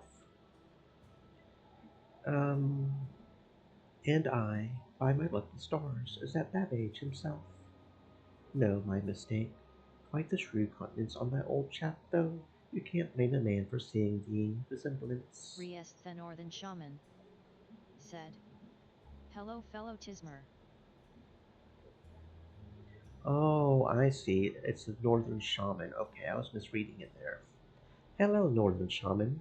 Welcome on in. Hello, hello.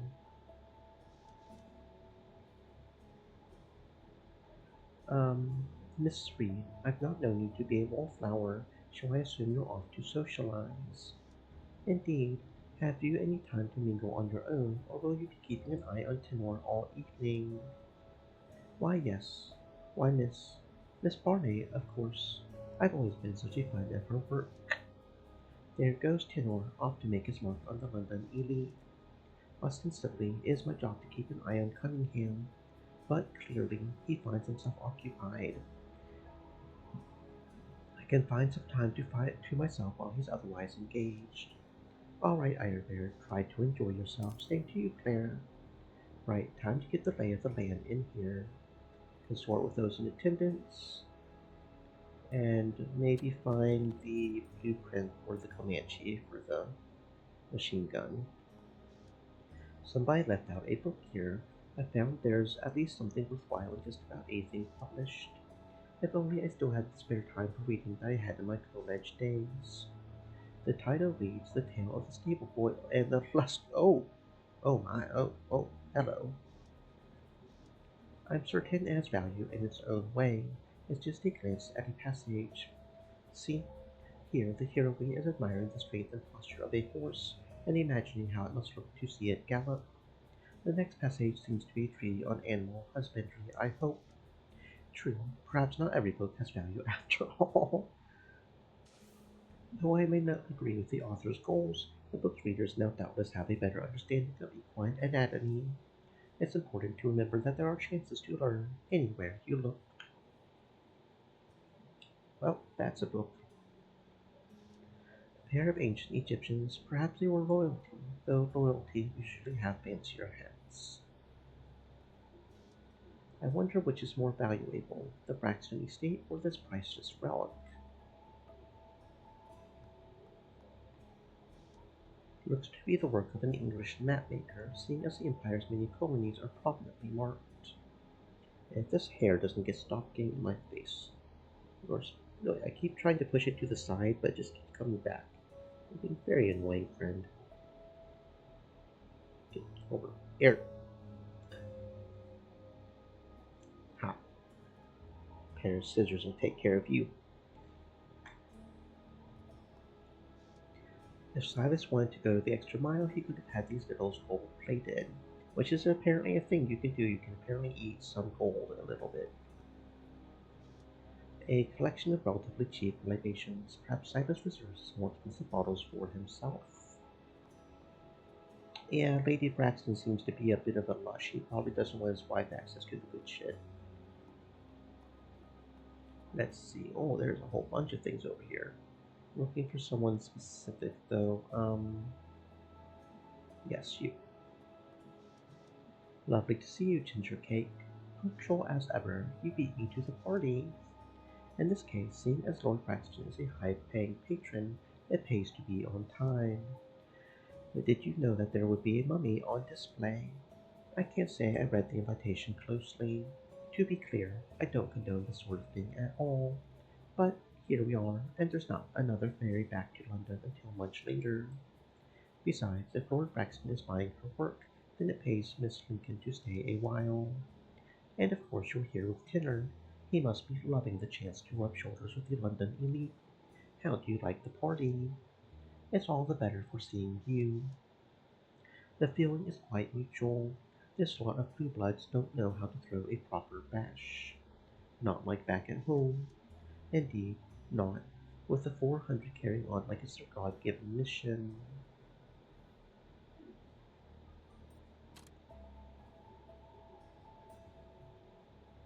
I try not to think about that. The thought of America must bring back painful memories. The Lancasters, your husband. Forgive me, Clara dear.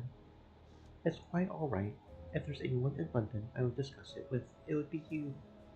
It's not as though I or my own deeply departed husband were anywhere near a level of social standing, and thank the fates for that. Pardon me, I am sorry to bring up old wounds. Do you think of your husband often?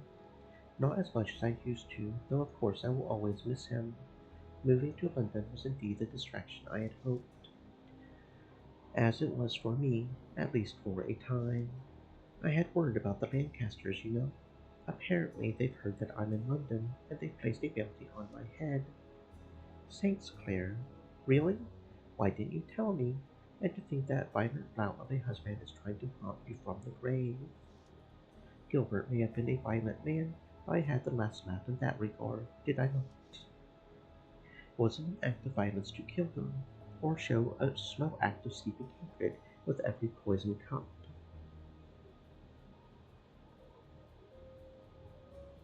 I'm not overly concerned with the Lancasters. I'm sure I'll find some way to deal with them. I should hope so. Do be careful, Claire. I know full well the sort of devil may care life you've led, but I worry all the same. I've lost those I cared for in the past. I would not like to do so again. She looks around surreptitiously, ensuring we are not overheard. Any luck chasing down those clues we spoke of? In fact, I have followed the trail to this very party. How thrilling! But do be careful, Ginger Cake. I couldn't bear to lose you. I always am. And that's why I always worry. I shall endeavor to keep any action tonight far from Tessica. Anyway, Ginger Cake, I'm glad you stopped to chat. In fact, I have something for you. What? Tess, you shouldn't have. She hands me a beautiful folding fan. White lace, finely hand painted in blue and red. Calvin and I pooled our resources. We want you to have it. It's beautiful. But what on earth is the occasion? We've had some times here in London. They weren't always good times, but you always did right by us. I only wanted you to know that, Ginger Cake. I don't know what to say. You know, when my husband died and I left Philadelphia, it was because I no longer had roots. I didn't feel welcome there. It seemed easier to start fresh. A sentiment I can certainly understand. And since moving here, it's been hard. Were it not for you and Calvin, I'm not sure what would have become of me. You know, sometimes I feel the same way. What I mean is, I thought I needed a new life, and I was right, but not in the ways I imagined. It hasn't been easier for me to make my way here than it was in America, and sometimes I've wondered if I ought to just try again. I had no idea Tessica had considered leaving London, but in the end, all I need is some good company. It felt foolish to give that up. That was my decision, as was the choice to reach out to you again. Well, I'm quite certain now. Tess must have known of my plans to leave. Is this a heavy-handed ploy to get me to stay, or a genuine expression of care? I suppose what I'm trying to say is, we're here for you, whatever you decide, and you'll be missed. I don't know that I've ever been missed before. What she says about good company, sometimes the thought of starting over is more exhausting than enticing. If I can ensure my safety, staying here in London might not be so bad. Tessica, thank you. I meant every word of it, Ginger Cake. Well, Tessica, I must be getting on, but it was good to speak with you. Always a pleasure.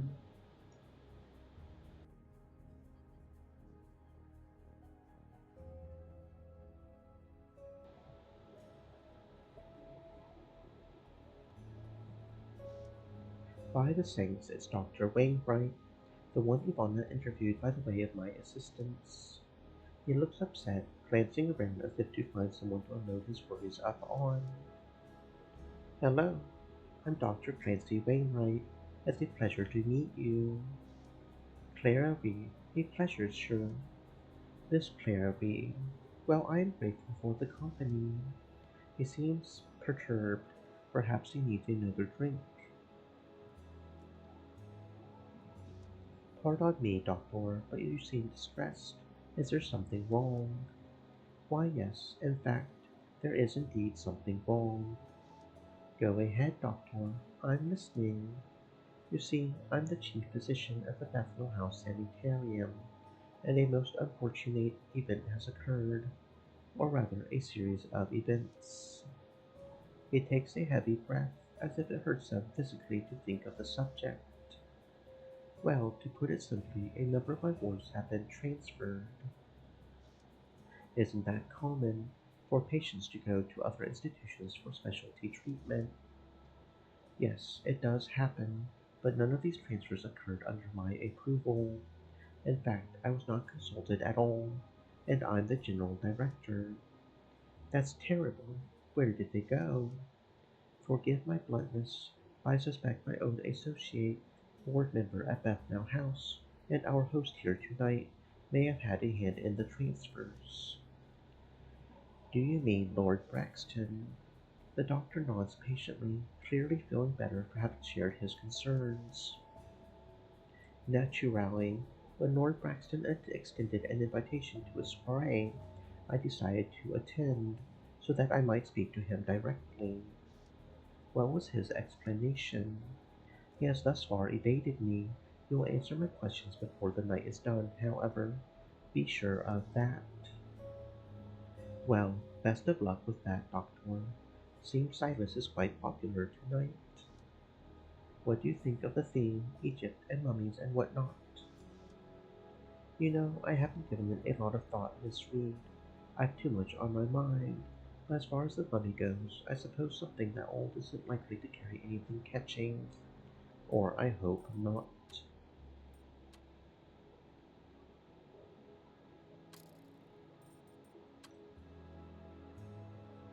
Not even an ancient flat flesh withering curse. Thank you for that. I needed a good laugh tonight. No, of the many maladies I've come across in my profession, a Pharaoh's curse isn't among them. Tell me, Doctor, have you spoken to a woman named Ivana Orsini of late? Ivana said the meeting went well. I wonder if the good Dr. Wainwright feels the same. I... What? How do you know about that? I have my ways. Well, that's not at all alarming. One might start to suspect a conspiracy. One might. However, since there's no sense in hiding it, yes, I've spoken with the woman in question. Climbed right through the window, in fact, of the establishment I was patronizing. Hard to admit to being ambushed in a brothel, showcasing a level of dexterity usually only seen in lichens, it must be said, which makes a fellow wonder. Lichens, you say? Any road. The interview did go as well as could be expected. In the end, I don't mind a bit of good journalism, and I do like to share what I'm working on. When not confidential, of course. Of course. I shall refrain from pressing further. Much obliged, Miss Reed. Excuse my presumptions, Doctor, but are you perhaps looking for something? Well, you see, I had been considering.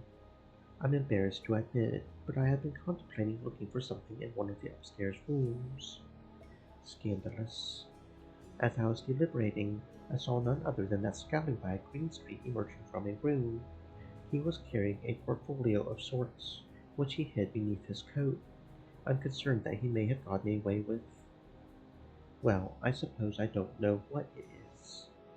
Scallywag. That's putting it mildly. Yet he clearly is a man of ill repute, and he has absconded with something of value, as you had intended to. His face just lost some color. That cut to the quick. Well, not in so many words, but yes. Any road, I considered alerting someone to what I had seen, but I was concerned to raise alarm about guests venturing into the back rooms. It's been nice speaking with you, Dr. Wainwright, but I must be going now. Of course, Miss Reed. Best of luck in your endeavors.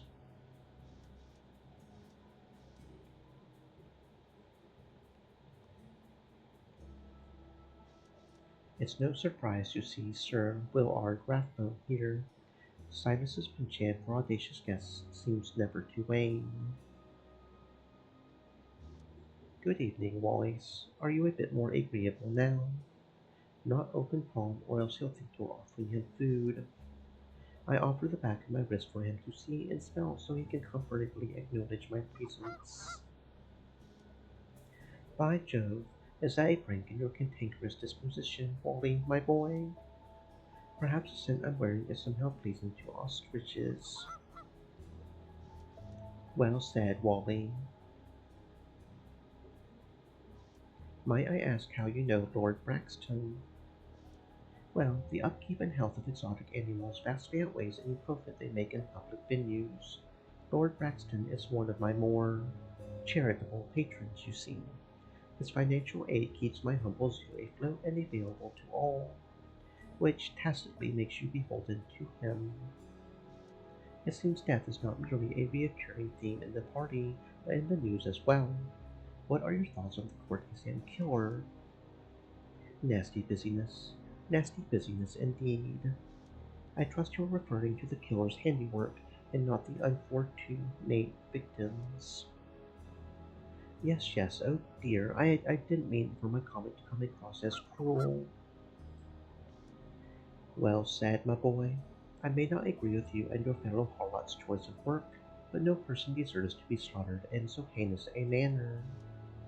How gracious of him. My Wally can be quite the attack dog. If you ever feel your safety is compromised, perhaps you might borrow him and he'll trail behind you like a trained horse. That's quite for a small bee, of course. But of course. What are your thoughts on the theme of the ball and the main event? Egypt. I really must get back there sometime. You've been?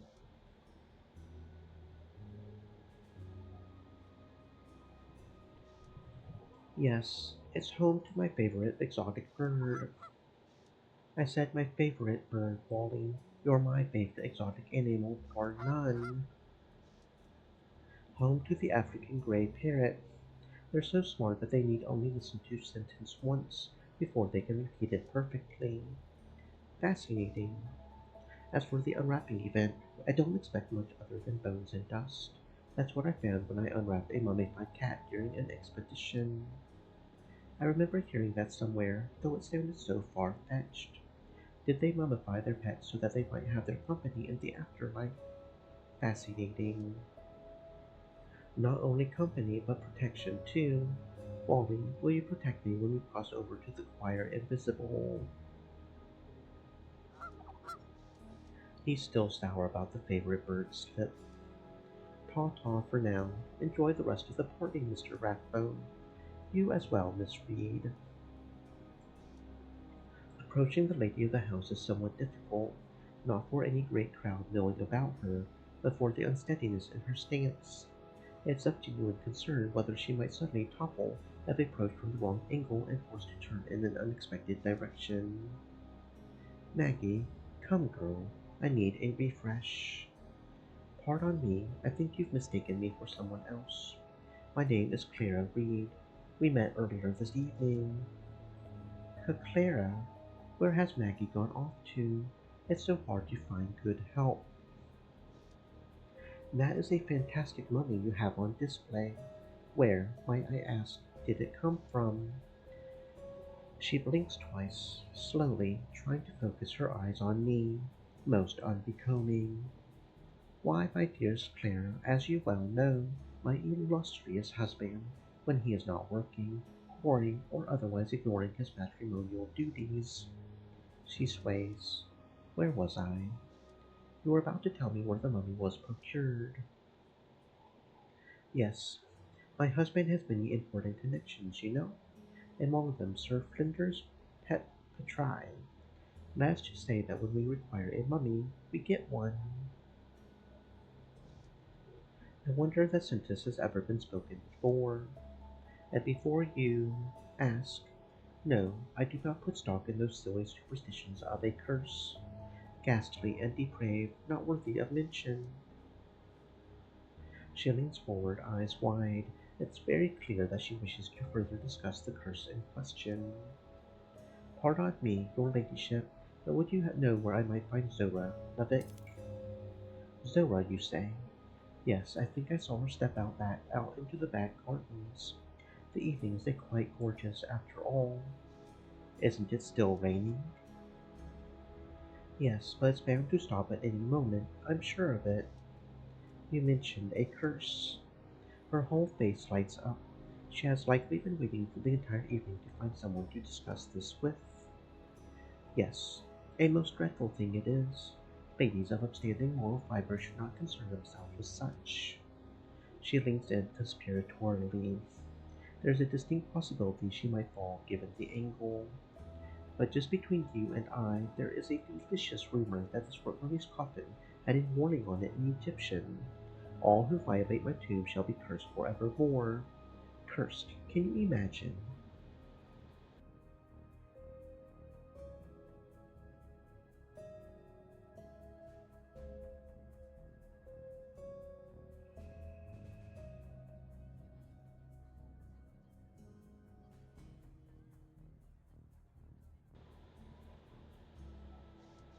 I can, in fact. I knew of a priestess of Hecate once who was skilled in such things, but it's best to let her have her fun. I should not like to imagine. Who knows what dangers it might inflict upon your poor guests? Lady Braxton appears deflated. Yes, you're likely right, of course. Do you know anything else about the curse? Has anyone involved in the mummy's excavation encountered bad luck? Lady Braxton makes as if to whisper, only she forgets to lower her voice. Keep this just between us ladies, but I hear the ship carrying the mummy here was lost at sea, with the whole crew and all their cargo. That's terrible. All those drowned men. Thankfully, the mummy was recovered despite the setback. What an awful ordeal. It does make for quite the story, though. Yes, the captain told me as much. Would you believe it? He floated to shore, clutching tightly to the casket. Did he now? Showed me the payout from the Royal Exchange and everything. Given his bravery, I paid extra upon delivery. Let it not be said that I am heartless. An extra cost, and a captain transporting contraband goods. Sounds like somebody I know. Indeed, Green Street. Likely a coincidence, but even so, I might want to ask him about it. I wonder what is more difficult to acquire in London, the forgery of passports or of insurance claims. Regardless, best leave it be. She seems content with the story she's gotten out of it. Thank you for your time, Lady Braxton. Charmed, I'm sure. Hmm. Okay, Lushy Bushy.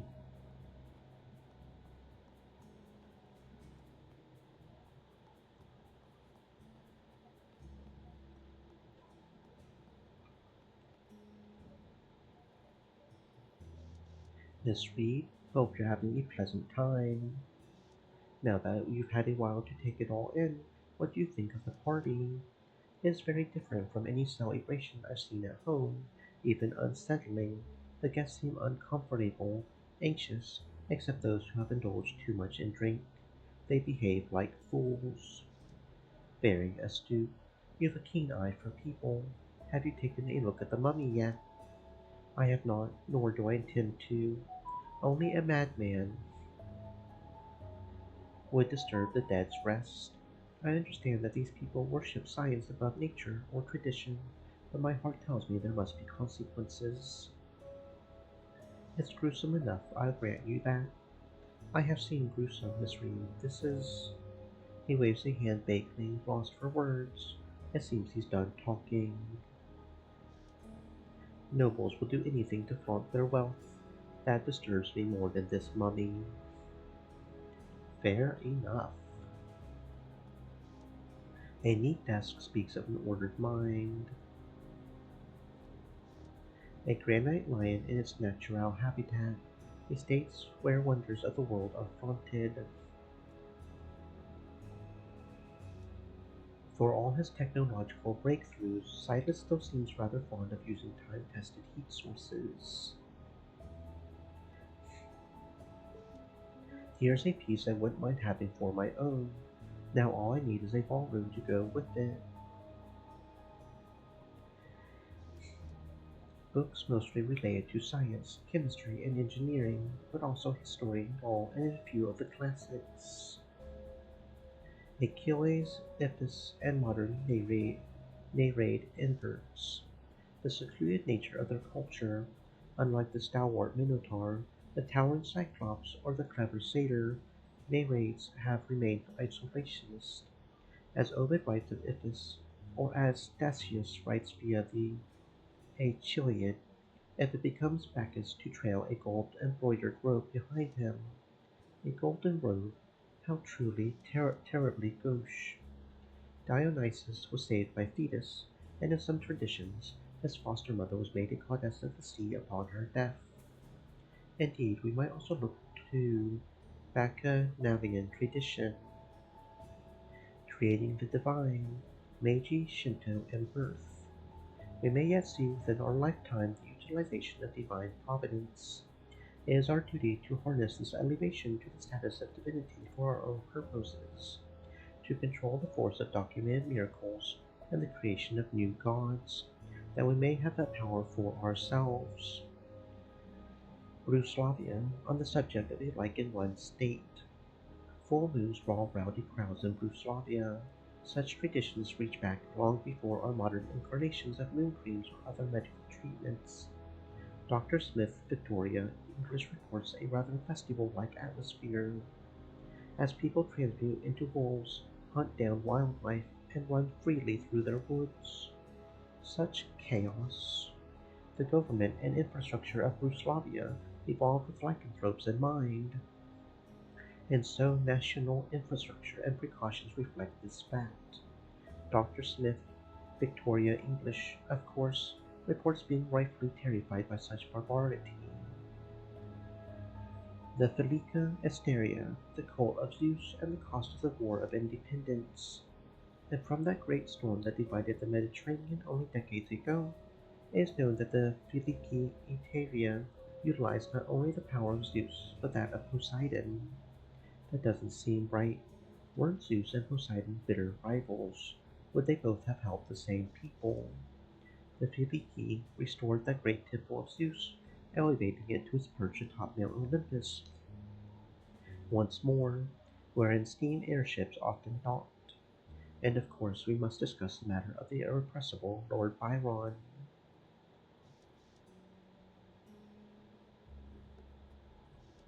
Found the wallflower, the one so unlikely to move from his spot by his own volition. If he does, we better run, because that means he's probably going to try to kill us or something. A great big block of stone carved with ancient Egyptian figures. The range and quality of Egyptian artifacts in Silas's possession is truly staggering. This one is quite worn, however. That may be the good god Horus on the left, but it's hard to be sure. If I had a book I treasured so much I would climb a ladder for it, I would keep it on a lower shelf.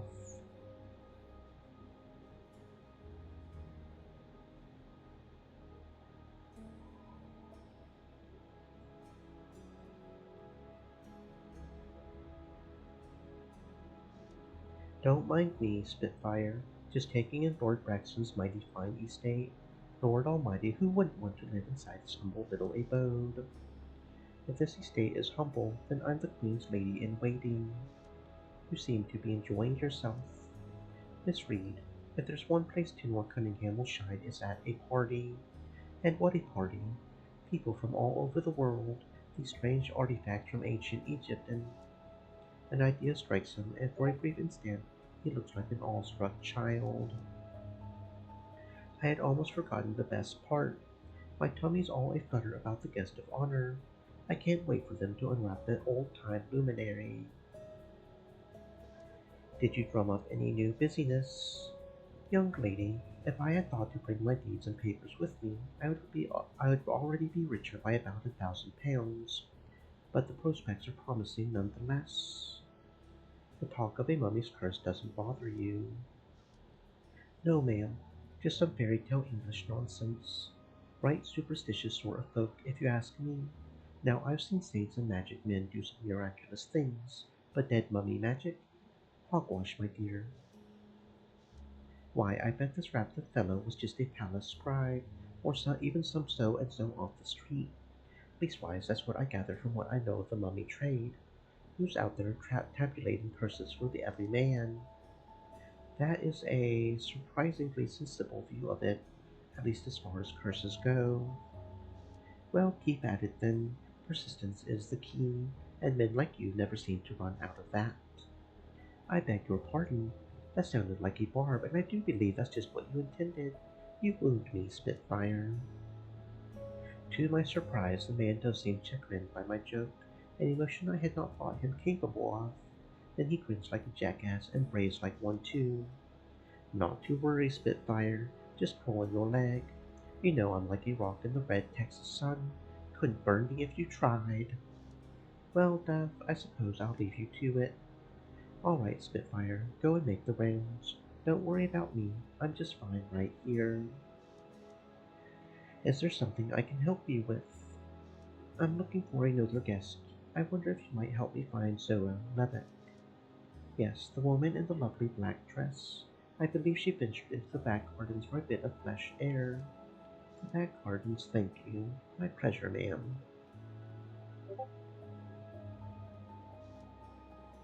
Miss Reed, I.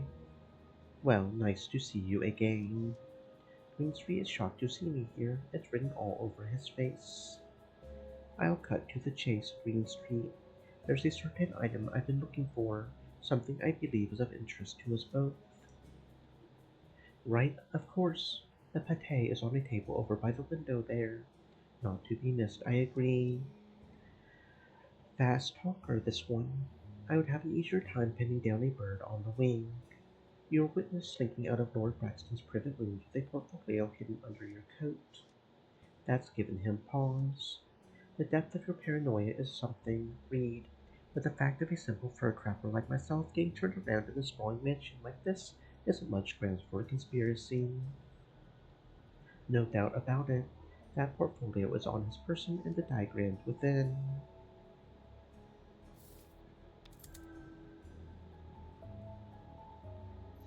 Perhaps I should call out your thievery here and now. You would be thrown out and lose the schematics anyway. Fine. Was it truly that simple? I would hate getting caught up in scenes like this. At least when it's not of my own making. I'll give you the schematics, but not for nothing. £2.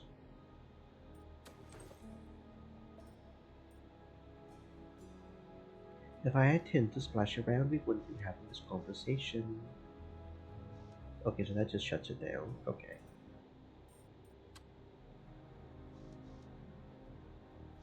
Fine, take your Monet. Thanks much, Miss Reed. I'll be looking forward to our next transaction.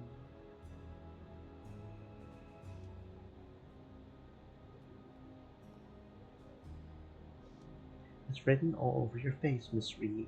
You've been searching for the diagrams here at the manor, have you not? What news do you bring? Though normally impossible to read, Iron Bear cannot keep the tremor from his voice. I have the diagrams. Here they are in all their glory. Iron Bear accepts the stiff bond papers with an almost religious reverence. He scans them hungrily to confirm their contents, then hastily hides them away again. I don't expect that you're familiar with our struggles against the Republic of Texas, but I gained this at the Battle of Plum Creek. He traces the scar on his cheek with one finger. What I lost was a brother and many more fellows of my tribe.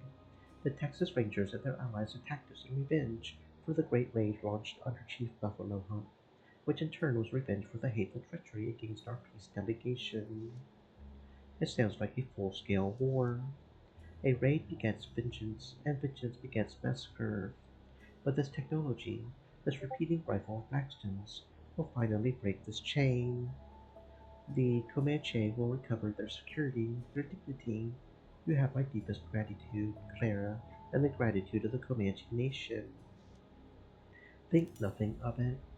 I shall not linger here much longer. My mission is complete. Goodbye, Miss Reed. Goodbye, Iron Bear, and good luck. Good luck, my brother. Fight against the system.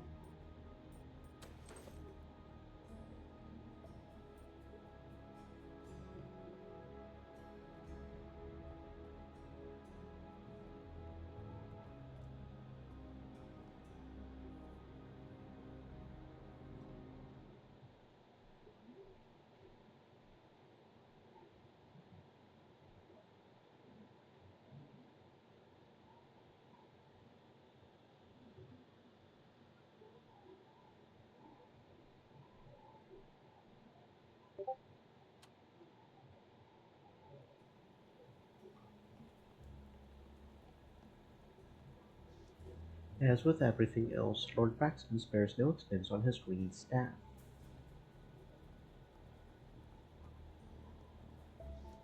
Not often that I see a bench without a beggar or two sleeping on it.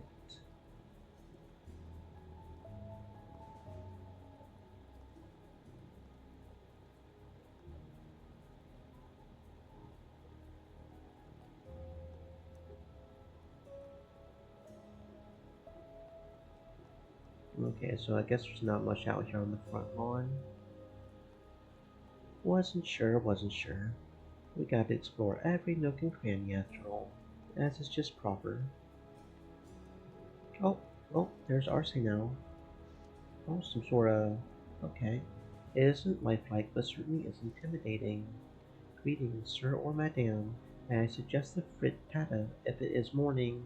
If it is not, may I suggest the air refreshment undetermined? Interesting. Okay. Yep, see, we wouldn't have seen the sentry if we hadn't come out here. I guess he's guarding the path that way, wherever that leads. Hmm, okay. Oh, to the back garden now, I guess.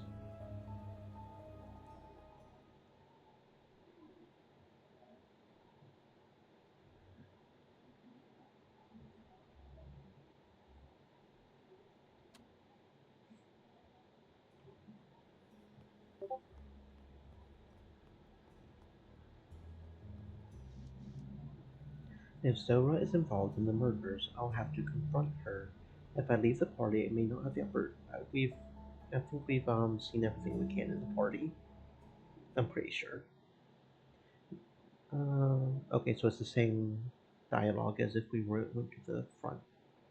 Okay, let's see, let's see. What do we have back here?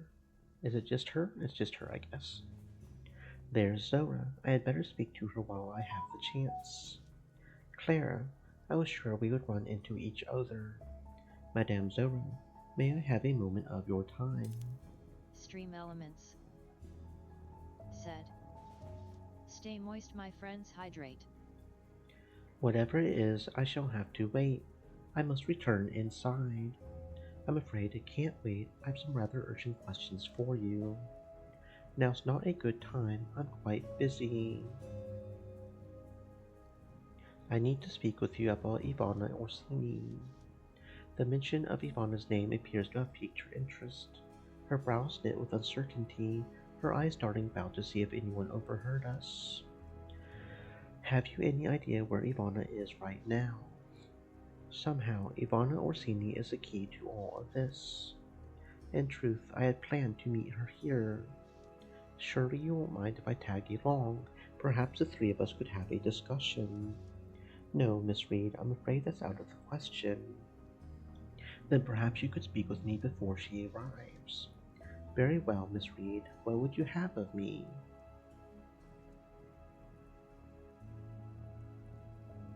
Honestly, Ivana is my primary suspect right now. There are quite a lot of things that would add up if she was the person, especially with her being a werewolf and everything, and sort of tied up into all this.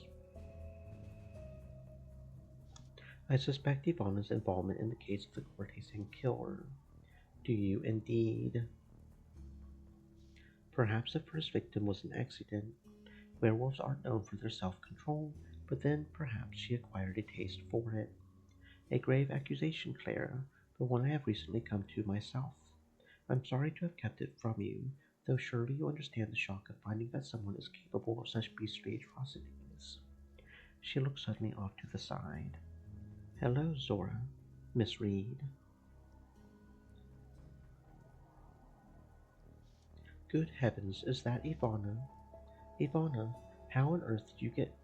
I was just about to come speak with you. The personable Zora I spoke with is gone, her haughty professional demeanor returning with haste. You know, being a journalist has its advantages. The opulently wealthy do love fluff pieces on their events. Ivana seems in quite the hurry, tension evident in her every step. It's hard to see in the half light, but Clara, I'm sorry to pull Zora away, but she and I have matters to discuss. There's a lupine hunch to her shoulders, and no one could ignore the fur patches on her face. A partial transformation. Then it's true, Ivana is a werewolf. I would prefer to come along. Madame Zora and I were just discussing. I assure you, the privacy is not for me, but for Zora, unless you would prefer to have this discussion in front of Miss Reed. Very well, Ivy. Lead the way. Ivana leaves as quickly as she came. You will wait here if you've any understanding of what's good for you, or any regard for the safety of your person. I need to speak with Ivana alone. I have never seen her this disquieted.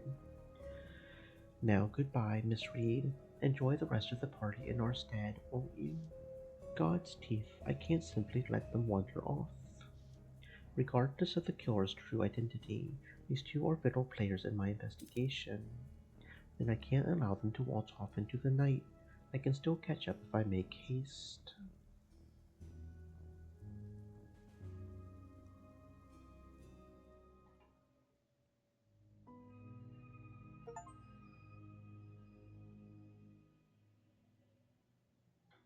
The man who can dominate a London dinner table can dominate the world.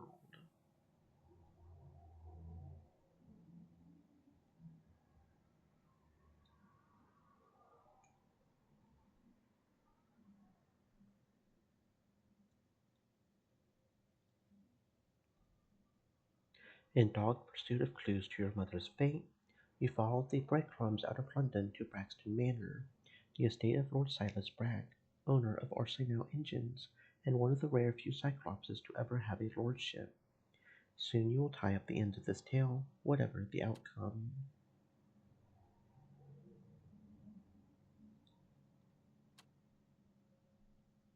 Okay. What a mess this day has been, but at least Clara Reed did apologize. She can't be all bad. In any case, Clara says she's investigating the murders. I suppose I've done my part by telling her what I saw this morning. I don't imagine there's much else I can do about it either. Besides, I've got enough on my plate as it is. May as well head for the manor, at least I'll be out of the rain.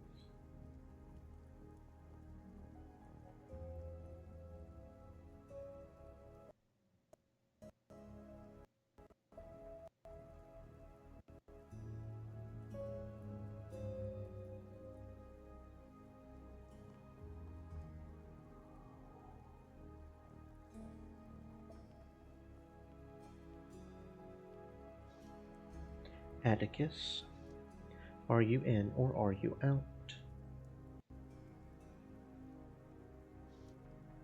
I'm in. Shall we? Allow Anika and me to go on ahead. The three of us together are more likely to draw unwanted attention. When you arrive at the manor, take the side path around the back. We'll meet you at the kennels. Certainly feels like we're about to step into the lion's den.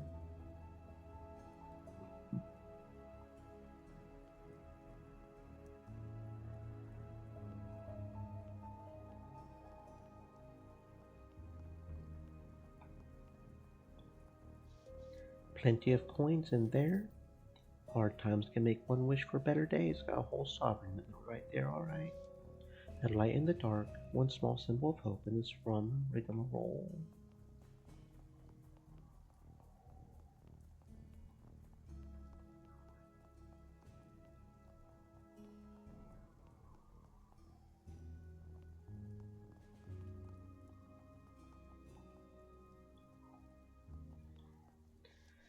I shouldn't overexert myself by walking all the way to the manor. This coat should prove useful.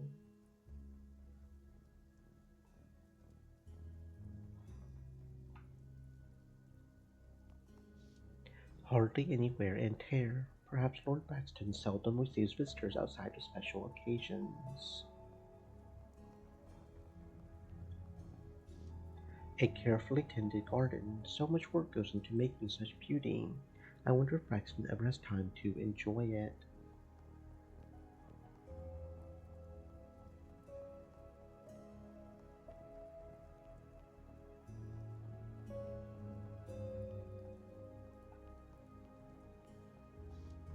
A grand double door fashioned from some obscure South American hardwood. I can't help but be slightly intimidated. They won't let me into this party looking like a rough and tumble minotaur. I certainly don't relish having to falsify my appearance for blue bloods, but my illusion would at least get me in the door. I just need a place as quiet and out of the way to perform it.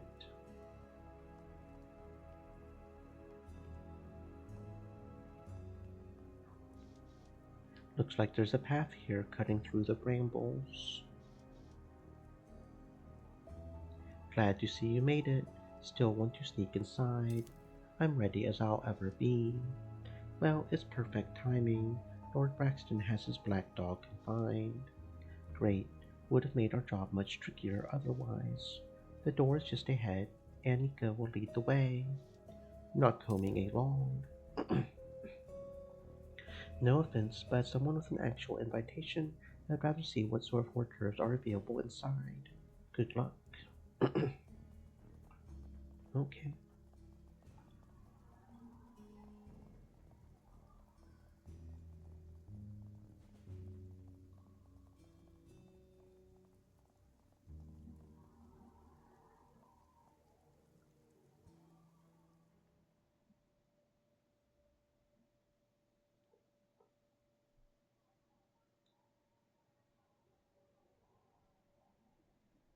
A palpable chill creeps up your legs from the flagstone floor as you reluctantly examine your surroundings.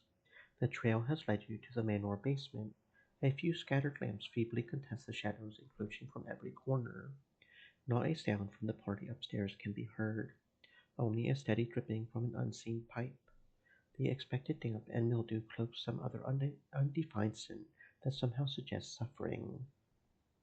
The way on is dimmer still, but perking up your ears you detect the tiny sounds of another living presence somewhere ahead.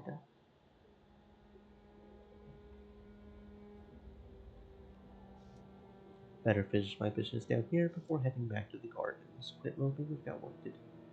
I didn't know if they would let me go back out or not. It looks like someone stashed away a whole party's worth of wine down here.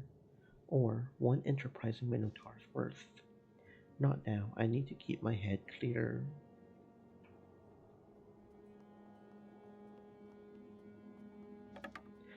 These might have been beautiful paintings, but the mold has got to them.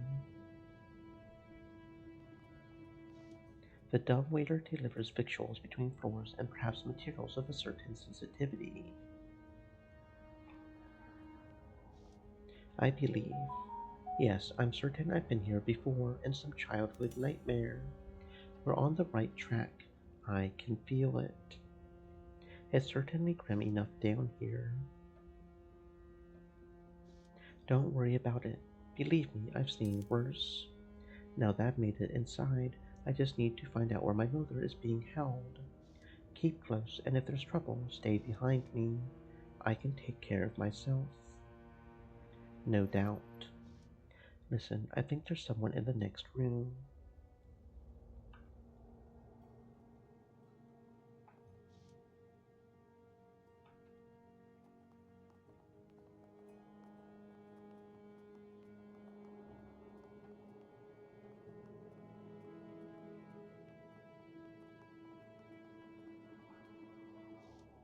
The door is locked from the other side. I can hear people conversing, but I'd better not enter as an uninvited guest.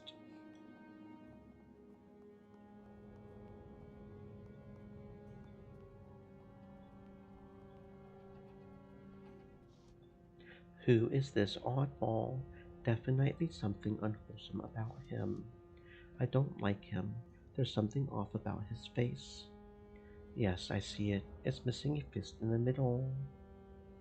I haven't the time for niceties, so I'll get to the point. You have something I need. I wasn't expecting any visitors until later, but my name is Eustace Fulvole, and I'm sure no one cares what your name is, you cretin. We're not dropping in for tea. Quite a violent temper you have, little Moppet. We have the cure for that here if you're interested. Mr. Dalley, or shall I say Atticus? How did you come to know my name? You know how a place like this collects mice, yes? I overheard them whispering. Enough of your japes. I'm here to save my friends. Where are they? Friends. Friends. Why, I haven't the slightest notion. Ma petite chatte Gautier. Are they as vicious as you?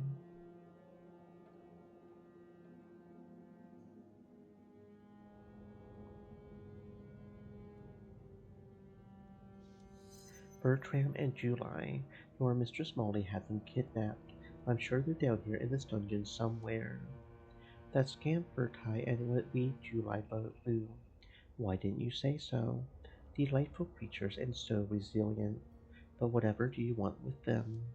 I'm here to set them free, you idiot. Yes, all right, and why is that? They're my friends. You're infuriating. That was nicely done. There's a blade in your hand, and I never saw it appear. But anyone can procure an orphan child. I can hardly write down cable speed without trampling one. I still haven't heard a reason why I should surrender mine.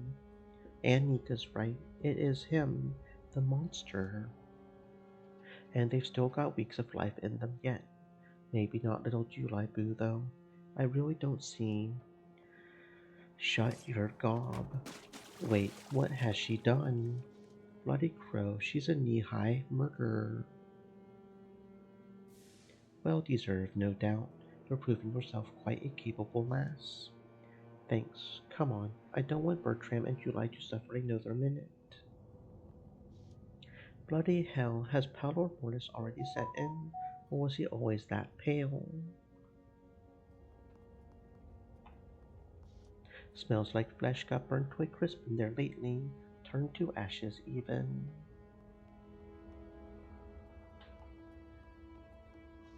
A foolscap notebook full of chemical equations. Despite my usual intellectual prominence, I can't make heads or tails of this.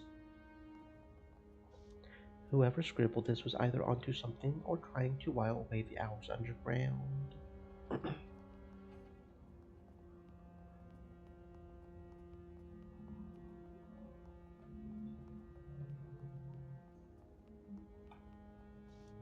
I would wager this device somehow powers the manor above.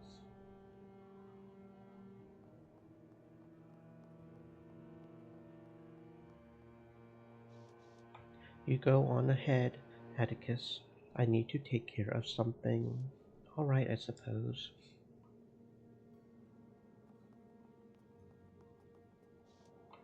I swear, I. Atticus, you've arrived. At last. Molly's well on the back foot now. Never seen her so flustered. Fulvole was under her control the whole time, which means I was lured here, right into a trap of some sort. Well, Miss Molly, fancy meeting you here. I was invited to this party, see? Not so unusual, is it? Jimmy was able to get what I needed from Fulvole, and, well, since you came all this way, I just decided to dissolve your debt to me. Everything, as of now. She's sweating, trembling. Have I ever seen Molly sweat? Well, she should tremble. Finally, I have her alone, without any of her half-human thugs to protect her. I should be the one collecting a debt tonight. The blood debt. Thank you kindly. You may go now. I advise you be careful that her paths do not cross again. Aye, you may trust in that. I'm done with politics and high society. I'm going to collect Jimmy and return to the East End for good. I've had a bellyful of this madness. You never know. Molly's the type to change her mind at the drop of a topper. A prisoner shackled to the wall. What a chamber of horrors this place is. Good sir, I'm not here to harm you. Might I ask your name? It's Sykes, but you should back away. Crows on the cross, he's a bloody werewolf. Luckily, only partially transformed. But I see why there are chains around his wrists. You there, fellow, how are you feeling? Are you like to bite me if I set you free? No, too weak, even if I wanted to. Dangerous sort of playmate, a werewolf. Compassion is a virtue, but only serves the living. I've no doubt he's a victim of one sort or another, brought here for torturous blood sport, likely for the amusement of well-heeled sporting gents, the type of clientele one would see at the party upstairs. It's a pity to leave a prisoner in chains, but he's on the verge of transforming. It will be safer for everyone this way. If we let him go, we have no way of knowing if he'll kill people that have nothing to do with any of this, and we don't want to get some poor random person caught up in this. So this is where Anika ran off to. Glad to see you're safe and sound. If I'm not mistaken, these two younglings must be the O'Brien siblings. I can't put us down that easily, though some have tried. Thank goodness you're still with us. What about you, Atticus? Do you need our help now? Both brave and considerate, some of the brightest flowers bloom in London's alleyways. More information never hurts. Can you tell me anything about this place, Bert? Who was holding you captive? Old Fulvo was in charge down here. Mad as a badger in a trap, that one. But it sounds like Anika's done him in already. Well, I picked this up a while ago. Perhaps you'd like it more than me. I can't believe you found it. I left it down sewer ages ago, when me and Anika were hiding out from that cursed ladsman. Is there anyone else down here? Yes, sir. Now that you ask, there's some great hairy fellow they hauled into one of the other cells. They had a bit of a fight to do it too. Not sure you would want to meet him, even with the bars and all. Thought I heard growling earlier. I had hoped it was my imagination. What did Fulvo want with you? He kept injecting me with some stinky juice. Told me it was for science. It looked like blood to me, which is really gross. But it sure did something, I'm telling you. He started hollering and laughing and jumping around. Yeah, first time I got the jab, all my scrapes and bruises disappeared, and I wish those doghounds would come back. I would have beaten them bad. Fulvo was too smart to open the cage then. How did you two end up here? Two doghounds did it, sir. Bagged us on our way to the Sacred Heart. They was big, too, biggest I ever saw. Nah, they weren't nothing special. One of them had metal hands. That was Bold, snatching two orphans by daylight. Bold or playing dumb, those two weren't the brightest of flames. If I'm any judge, so July and me was walking home, her from the textile mill, me from doing odd jobs around town, and they jumped us. They were hiding behind a hedge. I got knocked down, but popped right back up and said, if you's taking Julie, I'm going too. Camaraderie at its finest. They tied her hands and feet and tossed us into a grain sack, and then they took us away on a hand cart. It hurt a lot. Yeah, it did. So that's that. Now here we are. Something is off about that story, but I can't put my finger on it. Wait a minute. That story doesn't sound right. It's what happened. Cross my heart. Oh, come on. Only way I could have failed that. Only way.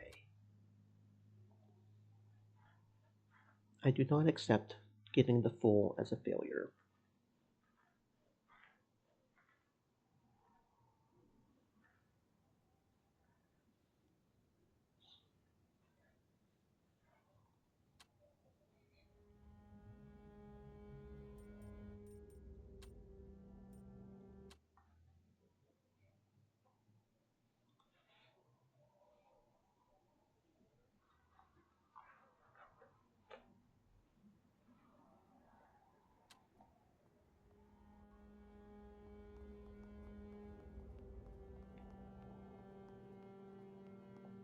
And while we're going back, I think I will just go ahead and kill Molly.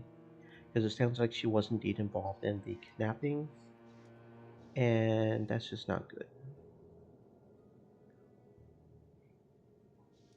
I'm here. Someone arranged for a patient to be transferred to Braxton Manor from Bethnal House. What do you know about it? What do I know about Silas's weird surgical treatments? Very little. Nothing, in fact. What are you doing here? Molly O'Malley, your shadow has darkened my days for years.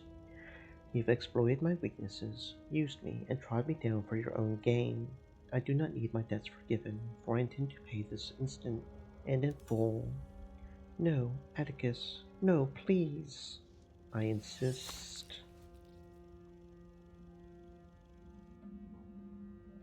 Fuck you, bitch. Well, that's that. An end to an era. Just goes to show you can't outrun your misdeeds forever. I wonder when I'll pay up for mine. Eventually, at some point, but not today.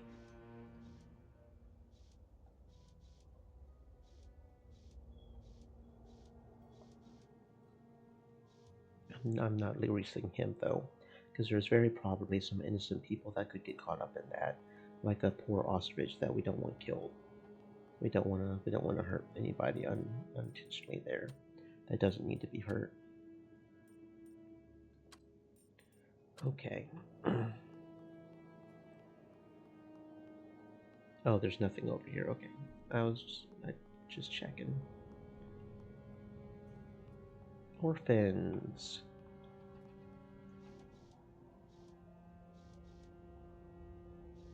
How'd you get the door open? Seems she didn't need much help from me after all.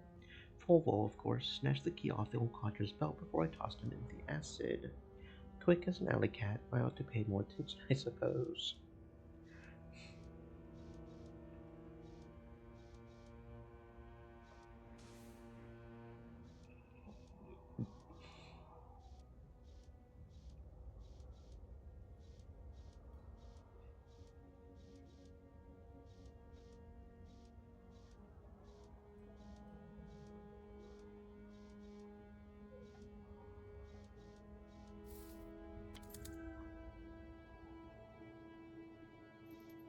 I asked around at the orphanage.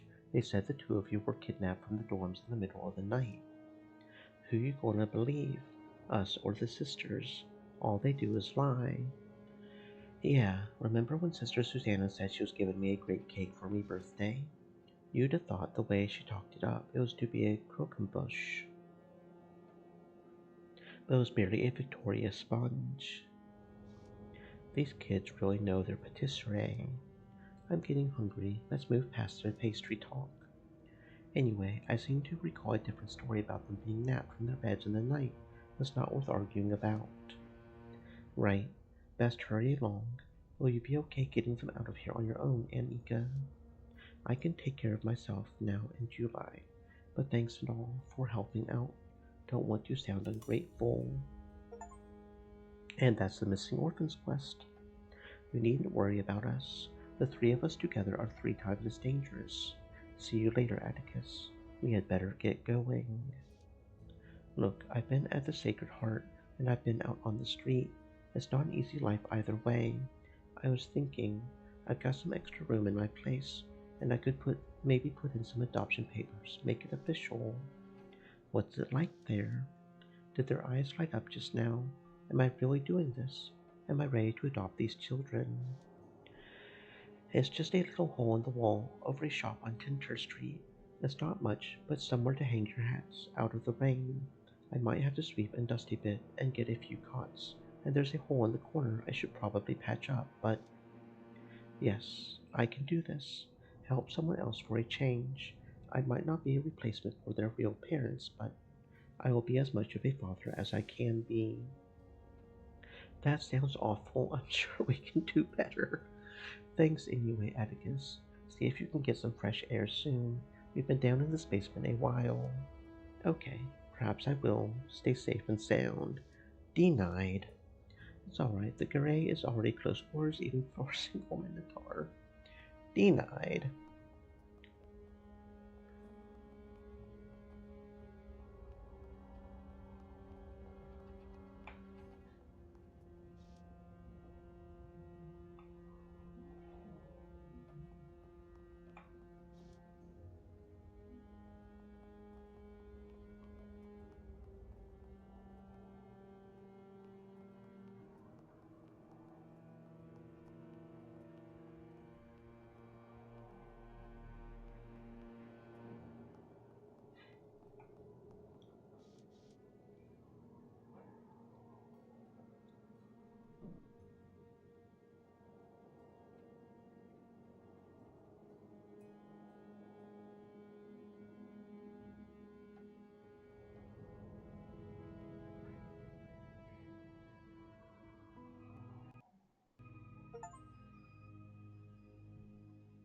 The truth is rarely pure and never simple.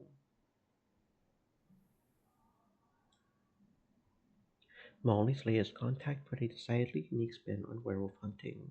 She wanted a Mr. Sykes captured alive. It wasn't the cleanest of jobs, and Otto broke off on his own partway through, highlighting the downside of his new independence. But Sykes was delivered in the end.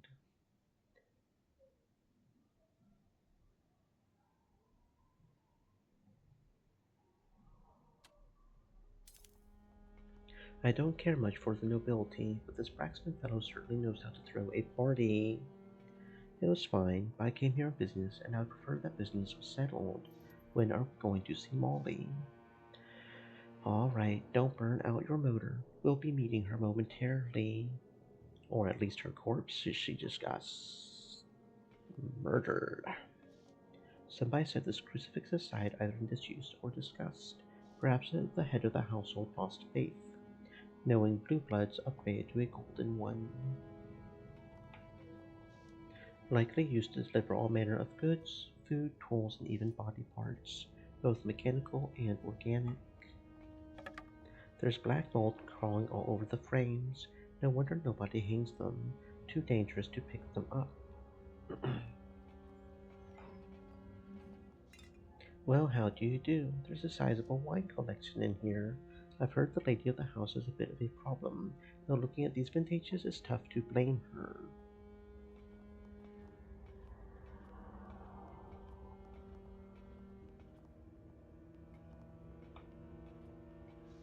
This door leads to the manor interior.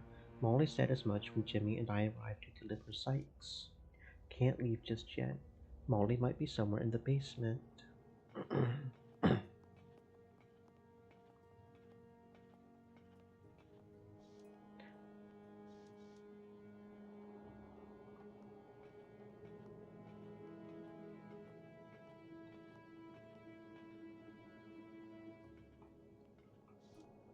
Hello, some fellows had a tipple too many. That would be Fulvol, scientist and maker of questionable serums. He's certainly not well. At a glance, I would say he's never going to recover. Looks like he was murdered, his throat cut like a hog, and his body won't last long in that vat of acid. Let's keep moving. We might find something else amiss. The volume of equations here make Otto's inner workshop look simple by comparison. It's a complex series of chemical equations. I wonder if whoever wrote this kept working the problem in their head when they ran out of space. Poor lad, nobody wanted to go out like that. All this for some light bulbs in the manor upstairs. No, this must be powering something else. No sense trying to unravel this mystery tonight. Perhaps when I've got more time to spare.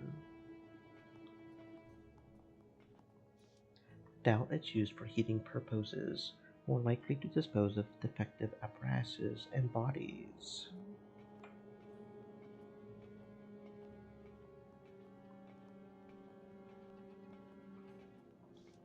When we first got to the manor, Molly showed Jimmy and me around the basement, and I recall there were prisoners here before.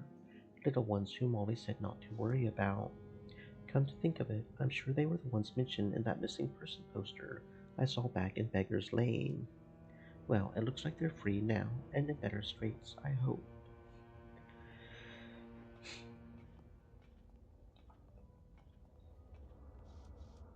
What on earth is this? No, it's Miss Molly. Stone the crow, she's been murdered. Who could have done this? A whole house full of people, I warrant. Molly had enemies aplenty. Any man worth his salt has enemies, or woman in this case. Whoever it was won't leave this place alive, you can count on that. Off he goes to catch whoever killed Molly, like a bull rushing headfirst into a red rag. There goes my chance to collect any sort of payment from Molly. I should find Lord Braxton and have a word with him. Perhaps he can pay me for troubles instead of Molly.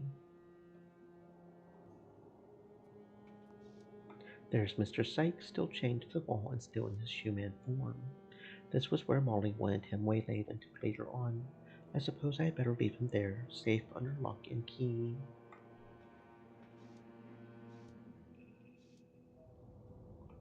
Yeah, he's safer here for everybody's sake. Okay.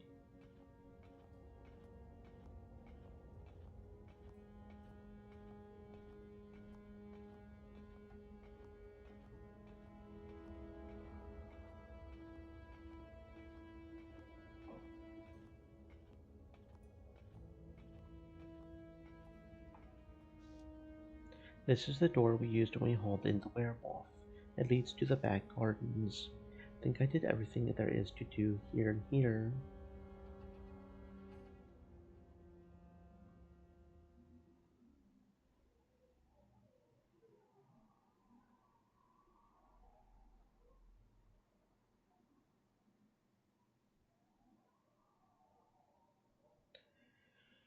Hmm.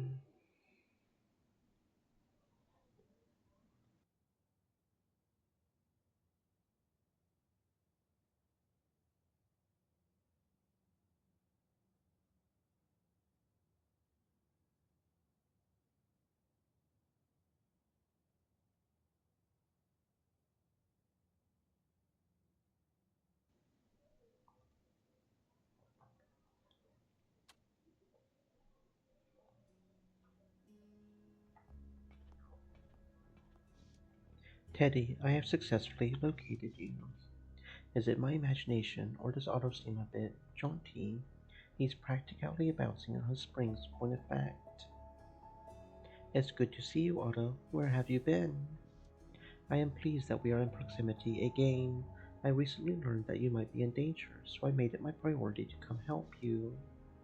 Well, it's damn good of him to watch my back. I guess we're friends after all. I see, but how did you get here? I concealed myself on Lord Braxton's airship and recently disembarked at the back of an outbuilding in which something rather strange is most certainly going on. Amazing. It seems like the determination core is paying dividends already. And there is more. On the way to the certification, I spotted a large, intricate, and unusual device. I am curious to examine it more closely. Very interesting. That must be what all this hullabaloo is about. Some sort of demo at the guest house. Shall we go then? There's still some things around to do around here. Okay. I want to explore a little bit first. We haven't been able to explore yet. Passage to Kennels is denied. You may take the path to the guest house over to the right. If you are a guest, I am not able to discern if you are a guest.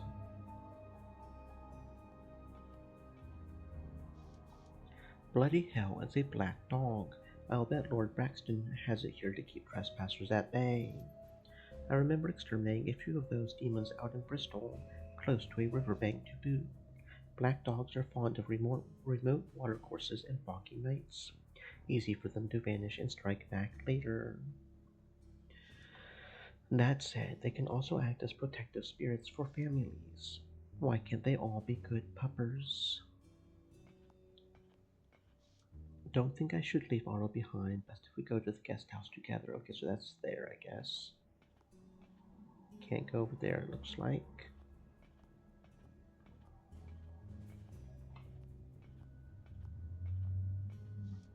An angel is ordering the torch to the manor. What's that supposed to mean?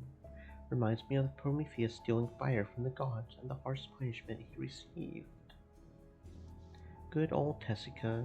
Miss Lincoln, how nice to run into you. And you, Mr. Redgrave, are you enjoying the party? Aye, it's good to speak with people you don't get to see in the normal course of the day. Indeed. Well, have a good night, Mr. Redgrave. And you, madame. This fellow is likely the other gentleman's bodyguard, given the other's doughy face and silver spoon look. Not sure he could defend himself otherwise.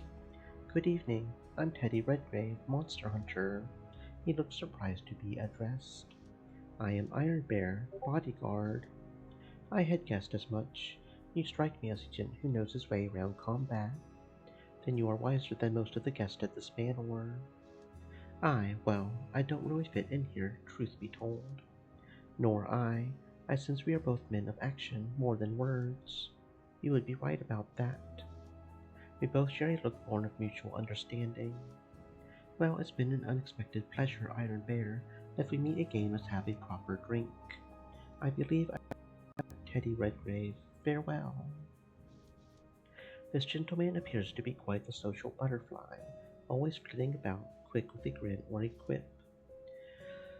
Good evening. I'm Teddy Redgrave, Monster Hunter.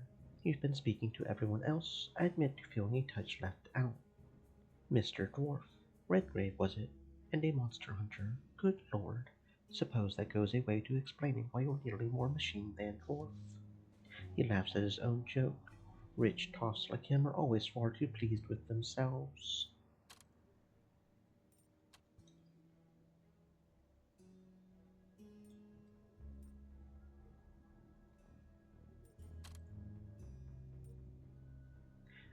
My limbs are proof of my resilience. After all, I'm the one who came back alive.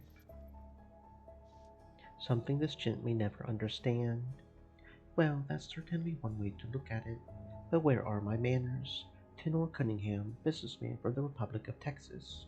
Pleasure to make your acquaintance. The trite phrase is even more empty than usual. Outside of a need to hire my services, he has no use for someone like me. Have you met many interesting people tonight, Tenor? He doesn't like me calling him by his first name. Score one for Teddy. Well, of course, my lad. That's what shindigs like this are for, you know? No one quite as thrilling as a monster hunter, but we can't all be risking life and limb out there. Though who knows, if my business rivals ever get a hold of me. A thoroughly unpleasant chap. Well, I'll leave you to it. I'm sure you have important work to do. Right you are, dear boy, right you are. Judging by her finery, this must be the lady of the house herself. Hello, and who might you be? Theodore Redgrave, Monster Hunt. Charmed, I'm sure. I'm sorry. So many guests to keep track of. This lady seems to have had more than is good for her. We're supposed to be going somewhere, and my husband has some sort of event planned, but I can't recall the nature of it. Won't be getting anything out of use out of her. Pleasure to meet you, ma'am. Yes, quite. Now here's someone you wouldn't normally find in these parts. Pavel, I didn't know the London elite needed your services. Braxton Manor isn't as squeaky clean as you might think. Get it? Squeaky? What do you make of Lord Braxton, anyhow? Truth behold, I've yet to meet him. He's hardly approachable, and he may prefer to keep his distance from common folk like us. Seen or heard anything wrong? You always had an eye and ear for such things. That's a good question. Place looks nice on the surface, though I feel there's something amiss that isn't readily apparent. Maybe it's the fact that only Lady Braxton is around, but Lord Silas hasn't been seen all evening. If I were a well-heeled industrialist, where would I be? Lurking in the shadows like Sucker Jones? Well, it was nice talking to you. And you, Mr. Redgrave. Pleasure as always. Is that Green Street? Wonder what brought him all the way out here. Green Street, you sure have a knack for going places. Aye, Mr. Redgrave, but I could say the same to you. Most engine people I know hardly see the light of day, always been over some project or another in the workshop. Enjoying the party? Food's good, can't complain. A cove of few words. You haven't seen Lord Silas around, have you? It's odd that the Manor's namesake is nowhere to be found. I admit I was looking forward to meet him, and perhaps we will if we're patient enough. But at least Lady Braxton is here, even if she'd rather acquaint herself with liquor than with party-goers. Take care now. You as well, Mr. Redgrave.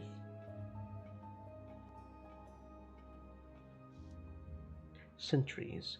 Does Lord Silas think he needs armed guards as parties to keep the peace? Guests are encouraged to make their way to the guest house. I am not able to discern if you are a guest. Mr. Redgrave, I hardly knew you partook in such occasions. What can I say? I'm a walking riddle. Well, all the more reason to get to know you better. What's on your mind? Enjoying your time here? Indeed, As much as I would love to see Lord Braxton in the flesh, one can't deny that he left quite the impression on yours truly with the Egyptian theme and delectable selection of victuals. And I gather those victuals included lots of meat. Just because I love animals doesn't mean I must restrain myself in gastronomical matters. Besides, it's not like marsupials are being served on silver platters. Any idea where Lord Braxton is? Not precisely, though I wager something fetching will unfold at the guest house. And if I know Silas Bragg, he isn't one to miss out on such an event. Have you seen anything strange going on around here? Around here? Not that I know of, though it's worth mentioning that my parakeets have been picking up all manner of foul words from passerby recently. Hardly good for business. No, sir. Part of me wants to hear it for myself. If that isn't entertainment, I don't know what is. Think I'll leave you to it. Fair enough, Redgrave. Enjoy the rest of the party.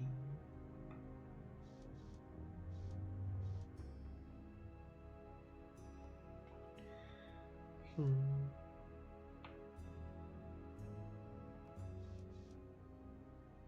It's times like these you almost wish for a monster attack to liven things up, eh? Should the unthinkable come to pass, I look forward to fighting with you at my back. Likewise, Iron Bear, I'll be seeing you.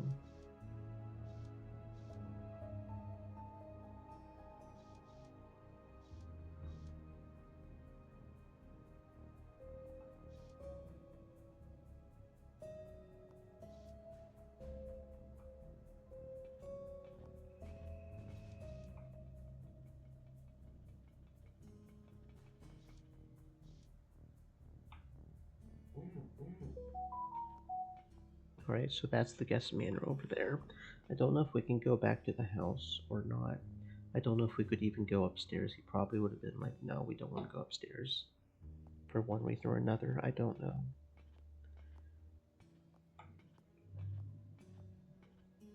Okay, we can go back in the basement. Interesting. Okay, because we gotta explore, right? That's just basics to explore. We probably are going to finish the game tonight, though.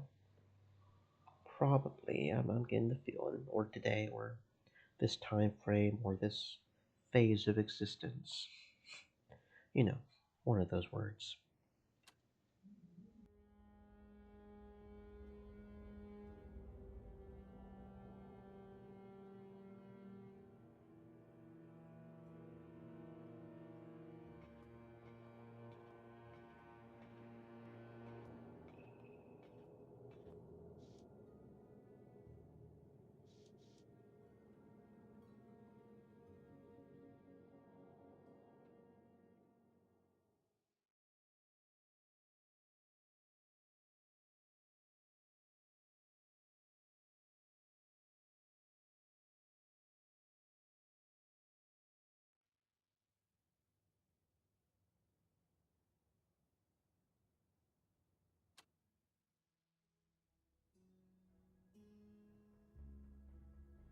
Oh, well, that's interesting.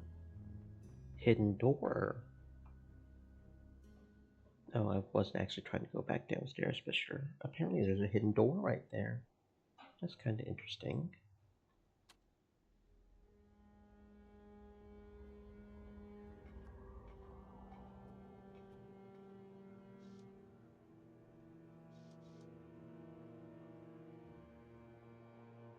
Okay.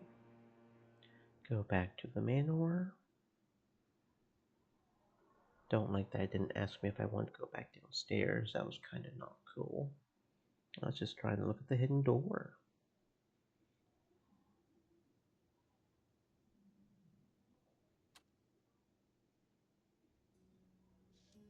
The selection of engineering text here is comprehensive.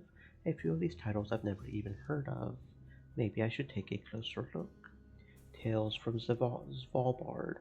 Of course, it's not all about Leif Erikson and the Beothuks' trade relationship with their dwarven neighbors. Ships sailing back from Svalbard have maintained that the region is home to a heretofore unknown form of life. The writer must have found out about wild mushrooms. Not dwarven, nor any other known form for that matter, but something thus far undescribed.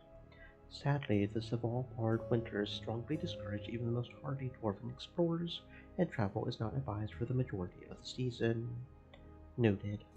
Beyond the difference engine and the rise of binary calculation, introduced by Babbage and refined by Lovelace, until we come upon the basis of modern steam automatons. Work had, of course, been done previously to combine Francis Bacon's alphabet with I Ching, though the popularization of steam actuators led to a refinement of the system by Lovelace. I hadn't considered how the I Ching might factor into it, and the addition of a second row of switches which incrementally increased its power. Lovelace made leaps in her programming and poetical sciences, which she is recorded to have said weaves algebraic patterns just as the Jacquard loom weaves flowers and leaves. Fascinating. Real craftsmanship. Lord Braxton has good taste, whatever else there is to be said about him, or the credit goes to whoever does his decorating. Unlike myself, this cove made the trip from Africa to Europe in one piece. A simple fireplace among the more palatial surroundings. Has Lord Braxton already become cash-strapped? I doubt it. More likely a design flaw sustained in the construction of the manor, which clearly took ages to complete. I've seen enough ghastly bodies in my trade not to be shocked by them. The relaxed and vigilant pose of a naturally keen hunter.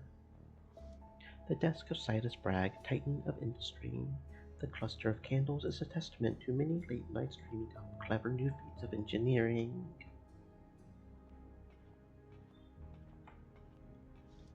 A great block of stone carved with ancient Egyptian figures. I wonder what a stonemason of today would think of his work being displayed in a rich man's house 3,000 years hence. My own creations are unfortunately much more vulnerable to weather than simple stone. A ladder is a primitive way to fetch things from a shelf. There must be an automated solution.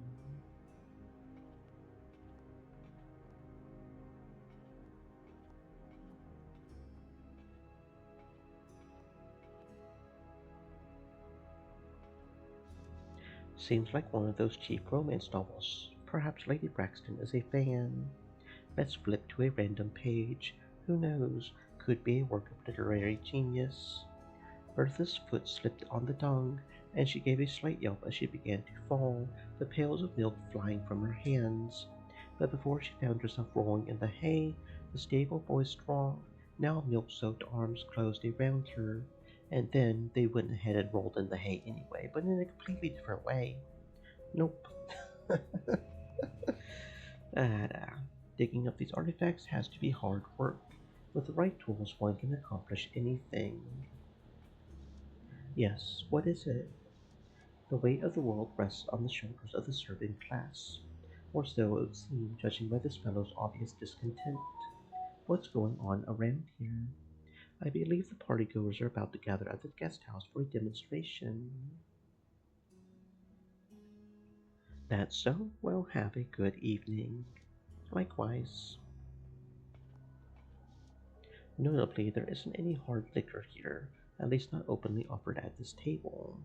Maybe Lord Braxton doesn't want his guests to get too giddy and tip over a statue. Sweet Walter's shining orb, someone's going home with the collywobbles.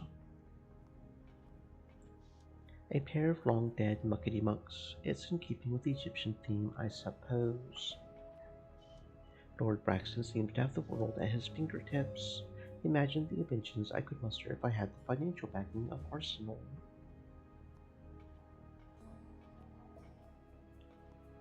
That seems to be everything in the house. Can't imagine there's too much in the front drive, but we're going to go check out the front drive anyway. And then scoot on back to the guest house.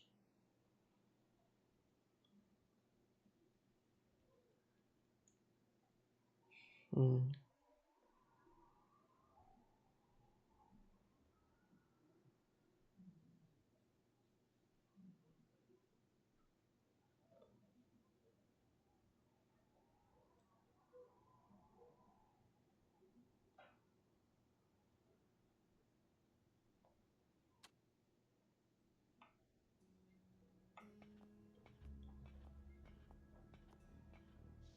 This garden smells less like vegetation and more like hard work done without any respite.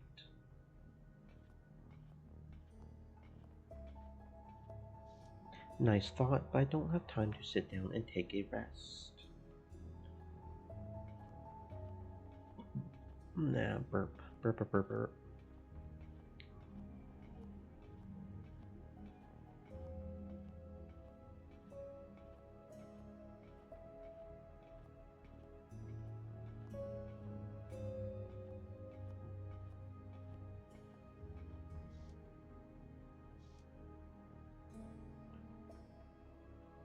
Okay, yep, not a whole lot out here. Didn't think so. But we're checking everywhere just because we can, right? Right, absolutely.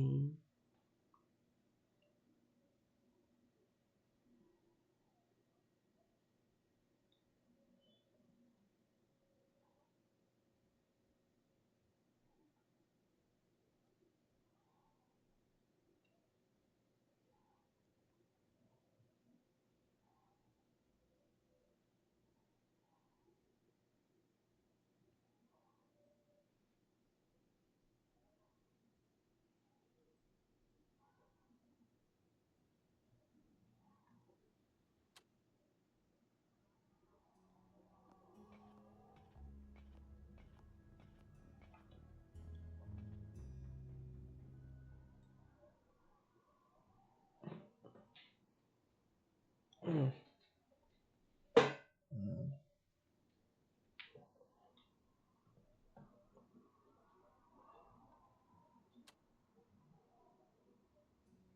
Okay, Otto, I think we're ready to go. Let's not tarry. Let's go, let's go.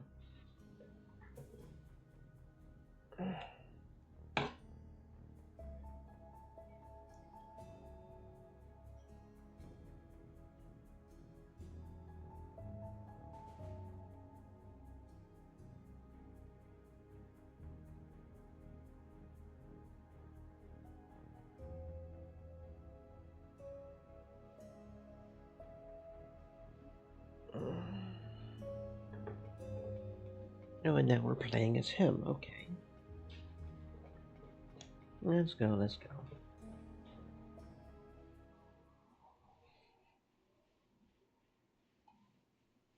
What from the outside seemed to be an unassuming guest house looks more like a cramped storage for steam-powered gadgets and machines of every description. Odd vehicles, long disused automatons, and weird parts of all shapes and sizes are heaped here and there under no apparent system. Some of the less recognizable items, medical inventions, your guessing, or possibly torture devices, are downright disturbing in their aspect. And the whole dim cavern is dominated by a robotic surgeon hanging from above, like a hideous metal spider waiting for fresh prey. We've arrived at the guest house unmolested and without hazard. No one in visual range. Current status hidden. This is a keen vantage point, Otto, I must say, though I didn't like that rickety ladder much. Though we must not let our guard down, we are likely to encounter antagonists at this location. Probability high, more data needed. Hey now, old sport, maybe it's just a barn where Lord Braxton has a workshop. Let's have a look before getting all worked up.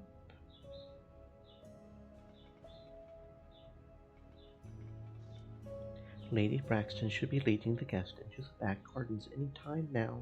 That is, if she hasn't drowned herself in gin.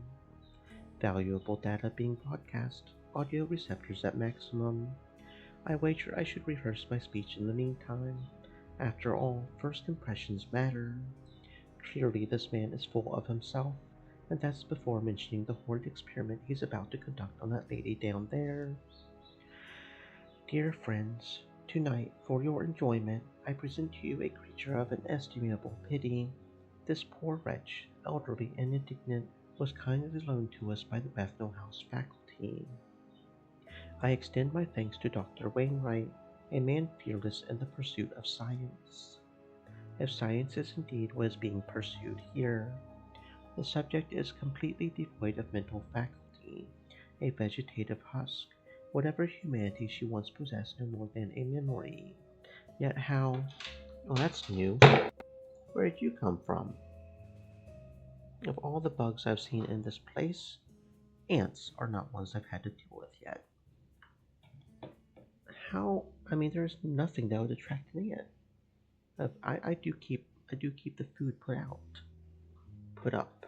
Hmm, that was unusual. Um,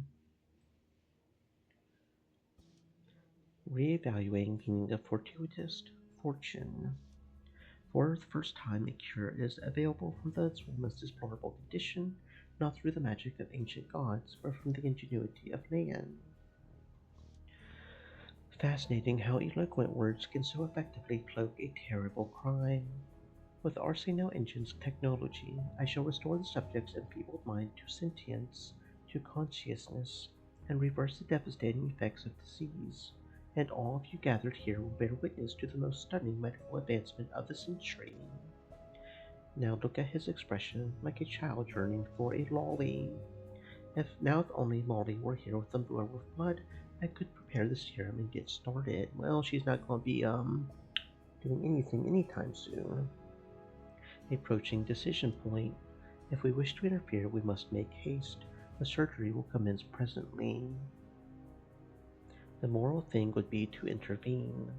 To enact this dangerous procedure on an unconsenting person, someone completely unable to consent, is indefensible. The moral thing would be to intervene. Bloody hell, Otto, this is worse than I imagined. Perhaps we could access the surgical theater from the door just there. Stream elements. There's no time, Otto. Said. We need to go around the building Stay and moist, save the my poor friend, patient's hydrate. life, if we can.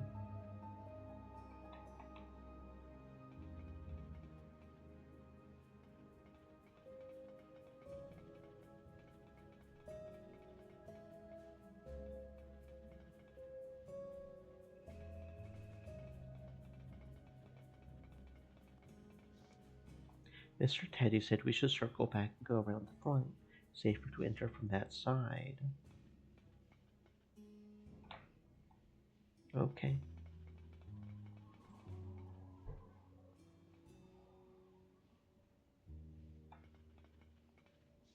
A lengthy and conspicuous black cable, source unknown, terminus the guest house.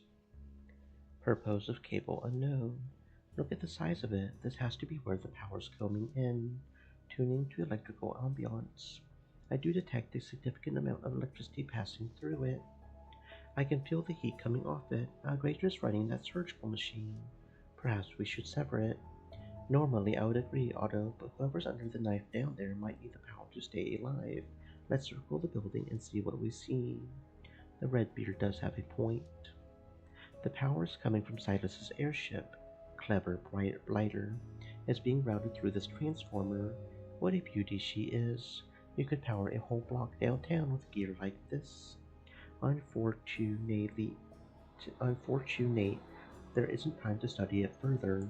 Mr. Teddy is keen on circling the building. It does seem the best path forward, should we avoid trouble and stop whatever's happening inside the guest house.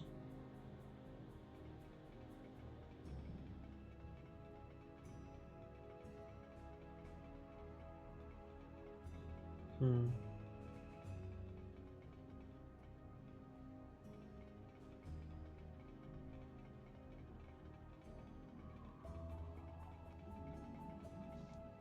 Watch out, here comes one of Molly's goons. His gait suggests he is overly self-confident. We need to deal with whoever this is directly, and if it's necessary, eliminate them entirely. No problem, let's see if this lunkhead can put up a challenge. Oi, what are you two lurking around out here for? This area is restricted, so you best be on your way before I let my sledgehammer do the talking. Technically, sledgehammers are incapable of speech. You better shut your gob, Tin Man, or else you'll let your sledgehammer do the shutting. What a cheeky goddamn rattletrap. Look here, Redbeard, that your automaton? I am my own automaton, but if I say the word to Teddy, I'll be the last automaton you'll ever see. Moonshine on the water, I'll beat the both of you to a pulp. Just try me. This thug is below average intelligence for a dwarf. Deception is still an option, that if the Redbeard can handle it. Mr. Teddy, it's time. All right, Otto, this bloke shouldn't be much trouble. Teddy raises his blunderbuss and with a single shot dispatches his target. Easy as pigeon pie. Now our road is clear once more. Agency is very satisfied. The Redbeard isn't so bad when he's being helpful. Dead as a hobnail, as the blooded say. Well, we know he killed and robbed a teen, thanks to Teddy's ghost summoning, so that's why I went ahead and killed him, because he's a pile of shite.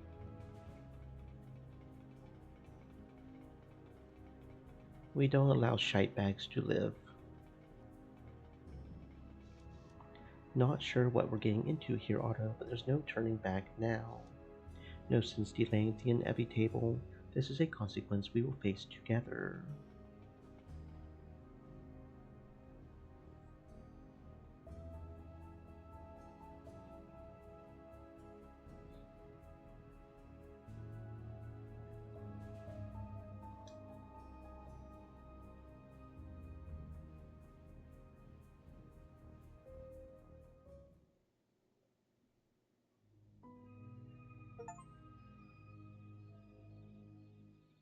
True friends stab you in the front. That's nice. That's nice. You had an awkward encounter with the Minotaur you robbed on the way to Lord Braxton's soiree. Once you arrived, it took some work to track down Zora. Before you could get any real answers, Ivana interrupted, and the two of them slipped into the shadows.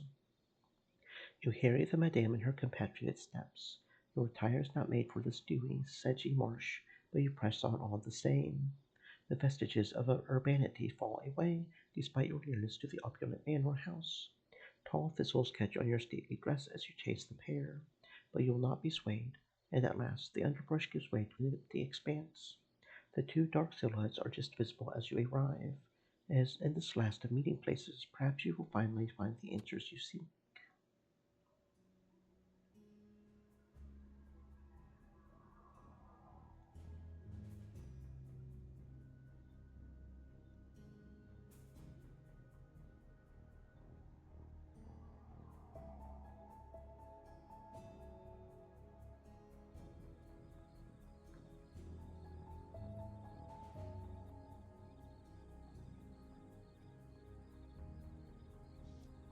Clara, dear, you really shouldn't be here. What a shame. Claire, calm yourself, Ivy.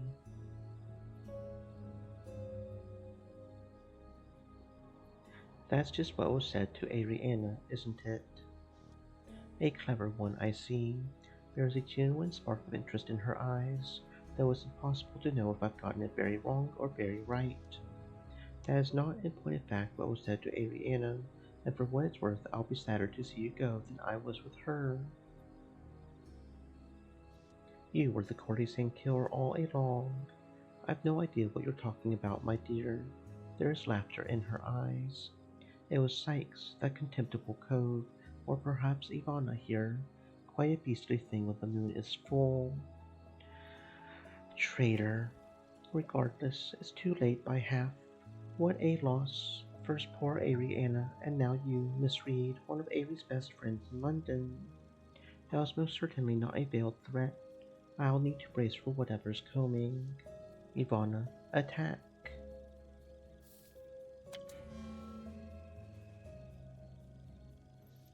It is over in a flash. A great wall of flesh, fur, and teeth crashes down on me. There is pain, there is warm blood pooling on the marsh, then there is no thing. Damn. Just getting our throat ripped out. Okay.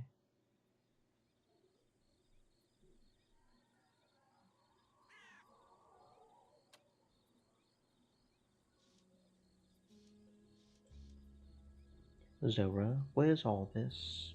Come now, Clara. Surely you've some ideas what kind of trouble you're in.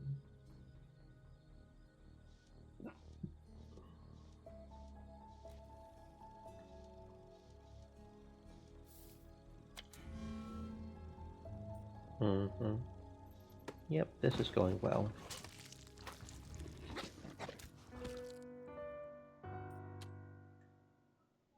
This is going well. This is fine.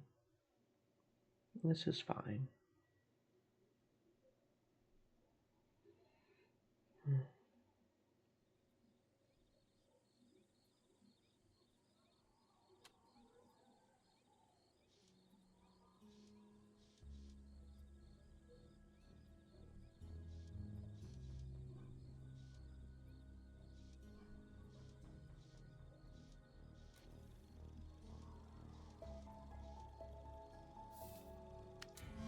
Okay, 44% chance. One of those should have succeeded. One of those should have succeeded. That's 3 times. 3 times we tried it. Even at a 33% chance, one of those should have succeeded. Bullshit. I call bullshit. And this is why I get frustrated with games that have RNG. Because it feels like the numbers don't ever add up to what it's supposed to be like. Ever.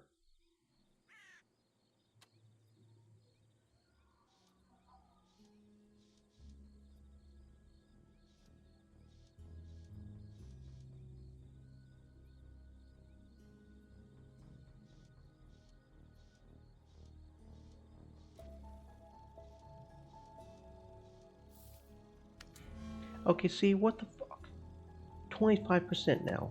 Even at a 25% chance, I should have had it at least once. It's a 44% chance. That's bullshit. That is straight bullshit. From a statistical point of view, that is bullshit.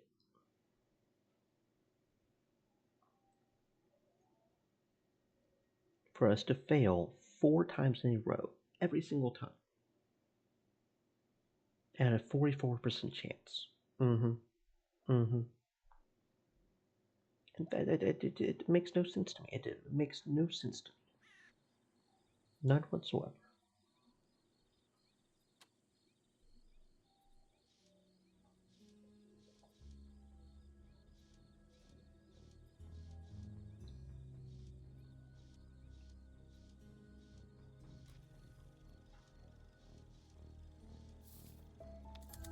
Thank you. I could avoid Ivana's first strike, but she rounds on me again, pinning me to the ground. By Golez, Clara, I don't know what's gotten into her. She's like a wild animal. Ivana could puncture my skull from this position, but her claws are merely resting there. Ivy, kill her. She's a danger to us both. Kill. She's loosening her grip, slowly lifting her weight off me. Ivana looms large and panting beside Zora, but for some reason she's allowed me to my feet. Blasted savage curse. These animals can't be trusted to do anything, but it hardly matters. When the transformation reaches its final stage, Ivana will lose whatever mental faculties remain, and tear me limb from limb while you stand idly by. Precisely, but if you prefer, I could kill you now, to spare you the pain. I find myself without a weapon. I should keep Zora talking. How can you risk being so close to Ivana in such a state? I have nothing to fear, Miss Reed. Ivana will not harm me. Ivana's form tenses above me. At this distance, I feel, more than hear, the vibrations of a rumbling growl. Regrettable as the transformation may be, Ivana is no base animal. She is above such things. She has never harmed me while transformed. She, unlike so many degenerates, is faithful to her family, even when pressed. I found your letter. You're both from Bruslavia, you and Ivana both. We are cousins raised together, thick as thieves. And Gwen? Ariana's little friend? She knew too much. It would have been impossible to do what needed to be done with my past following me to London. I thought that Thames would do enough to hide the evidence. Rachel Nichols? Who? Does she even know how many she's killed? She was a washerwoman, sleeping rough when she was killed. How was she a threat? A simple mistake, I'm afraid. She surprised me in the dark, but it did present a fine opportunity. Rather than a poor woman drinking herself to an ignominious death, I was able to make it look like the work of a mad werewolf. And got a pretty penny for the organs, too.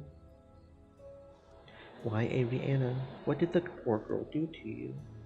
She put the same clues together that you did. Simple as that. She went looking for the whereabouts of an old friend of hers. Poor Ariana, curious to the last. She confronted me, and I was forced to silence her. She would have been wiser to leave well enough alone. I found your private presence now at your flat on Cable Street. Sneaking around, Miss Reed. How rude of you. Surely now that you've seen Ivana's condition, you know what I use it for. You keep her captive in there, then, every 3 weeks around the full moon. Not captive.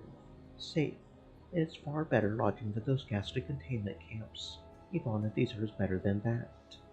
The residents of the Bell Jar heard growling the night the crime was committed. I'm sure they did. Kill. Ivy.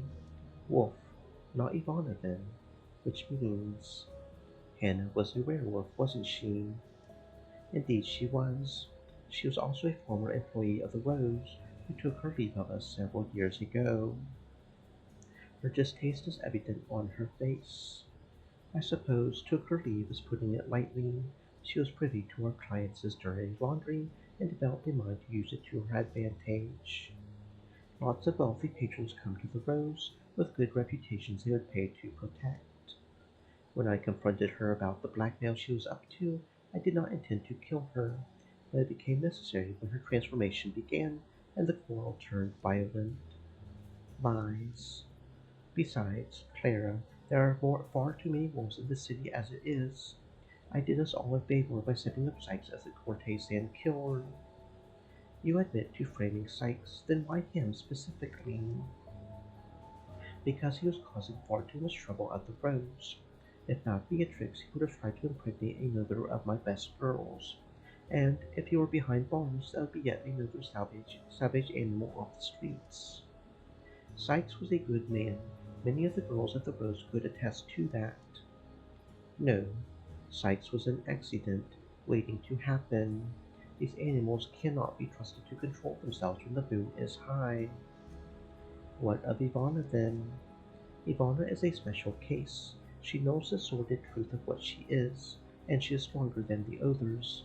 Smart enough to listen to those with sense even when she has none left.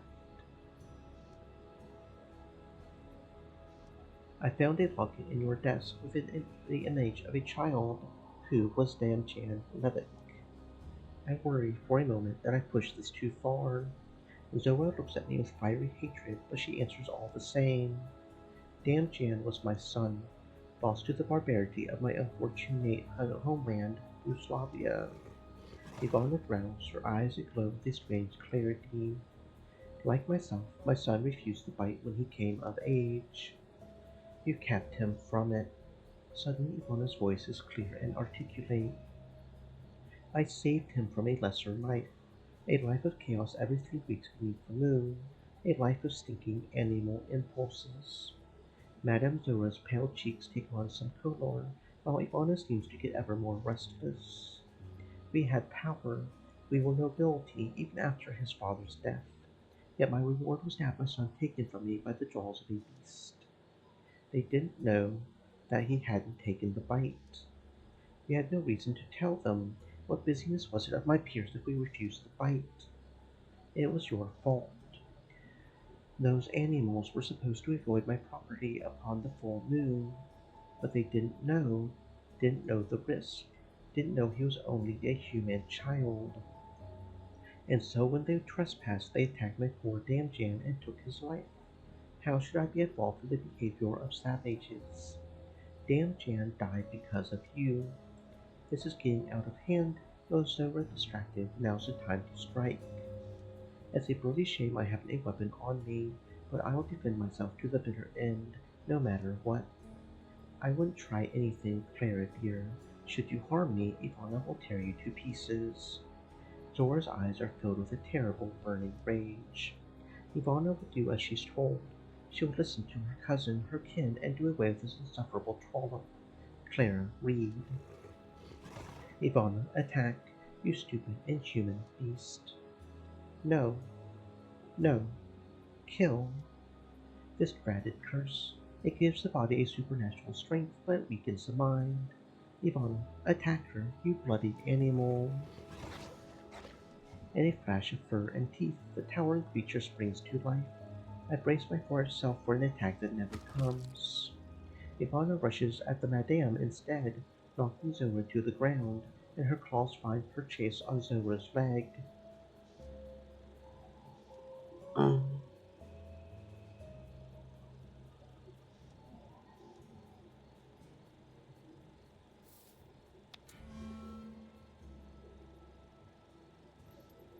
Ivana, she's not worth it.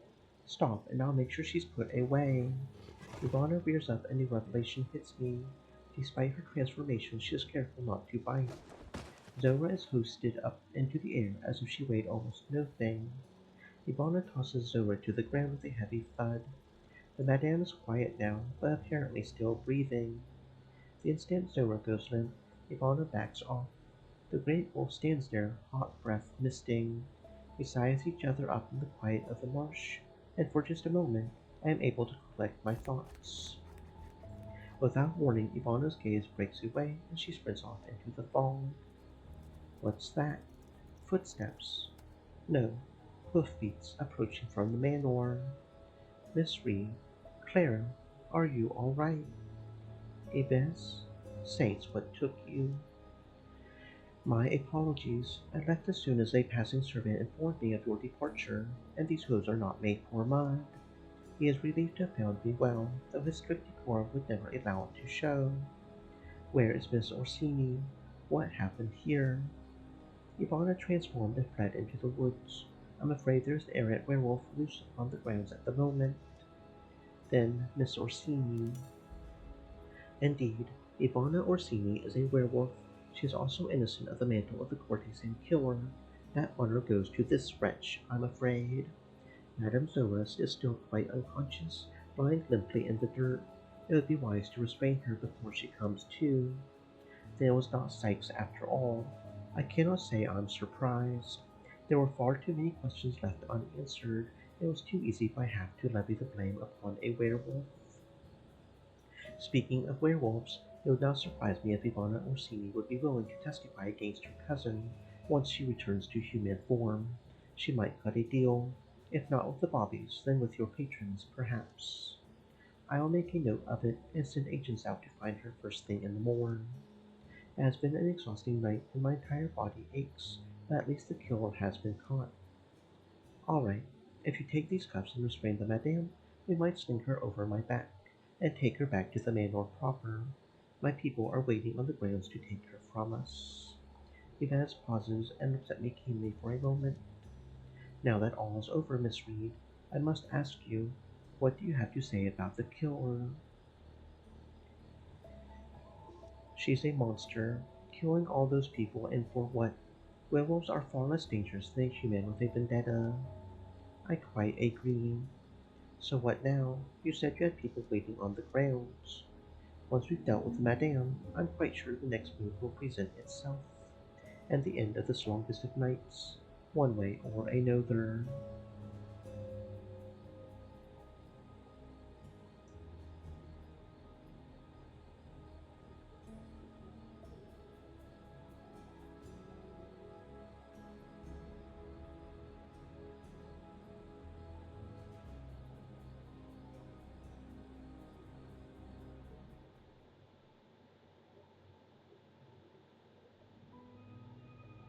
Children begin by loving their parents. After a time they judge them. Rarely, if ever, do they forgive them. Braxton Manor proved to be an arduous challenge, though you behaved like a gentleman, which is all a Minotaur could ask. You now know that the guest house has the resolution you've been seeking.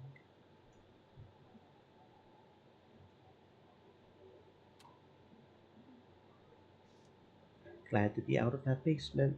Now, what's this? Looks like a few folks hanging about out here. And with Molly gone, I just need to get to the bottom of whatever other terrible business is at hand.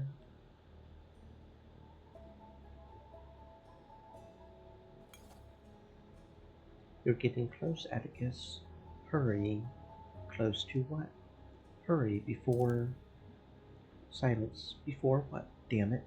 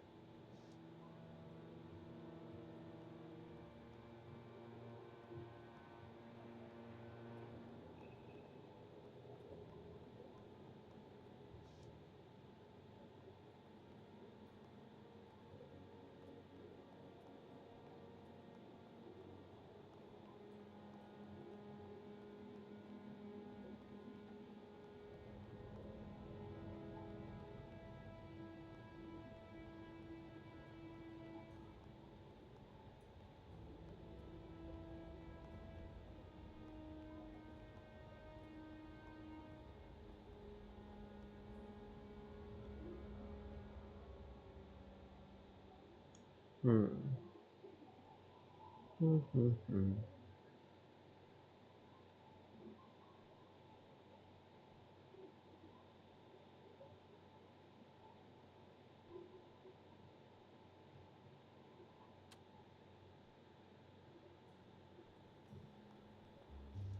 Look at the size of this beast. I've never lived anywhere you could fit something like it through the door. Like the other and more mummified guest of honor, this fellow strikes me as laconic. I should like the opportunity to peruse Lord Braxton's library. I'm sure a quick glance would be all right. Multi-local nation-states. It's important to note that the Royal Institution is still lacking a complete understanding of the fairy and fairy type, despite being geographically widespread. Fairies. It doesn't matter what scientists say, I still don't believe in them. Such advances in natural philosophy are necessary should we wish to advance the English scientific cause in general.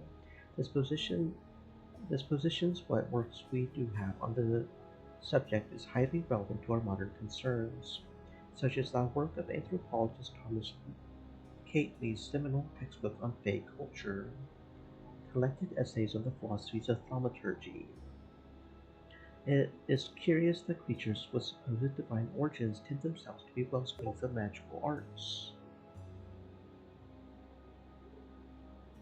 This tradition has led to the conclusion that the origin of several arid sects of non-human entities must be godly in nature, given their proficiency in various thaumaturgical fields. Godly, maybe Loki or Dionysus. However, this theory harbors several flaws, or at the very least, complications. What of saints whose power was thought to be conferred or borrowed from a divine source, despite their apparent lack of mystical ability prior to their miraculous acts? Such a well-documented phenomenon is.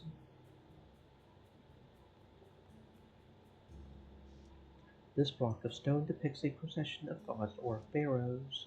I have to wonder, did the common people worship their higher-ups as their artifacts suggest, or is it simply that the history we have was paid for by the wealthy? Imagine having such high ceilings and so many books that one needs a ladder to access them. That thousand-year-old body doesn't look the worse for wear compared to your average London ruffian. Most cats I encounter tend to hiss at me. This one's remarkably composed by comparison. That's quite a narrow fireplace. Could have been an intentional design choice, or did the architect fail to plan accordingly? A big desk for a big cyclops.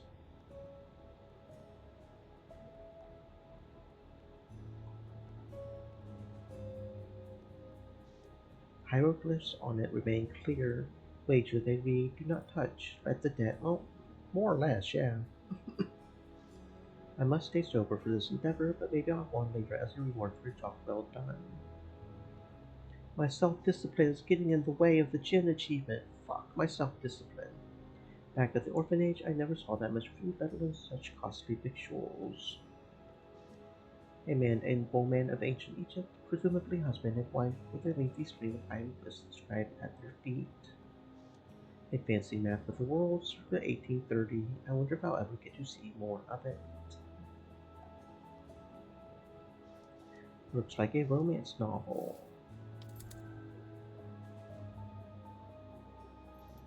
Wait, there's a notable misprint here on the first page. The seventh word in the sentence is oddly capitalized. Am I really wasting time on this? Here is again, 7 words into the next sentence, but nothing on the sentence after that or on any other page. Maybe as a suggestion, let's take the seventh word from each sentence and string them together.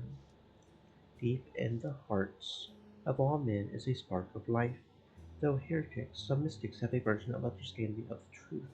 The truth being that what they call ether is in fact spirit, the very breath of God. I will concede that there may be something to this. It is said that we are all God's children, but that is false. Many are so corrupted that they cannot be saved. These have abandoned God, and God have abandoned them. The main text sure has a lot of oaths to help explain all the gods. Many young people have already strayed from God's light. Their eyes, bereft of holy light, are filled instead with the fires of hell. One can find the same affliction among the poor, loose women, and addicts.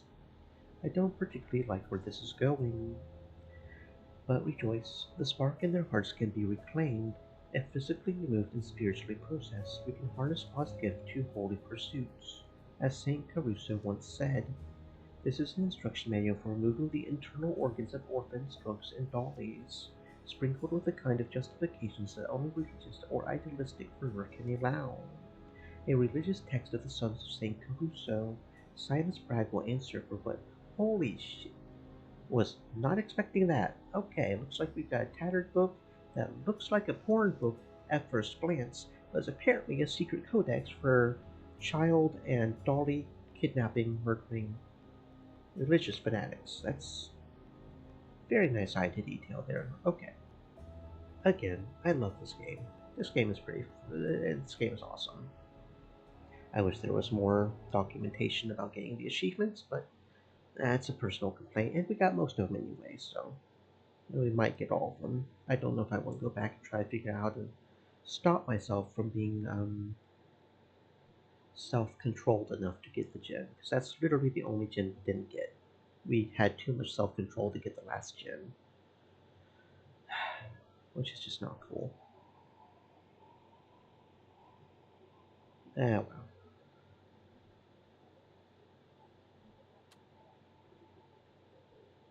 Okay.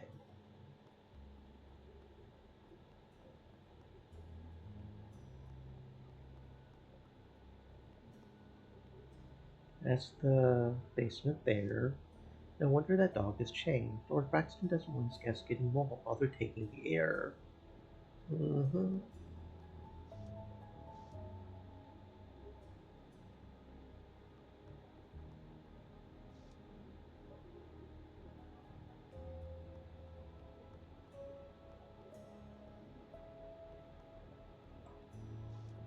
The angelic figure holds up a torch as though it were the sole source of light in this dark world. Maybe Lord Braxton fancies himself a shepherd of the uninvited masses. Look, it's the pet broker from Plazasaurus. Rathbone, I believe. Sir Willard, your ostrich is looking particularly handsome today. Yes, very kind of you, sir. Well, hello again, old boy. Yes, I find it hard to leave her behind. I hope it's not too distracting.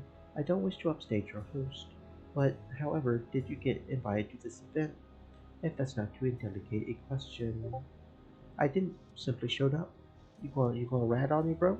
You gonna rat on me? I'll break your fucking ostrich's neck. You gonna rat on me? Brilliant in its simplicity, that sort of gumption will serve you well. Okay, thank you. Do you happen to know what everyone is waiting for? Oh, yes. Old Braxton is putting on a show of some kind. A demonstration. That's it, in the guest house, hopefully soon. I have a feeling this guest house is a hospitable one. Perhaps I'll take a look myself and see if I can hurry things along. Tessica Lincoln, painter of portraits.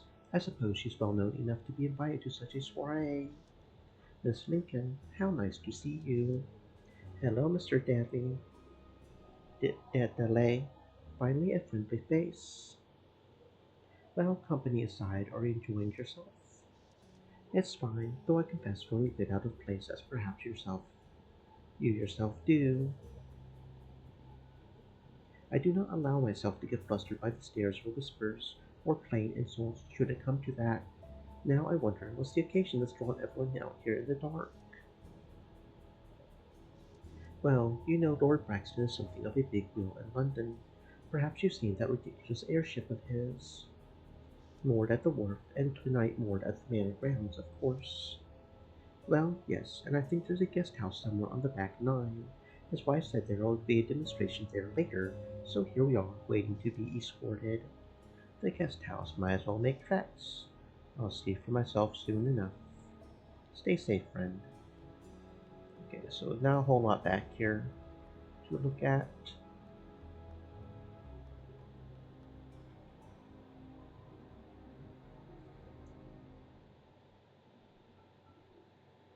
So this all it all comes down to being a plot by this cult, I guess.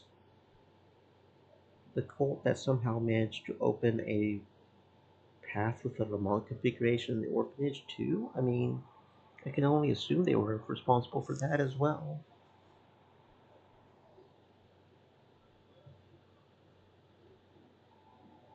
And we're starting to have issues with the loading screens. That's nice. That's nice. That feels good. Mm-hmm. Mm-hmm. Mm-hmm.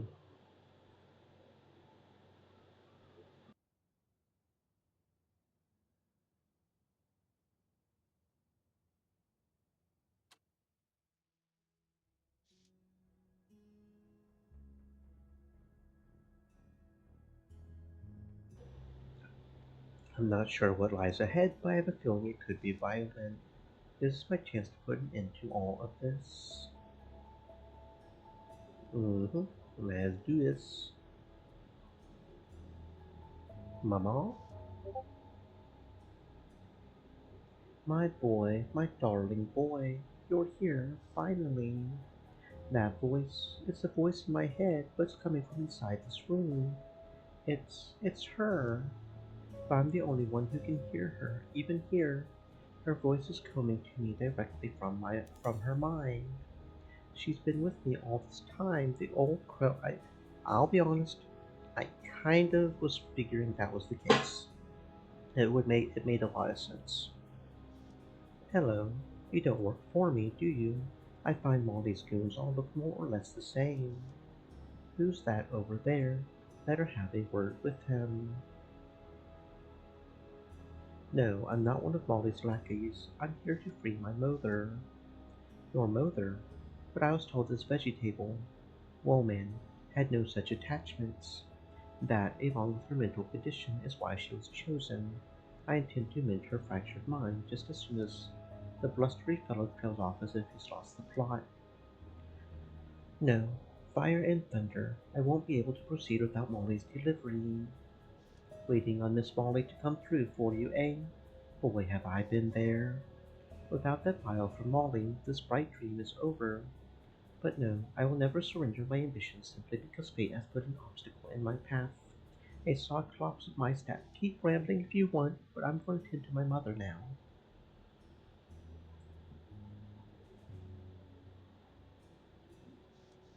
Atticus, thank the fates that you reached me in time before that maniac could cut me open. Yes, mother, I'm here now, but it all feels like a dream. It's really me, Atticus. You're not dreaming, nor am I, but because of my condition, I cannot move my lips or utter words. We can only go on speaking telepathically. I understand, but still better than not speaking with you at all. My darling Atticus, I never thought I would see you again. Modar, why did you have to abandon me? I'm sorry, sweet child, but your father forced me. You never knew him, but he was a statesman and a politician. He couldn't have let it slip that he had a Minotaur child. It would have ruined his career. Like myself, he must have cast an illusion to conceal his true form. Wait, I remember something. My ring, do you have it by chance? I do, mother. Here you go. My ring. Atticus, I knew you would find it and hold on to it. Same way I held on to hope that I would find you. Her body remained still as I slipped the ring onto her finger. I bet she would have cried tears of joy were she able to. My mother loved me deeply, but she had to give me up. The fear and turmoil she went through must be felt as my own, so that I can understand. The anger that has led me to so many of my decisions. It was a bitter wind that left me on the doorstep of the Sacred Heart. I know that you came back for me. Yes, but I was dragged from the Sacred Heart when I arrived to retrieve you by a terrible man. The same man your father hired to crush his political rivals. I must fear the anger and fear that she felt on that day, so that I won't absorb it and continue to feel it as my own. I mustn't repeat the cycle. Forgiving her is the only way to save myself. Mother, it's okay. I forgive you. I'm just glad we can be together now.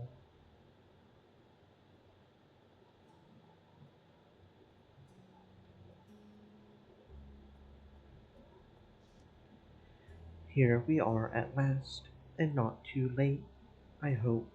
If you haven't yet been acquainted, this is Dr. Wainwright. Strike me blind, I hadn't figured there was an operating theater in here. I know you were nervous about snooping around the manor looking for your patients, but aren't you glad I convinced you to come? That I am, but what an awful sight this is. Poor Matilda. As for your guests, Lord Braxton, I fear they won't be joining us. Lady Braxton was decidedly in her cups and failed to bring them here. Whatever the stranger did to get Dr. Wainwright to follow him, he did so with enchanting authority. Seems he can put a spell on just about anyone he takes an interest in. By the fates, this machinery is terribly complex and terribly unsafe. What was he about to do to my patient? I was about to make scientific history, that's what. Curses. This isn't how it should have gone, and there's not even an audience to see it. What about us? We're quite special people. I should have known I couldn't count on my wife to corral the guests. She's never without a drink in her hand. Probably she fell into the roses again. Old chap, I certainly won't advise you on your marriage, but it's not all bad. You found a compelling application for the serum. Gentlemen, I have to say, my formula is not entirely stable. Not to worry, good doctor. It's in the 99th percentile. That's enough for queen and country. My research, the core, I won't let you steal it from me. Do you mean the research that you and Molly stole from Dr. Wainwright? I thought as much. When your investors find out how far you strayed from your promises, legally binding ones, you will be in very deep water indeed. It was necessary to harvest the blood of an active werewolf. Without it, the serum was terribly unreliable. That's right. You need to use activated blood for the serum to stabilize, but you can't just kidnap people like Sykes and Matilda to achieve your aims. I only wanted a human subject in whom to install the core. Yes, and that may happen in the future, because the determination core is indeed a fine invention, but we'll take it from here. But who does he mean by we? It sounds like the Queen herself has put her trust in the stranger, at least in regard to tracking down cutting-edge research chemicals derived from the blood of werewolves. Silas, we'll deal with you momentarily once my good friend Yves arrives. And don't get any ideas, or I'm happy to put a bullet through that boiler on your conveyance. You're full of steam, and bloody mad besides. As for Matilda Daly, it was a chancy thing for a while, but she will survive. I suppose he thinks himself rather high and mighty, seeing as he was right about my mother being alive. And Mr. Daly, that was quite a timely entrance. Whatever your flaws, I dare say you delivered in the end. Pretty compliments mean less than a bent farthing to me. Why in blazes are you here? And how are you involved in this awful mess? An excellent question, which I shall answer in due course. But first, my sincere congratulations on rescuing your mother. Most impressive and most unexpected.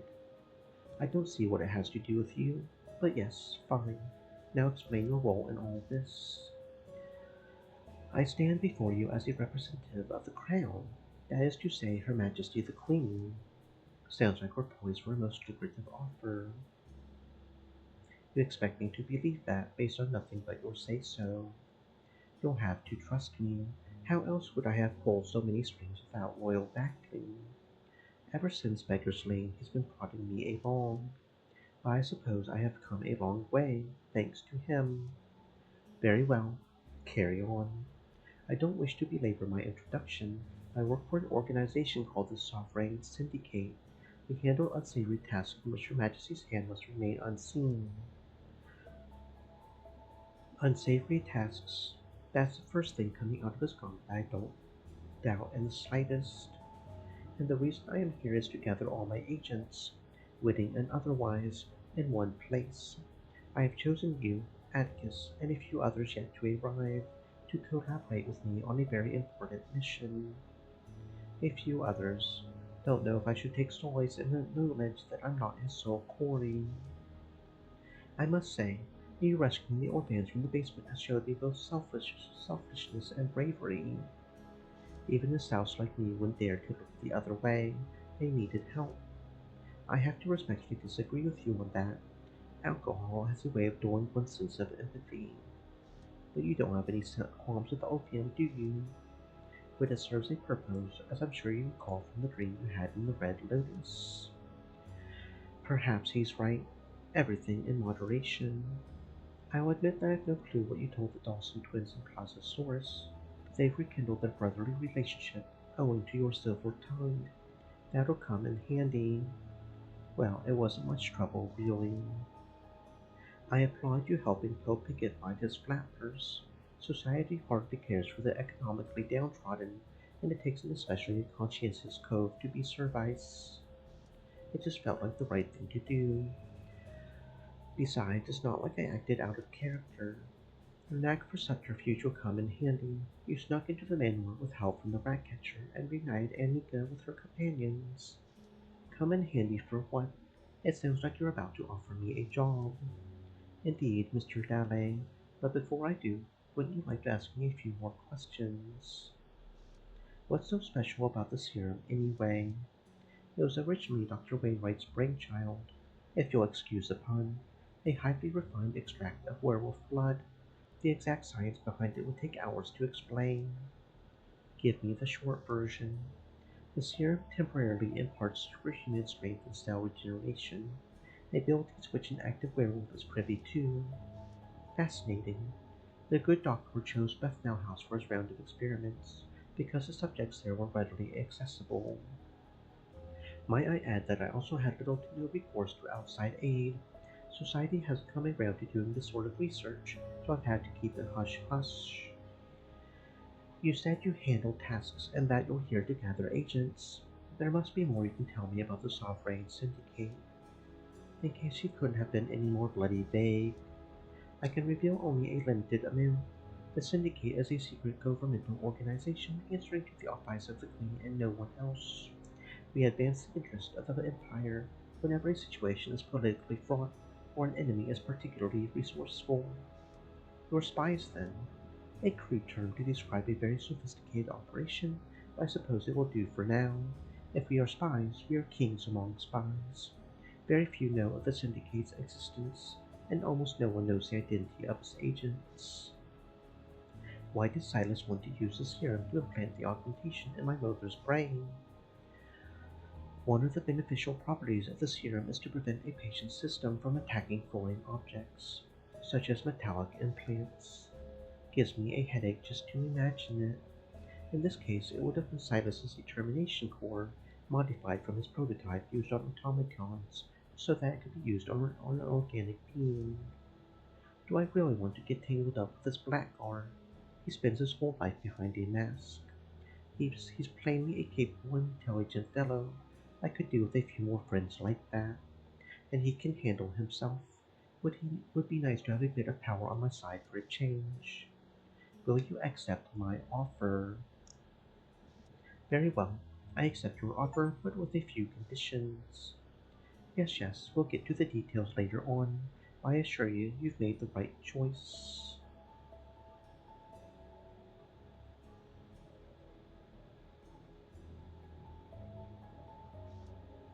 Rocker's beard, that machinery looks complex and menacing. I can't help but wonder what would have become of that poor woman. Good thing we've been spared a potentially ghastly sight. Otto, it's good to see you again. Your steady climb from machine to thinking being has been fascinating. Thank you. Mr. Teddy built me well.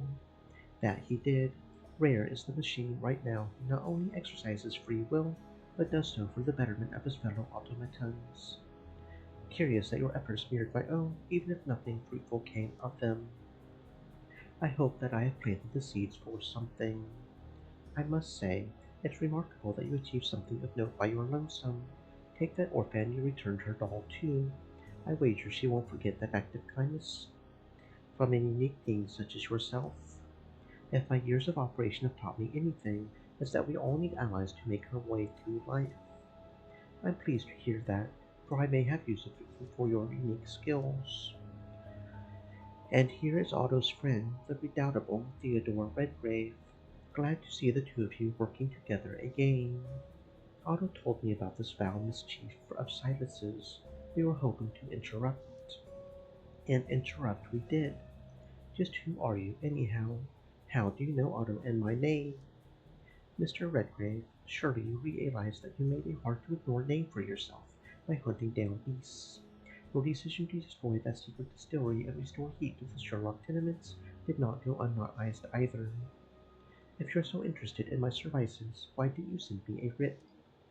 I know you, Mr. Redgrave. You would dispose of that writ the instant you discovered that what this job does not involve tracking a monster. Well, if your penmanship were spotless and your reward large, I might consider it.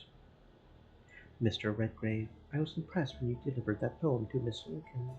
Going out of one's way for the sake of others is not a tendency that's easy to teach. What's this you have in mind, then? You expect me to run errands for others. I assure you, what I have to share in a moment will not be a mere errand. Well, hop to it, then. My patience is getting thin.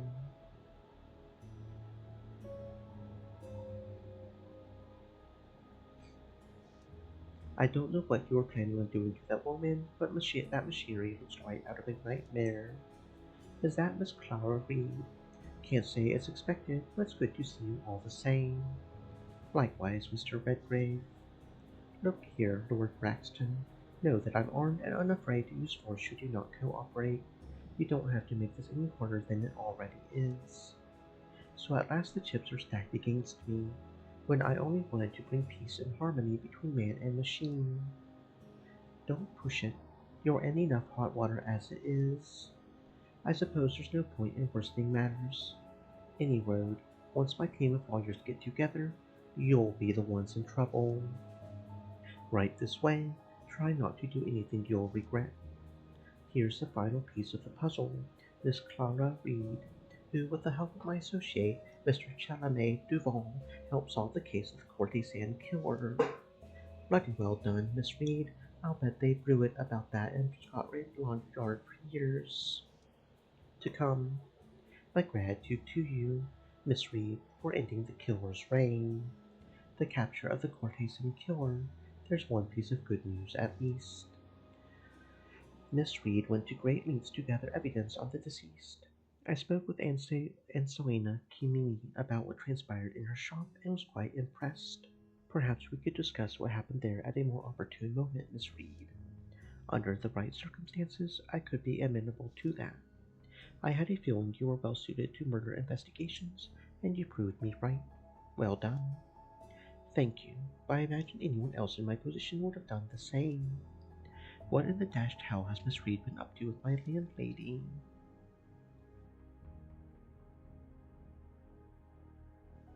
By the by, it's certainly a topic for later on, but during my investigation, I uncovered a grisly operation from the basement of a shop in Plaza Source. The proprietor was engaged in the acquisition of the victim's organs. After all that's happened tonight, I shouldn't be shocked by such gory dealings. Given my connection to the latest victim, you can understand my desire to discuss what might be done about it. Absolutely, Miss Reed. With everyone here together, we will be focused on bringing those who are still at large to justice. Plazasaurus. I can only imagine it was Gordon Gray. Fellow's always giving me an uncomfortable feeling. I'm pleased to see that my decision about each of you was a good one. I had some concerns about your cooperation. Something tells me he would have found some way to convince us, no matter what. But he sees my potential. Now that's bloody wonderful. Now that we're all gathered here, follow me, and we will discuss your future with the Sovereign Syndicate. Narrow beams of light begin to creep across the horizon, refracting through dense smoke and bathing everything in an orange glow. The ferry carries us back to the St. Catherine docks as a new dawn washes away the stain of last night's events. Wending his way through the East End's back alleys, the masked stranger brings us to Dolo Ez's laundry. Dolores pulls a lever beneath her counter and invites us into a secret passage. Who knew the masked stranger had been operating beneath the streets of Red Lantern Lane this whole time? Her Majesty calls upon our services. Danger awaits in the dark places of this world, sharpening teeth and poisoning blades. The sovereign syndicate stands between the innocent and those who would do them harm.